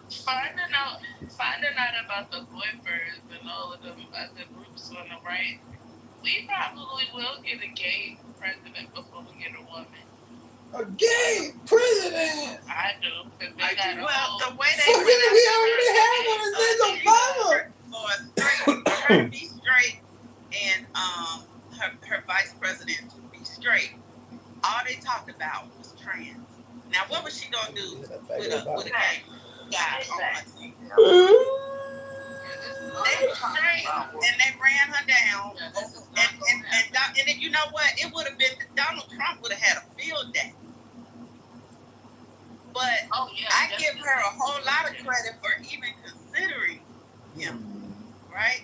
But it's her story to tell. So why can't she just tell her story? She know what she's doing. She's smart enough to know that what she's receiving right now, she was gonna get. She knows America. She just lived it. And I think it's fair that she can tell her story. Now, I mean, whether somebody buys her book or not is a personal choice. I don't think it should be. It ain't no automatic choice. We should buy her book. I mean, she did say he was her first choice, which I think is a great thing to say about somebody. One thing we do need to acknowledge is that when it first debuted on Amazon, it hit #1. It didn't drop, but it did hit #1. And right now, it's still currently #2 on the bestsellers list. So it's not like she's not selling books. And they're not gonna let her stay there long when they realize it's doing that well. Because they don't want her. They don't want to see her do well. #2 on the bestsellers list is a big deal. That's a big deal. It is, and when they realize it's that, it's gonna go down. I hope not. That's how they feel about her. I don't know. Sometimes that controversy backfires. People get more interested in trying to find out what the backlash is, but go pick it up Facebook. Now, the other thing, the Josh Shapiro thing. So she said that Shapiro was considered one of the finalists for vice president, which we know. And in the book, she expressed concerns that Shapiro might have trouble settling into the quote-unquote #2 role, and that it might strain their partnership, like his ambition. And she also recounts a meeting in which Shapiro asked an aide about artwork done for the VP residence or something like that, like before he was even chosen. So Shapiro's office pushed back on some of the characterizations. A spokesperson called the claims, quote unquote, simply ridiculous. And Shapiro himself had said, he didn't read the book, but he said, quote, I was working my tail off to deny Donald Trump a second term.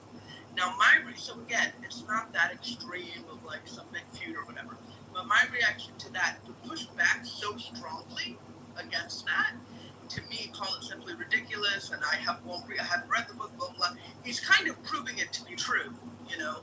He's kind of pushing back so strongly in a way that shows, like, you know, how strong he stands, so. Yeah, I disagree with that. I saw him respond on the Sunday show with the girl on Channel 5. And I didn't get that at all. You're talking about me? I didn't get that. And One mic on Deborah. What did you get? He also said that to go further with what you said, Malak, he said I went out on the trail to help them win because I wanted us to win.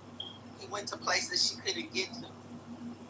And he had a right. I didn't feel like it was that much pushback. I was watching him. Okay, fair enough. He had a soft tone, a soft face about it.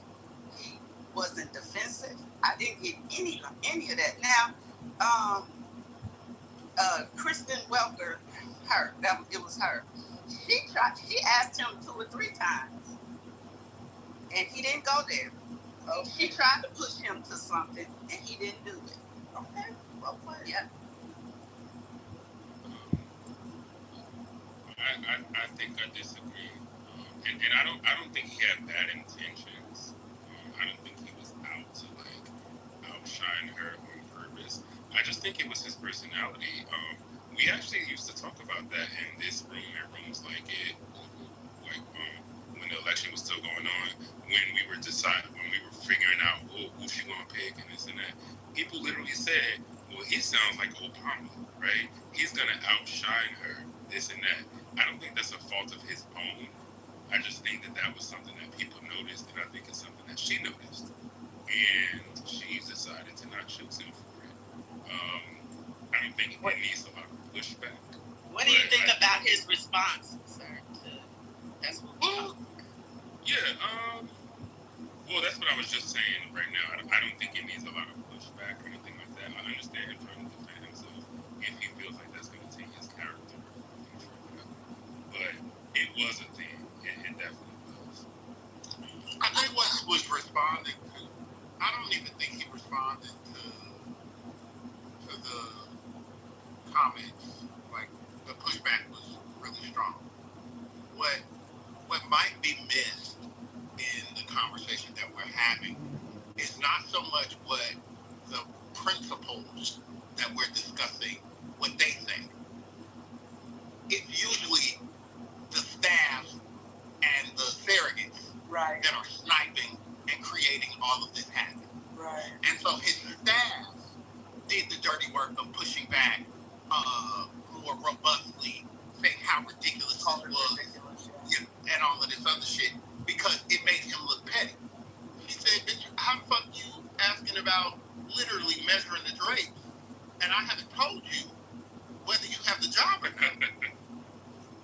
Literally, you talking about some, so how do we get this to change the artwork in here? Like, who's the process at the Naval Observatory? Whose office do we call? Nigga, you don't have a job. You here for the interview, and you talking about which office you gonna get. And if you read the book, in the book she talks about in her time as VP how she felt, kind of sidelined or undermined by the Biden administration in her role as VP or whatever. And so coming off of 4 years of that, you can imagine you don't necessarily want to pick a running mate that you're going to have to tussle with. You want a partner. You don't want someone who's going to be competing with you when you just have been dealing with that. Absolutely. You want somebody you can trust that's not going behind your back trying to undercut you. Well, this is kind of like the conversation we were having earlier today. I don't know if people in the room were there. If you weren't, we can move on. But this idea of like that women need to help men move up or whatever, and it's like, does the help go the other way? Let's not revisit that conversation. Okay. Come on, guys. Y'all know the old saying, hindsight is 20/20. The Monday morning quarterback. Did y'all talk about all of those dog whistles at that press At that funeral? Yeah. No, not at the funeral. Today.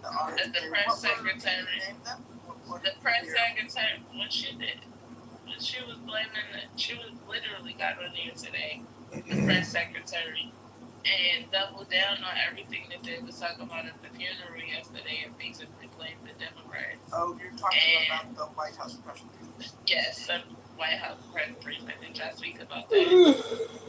No. Whatever it is they doing a fucking good job. This is an all-out assault from every angle. We ain't seen none of this shit. But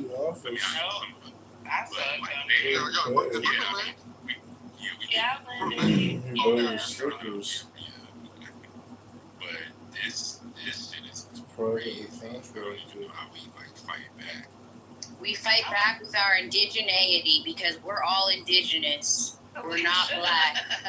Okay? Everybody in here is indigenous. When they say, don't start with the Libyans and the Libyans ain't gonna do it. It's Nikki. Excuse me. Did you know that we were here before Columbus? They came before Columbus. That's a book.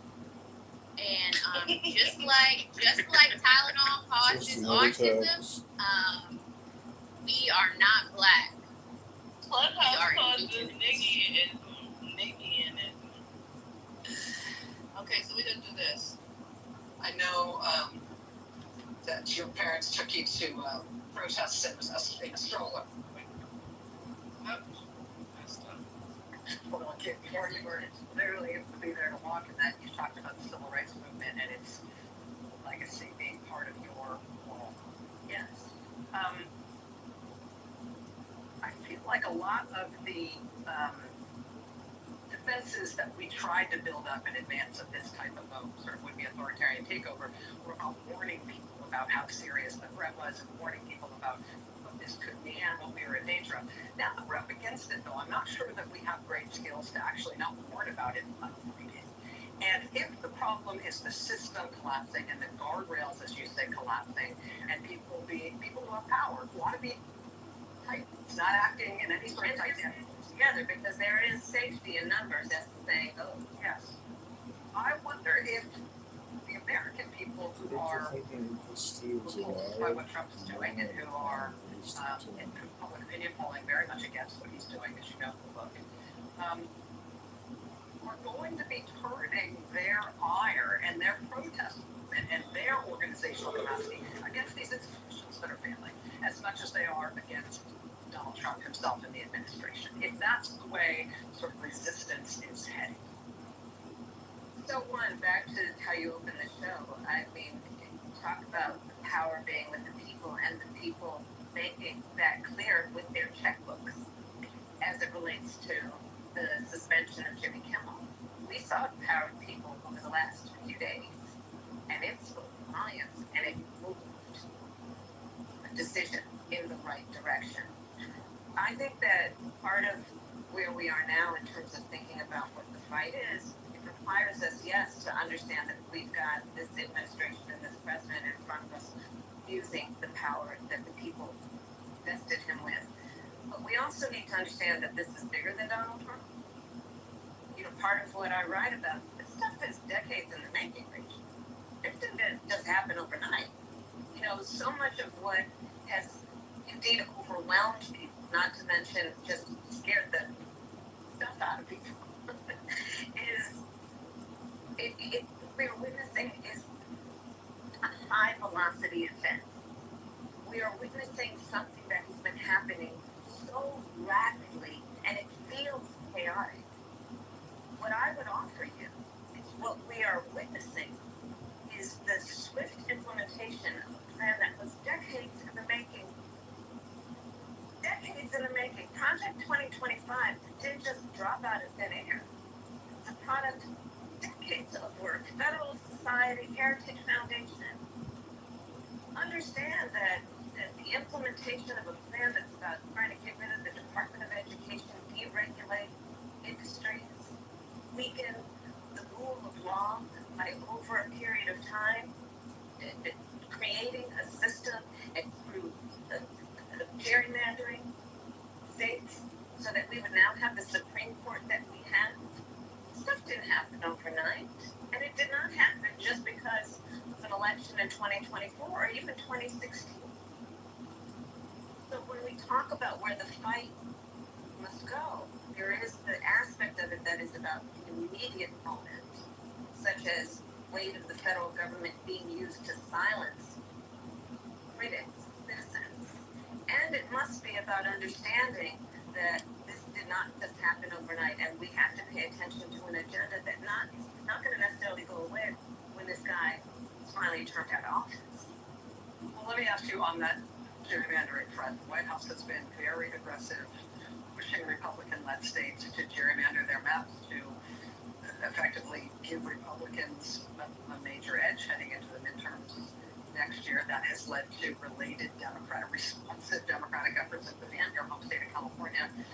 Do you support Democrats' effort to kind of fight fire with fire there? Will you be involved in that California measure for I absolutely support it. You mentioned Gavin earlier. By the way, Gavin has a great sense of humor.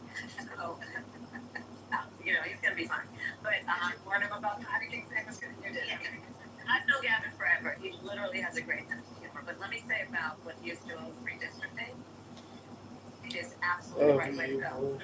Part of what we've got to, I think, challenge ourselves to accept is that we tend to play by the rules. But I think this is the moment where you got to fight fire with fire. And so what Gavin is doing, what the California legislature is doing, what those who are supporting it are doing to say, you know what, you want to play? Then let's get in the field, let's get in the arena, and let's do this. And I support that.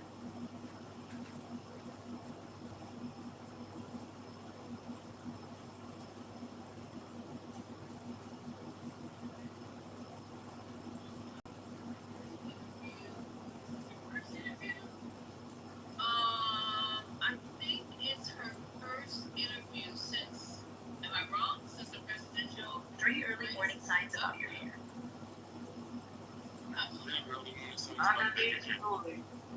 Huh? I believe that's her first interview. Yeah, I think this is their first interview since she lost, and this is with Rachel Maddow, as you guys can hear. And that's her little take on everything. See how you guys feel about it. Because I don't think Kamala's going to do any more running. I don't think so. I don't think so, and I think whatever she wants to say, she's already. She got fucked over. So I don't. And you know, for her to not take that back, fuck them. Fuck the Democrats. If the Democrats really give a shit, you wouldn't have Pelosi still there. You wouldn't have a lot of these fucking people who just still knocks and shit still in the party. They would have passed the fucking torch a long time ago. And you ask why Corey, I know you want to. Why does everything always go to the Democrats are the worst thing on the planet? Fuck the Democrats for the Democrats. I might actually feel like that, but I think the way that we verbalize it, that's why. No, well that's fine for you. But I'm just saying, like everything always goes back to that fuck the left. The left shot Charlie Kirk. No, they didn't. The Democrats. What? Why does that happen? Holding people accountable is not. Well, how come the other side? So you think people staying in office like 90 fucking years old instead of mentoring younger people to come up and pass the fucking baton? But I'm just saying, I never hear this same sentiment directed the other way. I don't give a fuck what Republicans do. It's all independent. I leave going to the left. You're independent, but you judge one side. But that's what makes Would you like to be more fucking tip guy? Be 12 fucking years old? I'm not cursing at you. I'm just thinking. Nah, but y'all niggas be talking slick, man. Okay. In real life, they have that shit. Yeah. All I said was I didn't say it. What is going on? Why are you coming that wrong way, Sage? Speaking of something for you. Sorry, y'all need to fucking chill, okay? I don't know what the hell going on today or yesterday, but y'all need to take a motherfucking chill pill or some shit. That ashwagandha shit. That's what y'all need. The fuck? You know what, Lisa? It sounds like to me that Kamala is at peace, and that's the main thing that I care about. Yeah. Seems to me that she is doing good. So if she runs in 2028, what y'all vote? I'm not voting for her. Okay, so Lisa called her dizzy. I don't think she's a supporter. Okay. No, well, I'm just saying, listen, you guys. Because the decisions that were made, and, you know, she made a lot of decisions listening to other people and going against her gut. She said it herself. So I want people, if I have a decision, if I want to run Buttigieg, fuck y'all and run Buttigieg. If I want to do this, I want to do that. I mean, look at fucking Trump. Why do I have to quantify anything? It's like he does whatever the fuck he wants to do. He steps out there and takes those risks, knowing that it can mean disaster. It can mean kerosene fucking draws. He don't care. He gonna do it anyway. And just running whoever you want to run, I mean, what could you possibly could happen? You could lose, and you did anyway. So I'm just saying, if you gonna be this kind of person and you purport yourself to be this kind of person, be that kind of person. Because that's what I do. I mean, I don't let none of y'all niggas on here tell me how to think, how to move, what to say. And even though I could capitulate because I need to do this, to do that, to stay out of the way, I'm not going to do that. But Lisa, respectfully, the stakes are a little lower in your case. No, I'm using that as an example. I'm not running for shit. I'm just saying.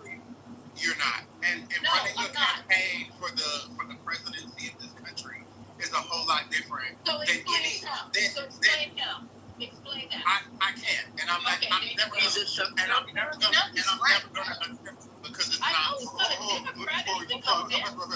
Hold on. So when you say Trump, Lisa, those MAGAs who support Trump, those white insecure fucking men, he's a sign of white power to them. I understand that. So and Democrats are not going to support people the way the MAGAs are. That's why our party is so different. You got all kinds of different voices, and that's the problem. Even in this room, you got all kinds of different voices, and you have to understand that. I might not agree with Corey. Corey might not agree with Haitian. Maybe you should roll again. Brooklyn doesn't agree with Alexander, and that's the way the Democratic Party is. But at some point in time, you have to say, okay, look, whatever's on the table, we all got to come together and lock arms. That's right.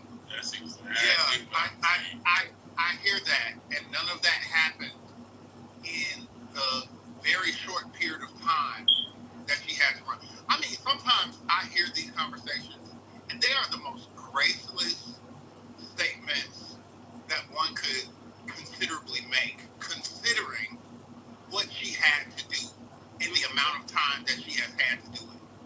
Not a single person has mounted a modern presidential campaign in such a truncated time period.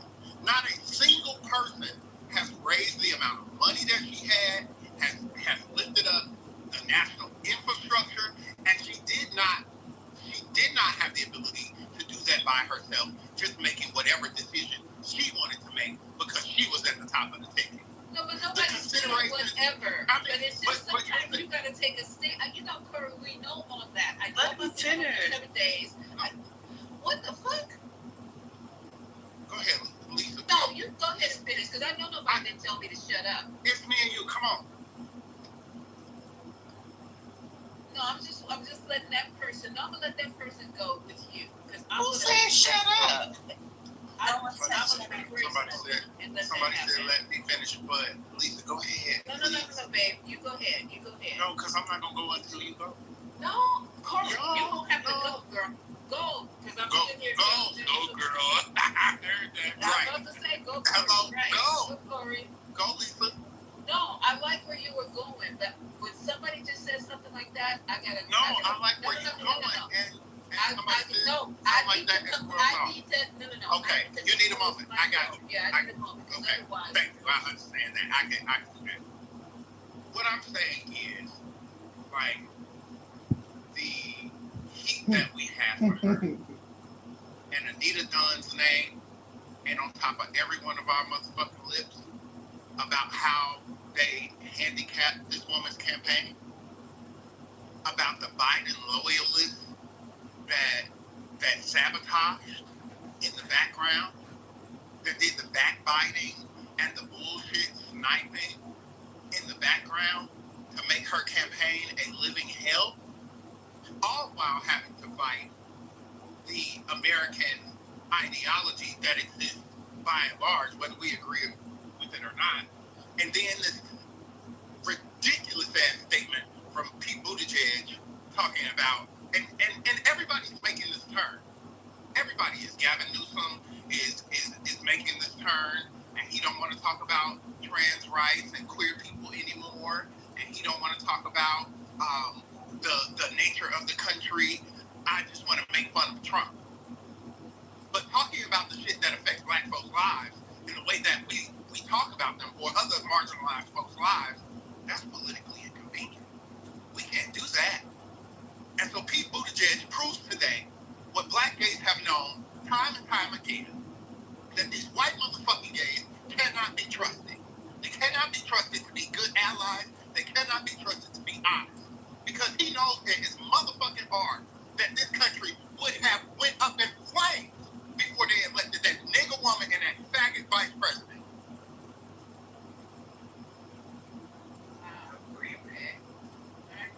Lord, I disagree. Go ahead and jump in, disagree. You know, it's very interesting that, you know, you got someone's 50-year-old versus, I mean, you're going to hitch your wagons to them again. That's the gag. You're going to do it again because you're not going to stand on your own 2 feet. You're going to connect yourself to those same people that you claim you have so much vitriol for. You guys are never really going to hold these Democrats really to the cross. You know, everybody's, you know, look, Kamala had enough time to figure it out. And, you know, you're timing Joe Biden out right now. It looks pitiful. Her career is over. I believe Stephen A. Smith, who was on the record the other day, said it's over. And that's pretty much the net. I mean, all of this is just a bunch of nothing. Right. Yeah, and this is the problem that Tori is talking about. So we got enough people like Mike P. It's enough people like Mike P. that have something negative to say. We don't have to say that. Can I respond? Can I respond? I would love to be able to land. Go ahead. You know, again, you know, and this is the reason why I take the stance that I take, because these Democrats just never, ever look themselves in the mirror and just admit that they're just screw-ups. 30 seconds. Top to bottom, they're all screw-ups. They all are screwing over the American people. They don't hold themselves accountable. Time and time again, their hand is in the cookie jar. But then they want to blame other ones. 30 seconds. That's fast. And so that's pretty much what it is. Okay, so I caution anyone and everyone to tread very carefully when you are taking a motherfucking political analysis from Stephen A. Smith. Okay? We in dangerous territory when that's what we get it from. Stephen A. Smith. Sir, I didn't interrupt you. I would appreciate you not interrupting.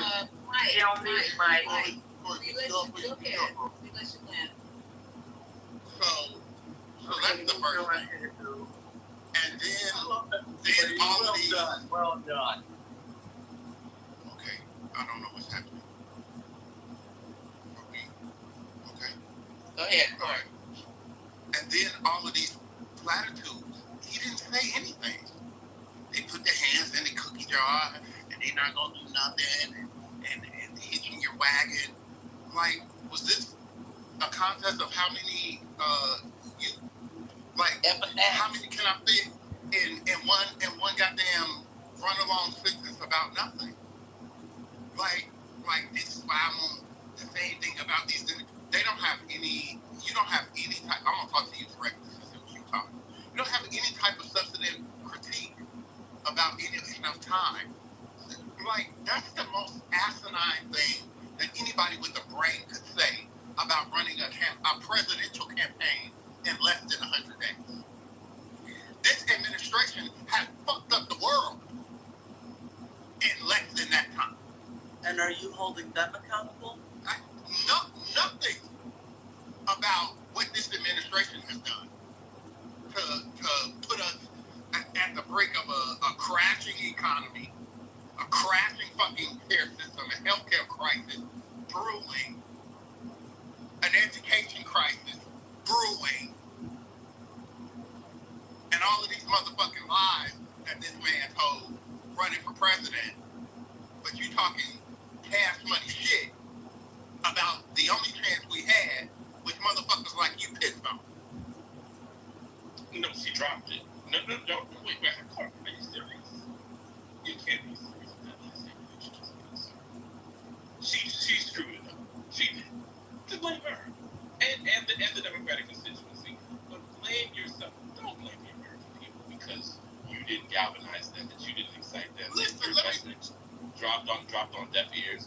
Don't blame the American people because y'all had all that infighting going on behind the scenes. Don't blame the American people because of the simple fact that this woman, when she got the ball, it's in your hands. Do something. Be somebody. Go go out there and don't just go up there when they ask you real questions and you still up there. Oh, like he's fine and he's great and you know, you're not going on Joe Rogan and whatever. But he was begging Joe Budden, Joe Rogan. On that show. He was begging her, and she didn't want to do that because it had to be scripted, it had to be controlled. And so you gave in to the fact that this guy Trump is talking about, hey, I'll go anywhere, I'll meet anybody, and no one even really, a lot of people I don't even really. He didn't even do 60 Minutes. So at the end of the day, he did more than a second to pay is a coward. She did more than she did. Because he did the manager round. Sir, he did more than she did. You're lost. It's not about none of this nonsense that y'all want to do. When are you guys going to look yourselves in the mirror and say, we lost because we screwed up? When are you guys going to look yourselves in the mirror and say, we have decided to burn this motherfucking country down and everybody in it so that we can get our stupid ass kicked? Yeah, Mike. When are you going to look yourself in the mirror? When are podunk ass white Southerners going to look themselves in the mirror and say we've been getting dicked over by Republicans who only care about their donors and their motherfucking lobbyist friends, while our health goes to shit in Mississippi, Alabama, Georgia, Louisiana, etc. And now we don't even have FEMA. What constituents they will never look themselves in the mirror. Lowest education motherfucking ratings in the 50 states plus the goddamn territories, and they talk about closing down the Department of Education. Oh yeah, that makes a lot of money. This is what we voted for. Hold on, Malik. Let me just make this last statement so everybody is clear on the position I have. Most of these motherfucking American people that you talking about, don't blame, are dumb as a motherfucking box of rocks. And we're walking around here scared to say it. Stupid ass people with third grade motherfucking comprehension skills don't have any type of civic literacy. And I'm supposed to take you serious? Because you thought this white man was going to save you, make America great again? How did that work for all of those crying ass white folks who lost their good federal job after he decided this would make America great again look like? When are they going to look themselves in the mirror? This is why they're promoting anti-intellectualism too, especially with the young podcast bros. There's a big thing. They don't like education, learning, being smart. So yes, y'all are really dummies, and I guess y'all are mad about it. Celebrating the effects of climate change and taking FEMA away. This is what we voted for. This is what we voted for. They're all dumb because they didn't vote for you because somehow you wasn't able to convince them. No, it has nothing to do with your leader. I'm just saying your candidate was literally against education. So because of the fact that was the point that I made. I didn't say shit about who they voted for. Because of the fact that they I didn't say shit No, you're dumb because you voted for Donald Trump. Because they're anti-education. Are you anti-education? I'm not. Are you anti-intellectual? Bitch. For the simple fact that they weren't. Why are you why can't people for the simple fact that why don't you want people right? I get it, but that's not. Why don't you want people to know things? This is the Democratic way because they didn't vote for you. Now I didn't say that at all. It's hilarious. Oh, you were dumb before that. You were dumb before that. You were dumb before that. This is dumb. This is never dumb. This is the Democratic. If the moderator view it doesn't make sense. Okay, so I'm new to you guys because there's 2 or 3 people.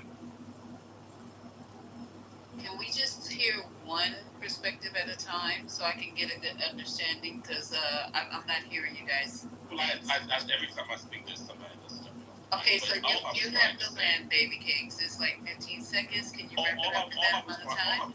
All I was trying to say is that, again, I'm not against anybody. But at some point, you got to blame yourself. And this rhetoric, this whole idea that everybody's dumb because they didn't vote for you because somehow your candidate wasn't able to convince them to get out there when they had the chance, still, even with 107 days, that, hey, I'm the man or woman for the job. And so now everybody's dumb and everybody's an idiot and all this type of stuff. It is the reason why you lost. Okay, but we lost and y'all won. Okay, you won, but look what you got. And look what you got. And you won because he lied to you, dummy. He lied to you. You were lied to, and you won. And look at the country. What do you have to be proud of that's going on in America right now? Because nobody else gives a shit. Like no other country gives a shit. Yeah, Ron. So you won. How many times you gonna say that? You won. But you didn't. What did you win? What is the big prize? Ask some of them people. Ask some people that voted for him. They should that voted for him. Right. Who put him down? Okay, but I was still talking. I know, Deborah. Somebody put him down. I said. Yeah, but why was I putting No, he's gonna wait till you finish, Deborah. Everybody else in 5 minutes. What's that about? I'm sure it was patient. Yo, dude, don't come here and play with me. Deborah, finish. Yeah, I'll be quiet. You real like where you down? Okay, wait. Did Deborah get to land? I don't think she did, so we need to go back to her. Deborah Love, are you there? Okay, so I know Ron, if Deborah's not there, I know Ron was trying to get in, so let's give Ron a chance. I asked Dr. Tigley to go since he haven't been on the stage today after Deborah. Okay. I don't have anything to say. I'm sorry, y'all. I walked away from the phone, but I'm done. No, Deborah, I told Dr. Tigley. Done from what? You didn't say anything, you dumb bitch. Okay, so I mean, I was just saying. So I don't even know what I was saying. Okay, so y'all won. But what do we have for the win? The country is fucked up, and everything that's going on is bad. But y'all won on a bunch of lies. So that's what makes you dumb. You don't even. I mean, you did have a choice, and great. You voted for Donald Trump, a criminal. And now we have a whole corrupt, even more corrupt than the Nixon administration. It's fucked up, and y'all are proud of it. So that's great. That's where we are. That's great. I'm done. All I was thinking. Go ahead, Ron. Hold up. Dr. Tigley is going after Deborah, and then you can go, Ron. Go ahead, Dr. Tigley. I just wanted to know, Ron, I'm not adding you, so you can take that request away, Ron, because you've been here fully grown as a black man saying might makes right, that if a lot of people like it, it must be good. As if there's not like a bunch of things that are really popular in life that suck. You know, whether it's music, whether it's art, if it's a whole bunch of people going out to see it, you and I both know, especially if you're a hip hop fan, that's usually some whack shit. So you're in here celebrating basically like the Beastie Boys over Rocket. Like that's what you're doing on a political level. You're just with the crowd, with the rah-rah. You're over here saying Britney Spears is better than Whitney Houston. Like, all right, man. You feel proud about that because you're telling 13% of the population that they're stupid for not going with 60% of the population. Like, that makes you cool. Okay. You get to, like, go on the internet and call all sorts of black people that remind you of your family and your community that they're dumb and you're the special Negro. As if we all don't know this sometimes. It's psychological projection of your own insecurities, man. Listen. It's true what they're saying about MAGA. Like, it's a white supremacist, racist ass political movement filled with coons and sellouts. But before it's any of that, it's a civil rights movement for dumb people. And you're one of those dumb people. You're in here with Matt Cool, who's a white supremacist that uses, like, black women's lingo in the comment sections in all black clubhouse rooms, telling people they're big mad, but then he feels like superior to other groups of people. Y'all are pathetic. And you might win, bro. Like, I pay attention to fascist movements, man. I might be in a camp getting executed in the same way many like black, brown, non-Christian, non-Aryan Italians were in the 1940s, right? 1930s. But Ron, you still gonna be fucking dumb, bro. I might be fucking in a chamber, dead. Are you tricked by the guy? By the guy? I might be dead. It's Mike. He means Mike. Okay. Oh, is it Mike? My bad. Ron, you can have me. If that was Mike saying all that dumb shit. Wow, I mean, the whole time I was like, I know he's not talking about me. I thought it was you. Oh, is that Ron? Mike, you dumb motherfucker, got me yelling at Ron because you say all this dumb shit and I'm not looking at my phone, nigga. I just want you to know, like, if I really get executed by you and your cohort of retards, I swear to God, my last word is gonna be, you a dumb motherfucker, and your ancestors should have fucking jumped in the ocean rather than come here and make a line of Negroes that turned out to be you. It's a waste of freedom. When black people were fighting for the vote, they weren't saying so my fucking little great grandbaby Mike can just be fucking stupid with the shit. And that's just what it is, bro. We're not gonna like, I don't know why all these old black people go on this stage trying to convince you. Maybe it's because you remind them of they like nieces, daughters, and nephews, but you're a fully grown retard, black retard. And that's Democrats and Dems and leftists and people who just don't like fascism gotta stop volunteering to be content ops for fucking goofballs. Like, you don't talk to flat earthers like this. You don't be arguing with flat earthers 3 years in a row every day with the same argument. You don't do that shit. Y'all all sound stupid. I'm not no offense, but y'all all sound dumb. Continually talking to people like this. Corey is a smart nigga. And I've heard the same fucking speech that I agree with about 500 times on that. They might just be winning, nigga. We might be too stupid for this country. Like, they might be adequately stupid. I'm too smart. This is what it is, man. We gotta get your gun. The how many times The thing with Ron was next. Yeah, I just but he definitely spoke about me. Ron was next. I just want to reiterate. Yeah, it's going to be quick. I don't have a lot to say. I just want to reiterate that the conversation was about anti-intellectualism and the rise in these podcast young boys like Hayden Ross, Kai Sinai, and whoever else is right-wing, either because they truly believe that or because they think it's going to gain them a financial following, a la Charlie Kirk. But I don't know if he is or not. Okay, whatever. Okay, I apologize to Kai for that. But I'm just saying, like it's like school is not cool. When you look at HBCU statistics, because I had a great goes and transfers what Barack Obama, Tucker confirmed Obama did not, and was going to oral blowjobs from a I think that's a crackhead. problem. And why don't we take school seriously? That's literally all I was saying. And somebody went to, well, you voted for this bitch in 2024. We weren't even talking about that. I was talking about anti-intellectualism. Topic like that. Yeah. You gotta stop doing that. You gotta stop. He was never gonna figure that out. So we don't gotta help. Like, these niggas ain't learning. They're mad at it. Most of this racist shit, as much as it's racist, they're also just tired of learning. They don't want to go to work or some shit. They don't want to, like, learn about people. Why I gotta learn? Most of the racism in America is due to people just not wanting to learn shit. They don't want to learn.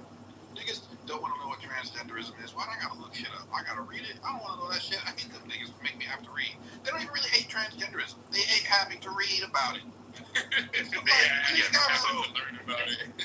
How many times? We're not going to, you were all. Yeah, how many attacks?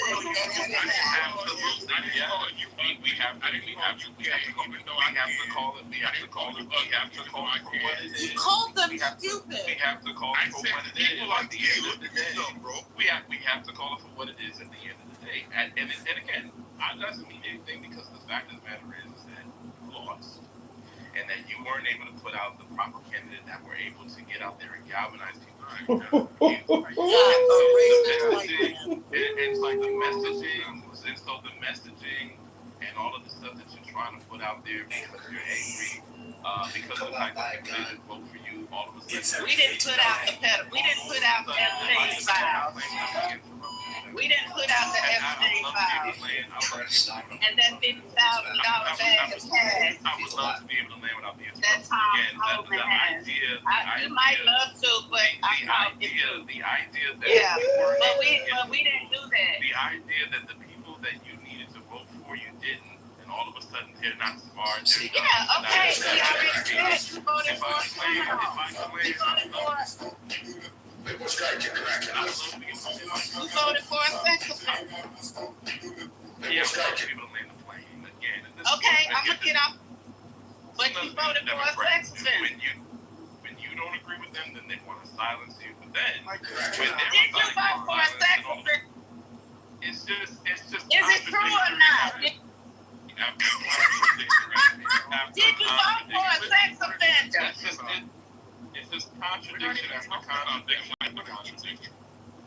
Contradiction. And that's why you're going to lose again. But you voted for a sex offender. We all lost. Guess what? You lost too, buddy. You lost too, but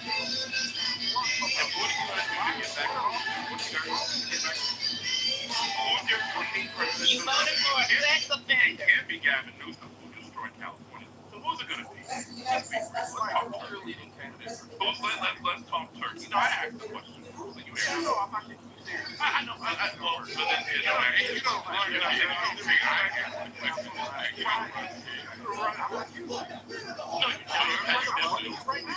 You definitely right now. You guys know that just like 400 people talking at one time, though, right? Because they're mad because I'm telling the truth. You're mad because I'm telling the truth. I don't. Okay. Mike, you think that's what it is? It's exactly your what ugly it is. white girl. Everybody that disagrees with you can't be dumb. Everybody that disagrees with you can't be uneducated. You know that, right? No, just MAGA. Oh, just the MAGAs are you voted for a sex offender. That's why you dumb. Yes, no, but then I gotta go.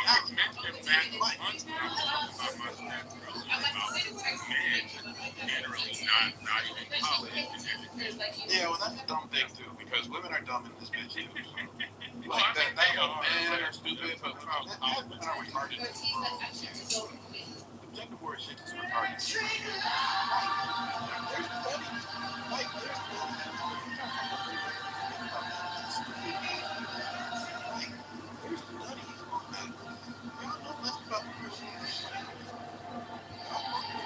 This is the rhetoric that makes you lose. It's not rhetoric. I'm not trying to win a vote. I hate you.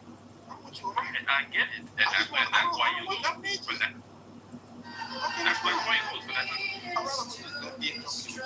There you go. Yeah, I'd rather lose. We got and that picture is your PPR. That's what it means. You don't. Right. Like, he racist. You don't hate racist. I don't embrace racist, but that you think that's tasteful? I'm saying that How can you say you don't embrace racism? That's the entire movement. You're racist, right? You're baffling. No. Fuck racism. Is he a sex offender? Yes, right. Let's start at the base. And a fucking pedophile.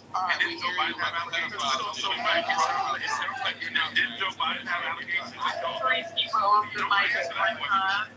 Why is three people off the mic at one time? Why does Mike get to talk all night? Oh, now all of a sudden, go on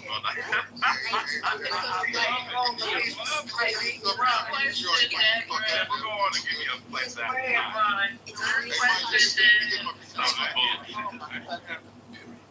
The guy's a monster. Okay, so the way to silence Mike is to let him live. This motherfucking nigga hasn't landed it. I did have a question. I'm not even going to ask One at a time. The parents that stepped up and said, I think that's a very small percentage because many others are finding a problem. We're going to have to have some type of conversation. I suppose they put that some type of conversation. Just a cluster of Exactly. all I hear is just 5-7 voices going around. Just like this investigator that can we have this conversation? Can we have the conversation or not? We're gonna have to, and it's not one. I think we've had it. The part about Kamala Harris, I think we've had that conversation. Is there a different one? No, but what I'm saying is that you hear 5 people talking, so obviously they're having a conversation. So, and everybody in the stage is jumping in. It's not just one person. They're just saying you're dumb, no, you're dumb. Right, and that's dumb. No, we're not shooting anybody. I help mute this baby's Lisa, and I will continue to mute this baby. They keep doing it. So if you want to get your point across, then you have to wait until the person talks. Otherwise, I'll continue to mute this baby. We'll stay on the same conversation all night long. So, what's the next conversation? Okay, so Are you gonna talk about how fine Lisa looks in that PTR? nah, not really. I just want to say, guys, one thing. Try to pretend like you're at a whiskey tasting cigar bar. You're not acting like this. You're not talking all over nobody. You're not calling people out of their names. Forget you're on Clubhouse. Just for a minute, imagine you're at a whiskey tasting cigar bar. Y'all think this will be put out of that man's establishment. So can we just have a conversation? Mike says shit that 90% of y'all don't like. Okay? We know that. Amari's on the stage, Omar's on the stage, I guess you guys, I don't know what happened to Anthony and Infinity or whatever. You guys already know that. Let them say there's a 15-second speaking time. I wish you guys would honor that. That's only for the Trump support. It's not for the us. Mike been talking all night. Everybody waits on him. Never lands. Somebody else say something. They can't even finish before he back off the mic. Okay, so fuck you, Mike. Fuck you, motherfucker. Bitch ass motherfucker. We'll say this is actually quick. So in 15 seconds, let's do it mentally. How many minutes? Did you say a minute? 25 seconds. 25 seconds. Hold your minute. Hold your breath for a minute, Gemini. I'll come right back to you. That's fucked up, yo. I got you. I can go to way longer than that. Well, I chose the wrong one. Let me get one of these out of shape beer belly. Hey, what's Mike P? My PTR, so he looks like we gotta shake him. Okay, so I just want us to have this conversation. Just let it flow. That's all we're doing. I mean, it can get spicy at times. And what do you call it, Gemini, when two people are going back and forth and no one else jumps in? What were you calling that the other night? Okay, don't go adopting that over here because that's not. That comes from the pits of hell, Lisa. Don't hate on my boy Lou like that. That comes from the pits of hell. Whether we call it a squab or a cook-off, we call it a cook-off. Cook-off. Okay, dialogue. How does that mean? How does that mean? But what I'm saying No, this is not debate. This is not debate. No, it's not. So what I'm trying to say is this: no matter what we call it, as long as you can have a one, no matter what we call it, as long as you can have a one-on-one without other people interfering, then they can get to a conclusion. I like the ISO. I like that. Okay, so Mike P, who are you having the ISO with, sir?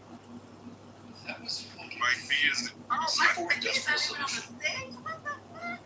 Where y'all go with Mike P? He's not gonna have an ISO with anybody. Okay, Mike P, who are you having an ISO with, sir? I don't see Mike P. Oh, there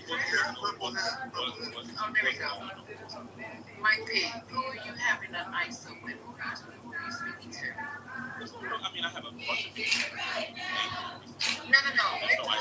We're doing an ISO. We're doing an ISO right now. Anybody want an ISO with Mike P? Yes or no? Okay, so This is way. Can I just say say you don't get to talk. Come on, y'all heard each other. Shut the fuck up.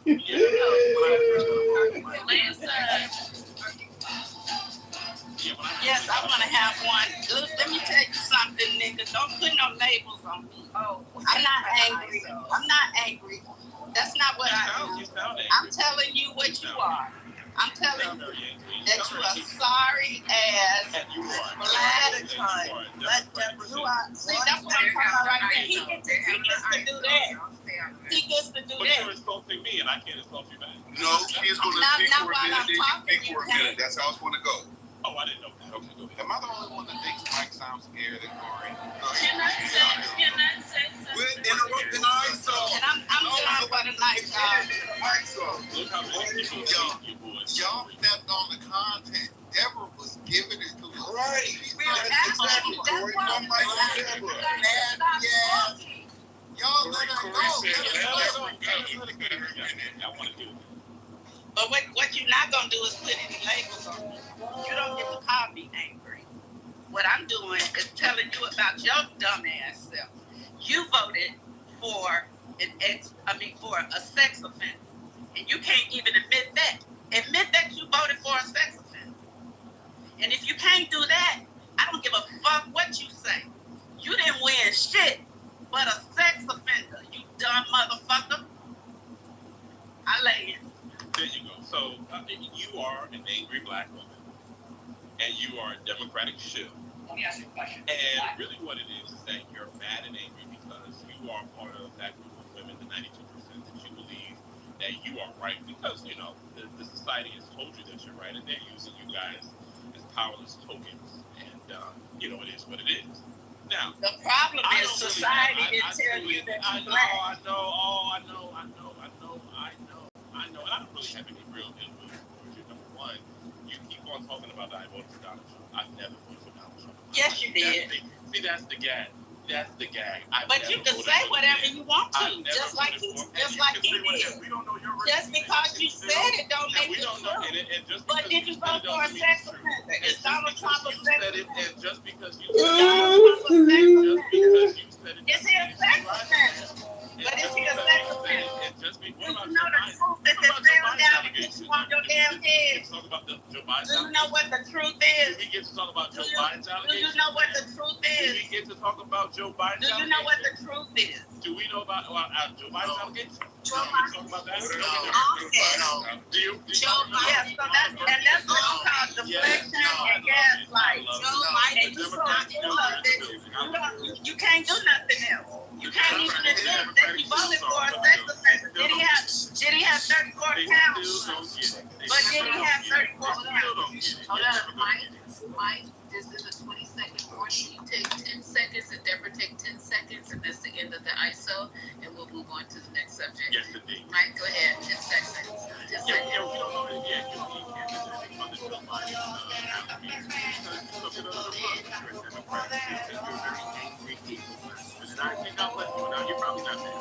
So go ahead. And you're a very angry black man, and you probably got a trans in your room or sucking on your dick right now. And I bet you was in that grinder. You was in that grinder room last night. When it blew up, you were in there. I see it all over your face. You was in the grinder room, bitch ass motherfucker. Alright, so And you're very suicidal. So then And so are you. I'm gonna ask. Don't blow your brains out tonight. Don't blow your brains out. You're a dummy. Okay, that's what you are. I don't want you to harm yourself, ma'am. Okay, end Yeah, of the so ISO. I hope you're okay with that. Like, Can I- fucking around? Can I- End of the Go ISO. back and take your homeland. That's Lisa. She said that's the end of the ISO. That's the end of the ISO. Lisa said it's over. One mic. Lisa, Yes. can I real quick say something? Because that last part, when y'all start doing these ridiculous ass health reads and insults, like about people that are in the room, about people that we claim to care about people who commit suicide, who take their own lives, about people who have HIV, about people who are trans, that shit is so unnecessary, uncalled for, and worse than distasteful. Like, I mean, we can do a whole lot better with our insults. We can do a whole lot better with our roasts. That's just unnecessary. And often when we do it, this is the last thing I'm gonna say. Often when we do that shit, we have no regard for who the rock hits that we claim to care about. I appreciate that, Corey. You're right, Corey. You're right, Corey, and I apologize. I can do that. And I apologize. I think Corey makes a strong point, but I do want to surface that there's nothing wrong with trans folks. There is something wrong with hating on trans folks while looking for pussy. If you're looking for pussy on Grindr, you can't be publicly hating on trans folks. You can't be. You got to pick a side. While we're at it, can we also please? Can I speak? Pick a side, nigga. Malik was trying to speak. Corey, do you accept my apology, Corey? Hold on. If y'all, thank you, Deborah. I do appreciate that, and yes, I do. I didn't expect a response. I wasn't saying it because I thought that was gonna happen. So you and Mike both apologize. I heard it. I appreciate that. That's it. Thank you. Okay, I would also like us to please stop saying retarded. Thank you. I would like to say that while I would like to continue this pathward towards apologia, I really believe the day we stopped saying it was the day Republicans, like the day we stopped calling these people what they are is the day they got to start pretending to be smart. So at a certain point, you got to bring certain R words back. Okay. And we can't be defanging. You're stupid. Okay, so let me jump in real quick here. Bring us back around to the lounge. We're all enjoying ourselves. I'm enjoying myself. I'm having tasting all kind of whiskeys over here, which I'm not actually, but I'm trying to get you guys to settle the fuck down. They're saying that Democrats, this is an article from The Guardian, and they're saying that Democrats silent as Republicans galvanize after CK's memorial. Democrats are treading carefully in responding to the event attended by 100,000 people that blended politics with religion. So we all know, most of us here, if you're in the two rooms, PC or this room, you know that nearly 100,000 people filled a football stadium, an overflow area in Glendale, Arizona on Sunday to pay tribute to CK, according to the organization Turning Point from their own numbers. The show showed a force, and they said the service was a show of force that blended politics with religion, putting Christian nationalism at the heart of Trump's Make America Great Again MAGA movement. It also cast CK as a martyr who could be a rallying point in future elections. Quote, "Today is the day Democrats lost 2028. And that was posted by Meghan McCain, the daughter of the late Republican Senator John McCain. Oh, that's interesting. She would post that. Did you hear what she posted? Meghan McCain said today, speaking of the day of the memorial, is the day Democrats lost 2028. That says a lot. Yeah, I thought they were a little hold more. on, I thought not they were a little finished. more centered. But yeah. I don't know. Miller, our favorite subject of the day, the White House Deputy Chief of Staff, said in a fiery speech, "We will carry Charlie and Erica in our hearts every single day." I don't want to keep repeating him because we played his whole speech. You have no idea the dragon you have awakened. You have no idea how determined we will be to save this civilization, to save the West, to save the Republic. Closing out the 5-hour service, it was 5 hours. Wow. Damn. Trump insisted The violence comes largely from the left without citing any evidence and leading into campaigns. He didn't post receipts. CK didn't hate his opponent. He wanted the best for them. That's where I disagree with Charlie. This is your president. I meant to play that clip. Dang it. That's the clip I was looking for. Okay, we got to find this clip. Okay, he said, without citing any evidence and leaning into campaign-style grievances, he quipped that Kirk didn't hate his opponents. He wanted the best for them. He goes on to say, this is Trump, that's where I disagree with Charlie. I hate my opponents, and I don't want the best for them. I'm sorry. That's why he talks about Biden. Yeah. I need With that the clip. cancer. I need that clip. Smoking dope, Lil Mike, spinner. And it says that Democrats tried Lil' M. carefully and We on responded board. Lisa to the is royal still survey. talking. Democrats tried One mic on carefully- Lisa. Whoa, what's going on, bruh? Democrats trod carefully in responding to the memorial service, aware that any hit of criticism might be construed and exploited. So, what are we doing here? What are we doing here, Dems? Is it too early? Or what we gonna do? We not gonna say nothing? So, Let me go find that clip while y'all talking. are y'all familiar with Alfred Street Baptist Church Alexa, reduce in volume. Alexandria? Yes, Reverend Wesley. John Howard Wesley? I'm not familiar. Yes. Okay. For the people who are not familiar, it is a renowned, notable Black church in Alexandria, Virginia, right outside of D.C., who has a pastor who is, I believe, John Howard Wesley, only a couple years old, in his mid to late 40s, and is a Black liberation theologian, amongst other things.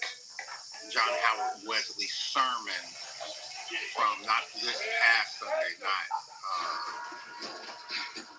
yesterday, but yesterday was Sunday, right? Yes.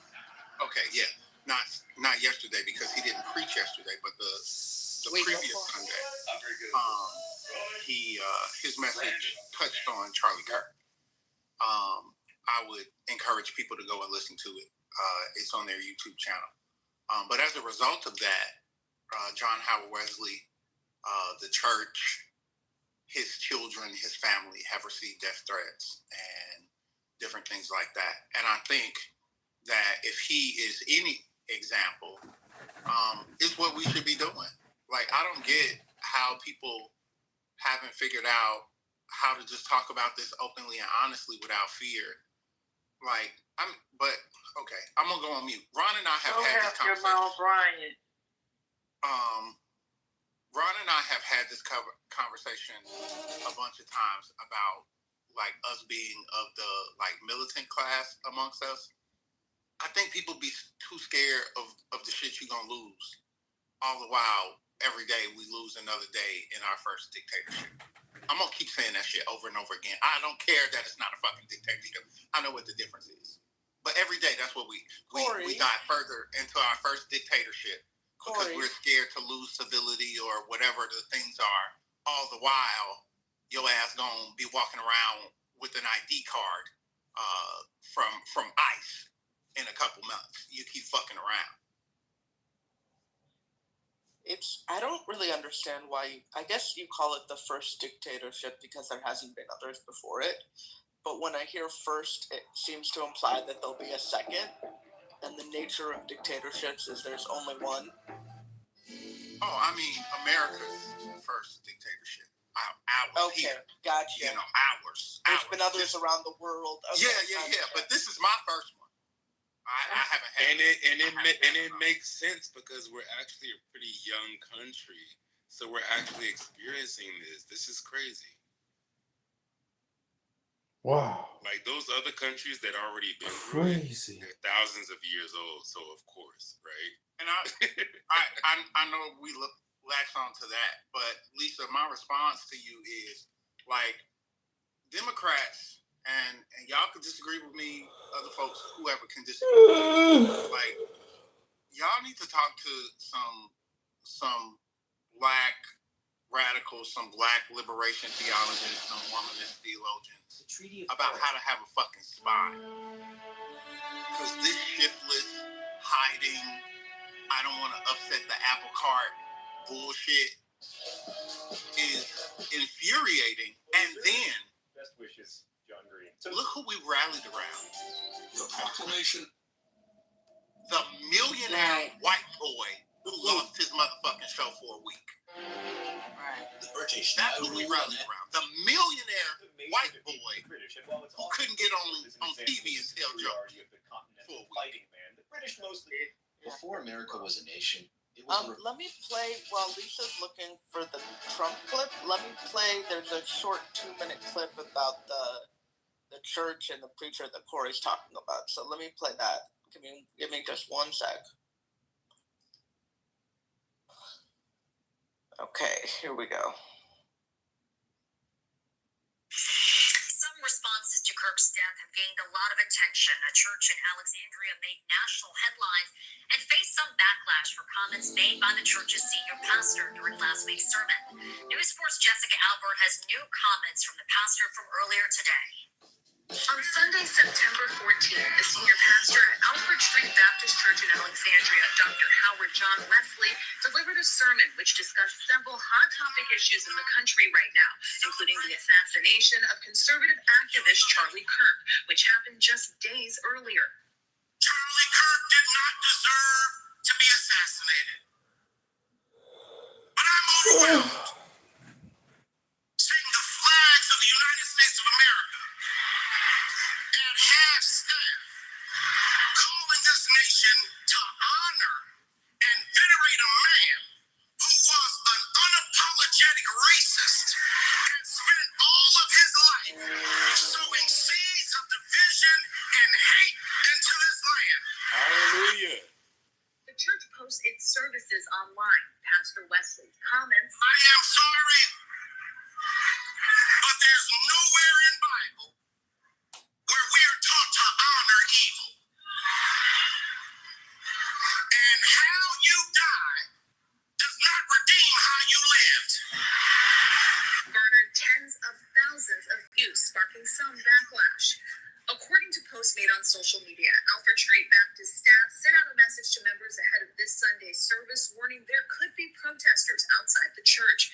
News 4 didn't see any protesters while we were there, but we did see Alexandria police. The officers told us they are here every week. We reached out to Alfred Street Baptist for comment on the recent attention and criticism the church has received. We were told church leaders have no comment at this time. However, during this Sunday's service, Dr. Wesley did say this. It's been a different kind of week. I want to thank you all for praying, for remaining peaceful, for realizing that we've turned down all the media requests because we don't engage in sound bites. We engage in preaching the whole truth of the gospel of Jesus Christ. He went on to say the church is making sure its members stay safe when attending services. In Alexandria, Jessica Albert, News 4. Okay. All out.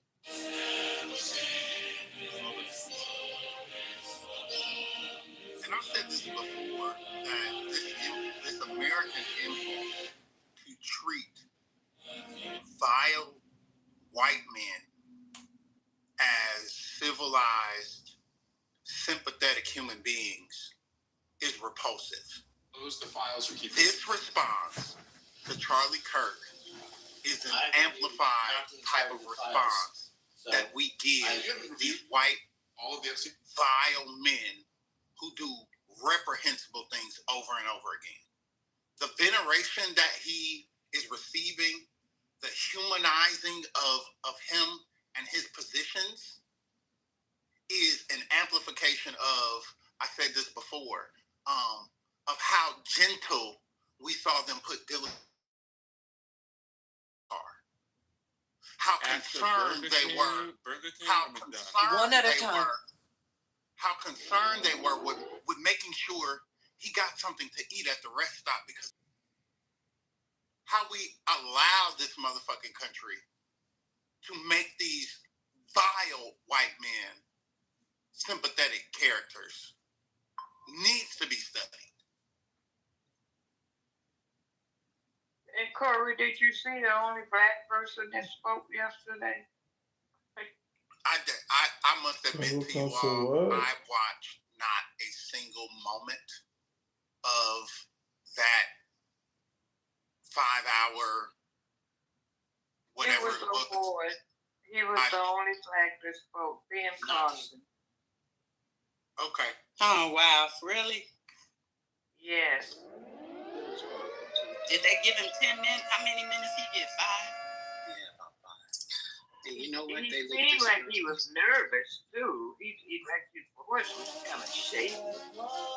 And those people look disgusted while he was speaking. You know what? He probably was scared, didn't know if something could happen to him in that 5 minutes. Like if he was being set up, Yeah, and what he said, you could tell was fed to him to say. In the streets of Glendale the day after the event, just piles and piles and piles of trash from all the littering people had done. It's not even like, okay, the trash can was full and then it was around the trash can. No, people were just throwing things in the street and the sidewalks, anywhere. Just piles of trash, if that tells you the quality of folk. They'll bring a bunch of them over here to clean it up and then take them back. And then to be on this app, I had not witnessed it before, and I apologize to Brooklyn and a couple other people here on this app in this room who talked about TC's behavior in these other rooms. I saw it today firsthand for myself. Oh shit, he saw TC? Like, I don't know what version of the sunken place we are in. Oh my God. To have black men on this app literally prepared with sound bites to defend their arguments about how Charlie Kirk is not a white supremacist, was not a white supremacist, did not had black friends. He was actually looking out for black folk. I told you they got the same recording and pictures. I heard you, but I did not know it was as disgusting as it actually was. I had to call him a total cuck. On the stage. What? Why can't they just say, okay, yeah, sure, he was a white supremacist, maybe he was a racist, but so what? I don't give a fuck about that. He was useful. They're using me, I'm using them back. That would be a more honest argument. So, Corey, you wasn't here yesterday, but yesterday it got even worse because, what's his name? What's the guy named Pete? What's his name that did the speech at Charlie Kirk's funeral? What's his name? Stephen Miller?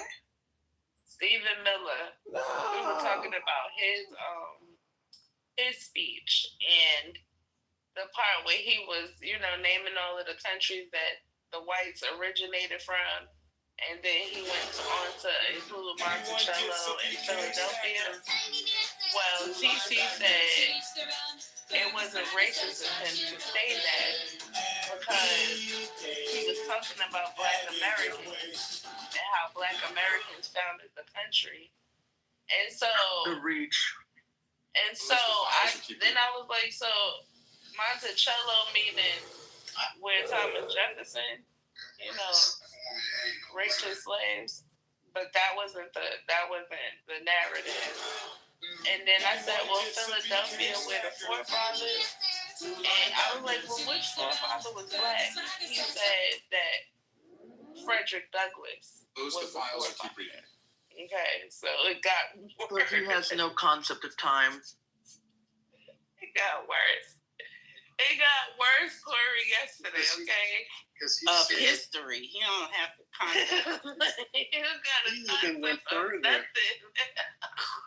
Check it out. He went further and lied and said he did not say that, and that he said that Frederick Douglass was there with the founding fathers. There's no way Frederick Douglass could be there because Frederick Douglass was born in 1818. I was here. They don't know. Oh, and then not to mention the day after the incident when they were threatening the HBCU, he was one of the ones that was saying that, you know, the black schools were being targeted because they breed Democrat liberals who are dangerous, basically. So all of the white talking points, all of them. Can you believe this machine can grow diamonds Yeah, in just 10 days? It's called a cubic press, and it mimics the insane heat and pressure deep inside I heard the y'all earth, talking turning about what it, normally takes millions of years but I into experienced just it with 10 TC. days. Here's how it works. 6 hydraulic Yoshi rams today. use a tiny chamber from all sides. Inside, they place a graphite And it is powder another plus a episode catalyst, of plus a tiny diamond Ashamed seed. of Black Then Men. it's heated to 2,700 degrees Fahrenheit and crushed under 700,000 psi. Juicy That's like stacking calling them a cuck. 500,000 tons on a small table. I don't know. Under these extreme I don't know conditions, if we carbon can get atoms more start to rearrange close and to grow into a accurate than diamond. that. I don't know After what a the week or fuck two, the they offset crack open the chamber. And I inside, really don't. raw diamonds I'm sparkling dead like ass. magic. Like, I'm not Cut, being polish, hyperbolic done. right now. Now it looks just like a natural diamond, but for It half the was price, wild about $1,000 per carat. This method the way is at called which HPHT. he There's spent another one called dedicated CVD. time Want to see how CVD diamonds are made? structuring this Drop a CVD argument in the comments. in I'll show you in the advance next. so that he was prepared to defend that Charlie Kirk was not a white supremacist. That white replacement theory didn't have anything to do with anyone else who was an American, only about immigrants. It's not racist. It's about immigrants. Like, I have never seen something so twisted in real life. It was the embodiment of Samuel Jackson's character in Django with Leonardo DiCaprio. Yes. Yeah. It absolutely was. That's what it is. Yeah, it's exactly that. Like, I believe that it's a website or a club or some kind of, maybe it's on X or something, that they go to and they discuss these talking points with their white counterparts just to, you know what I'm saying, get the talking points, and then they come out with all of their little information, and no matter how much is debunked, they gonna run it into the fucking hole. They gonna run a hole into it. So it doesn't even, that's why I said earlier, it's a waste of time even talking to people like this. That's a waste of time. Let me be brief. Brooklyn, that's absolutely true, because there has been times where we've been in rooms and there's been breaking news around like something MAGA related or whatever, and they don't know how to respond. No, exactly. Like they don't have anything to say because they haven't gotten the talking points yet, but then they come in after a few hours or the next day and they're all saying the same thing, same talking points. Well, One day they were Manfinity missing 2 days. Manfinity already told us that though. Because you see how he's made the switch back to being regretful of his vote for Trump. But he already told us, like, he was the main. Manfinity? You guys have made a difference. You said it wasn't going to happen, so obviously it's not a waste No, of time. but we didn't make that difference. What? Like, I don't know who the made fact it, that but it happened. He got some pussy and it made a difference. I don't know about that. That's all that Did he was. say Like, that? I think it's very. yeah, that's what he said. He said he got some pussy and that made the difference. No, he said he got He basically, he said he found the woman and she is not on that tight time. And because she's not on that tight time, he switched sides. Easy.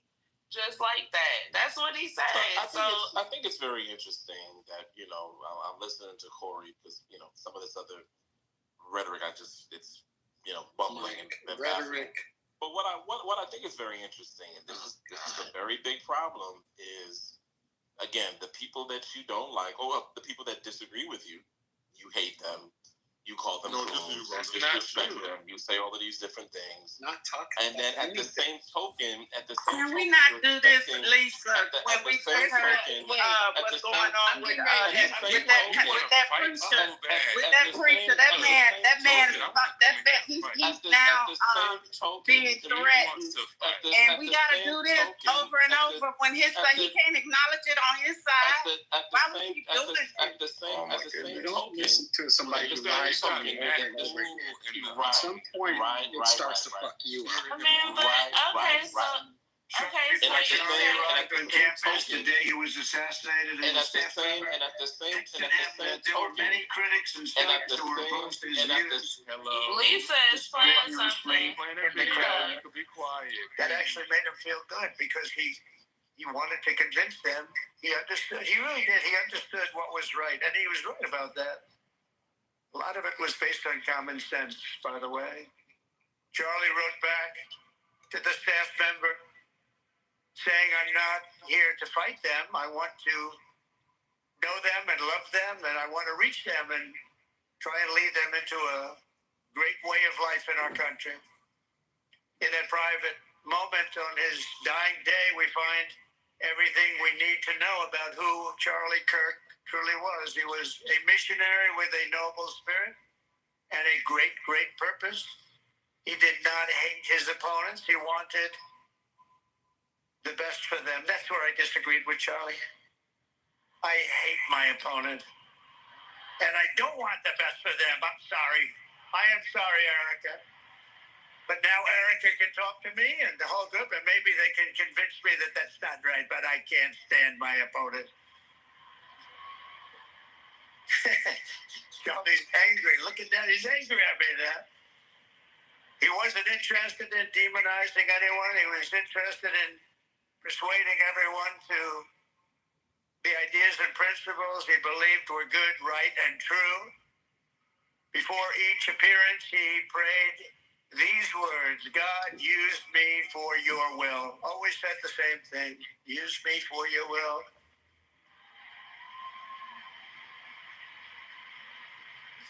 And that is exactly what God did. When you think, that's exactly what he did. The more success Charlie had, and he was getting more and more successful, the more dangerous his mission became. On campuses all over the country, his quest for open dialogue was met with menacing hate. There were bomb threats, fire alarms, and countless rage-filled radicals who tried to shout him down. It was nasty. I used to say, Charlie, this is nasty stuff you're doing. At one event, police had to build barricades to protect students from an angry mob of thugs. Many of these people, by the way, are paid a lot of money to do this. They're agitators. They're paid agitators. Okay. I'm saying that he hates his opponents. Thank you, Lisa. Thank you. Yeah, he said that he was going to make sure that any news station, I'm paraphrasing, that said bad things about him, they get canceled.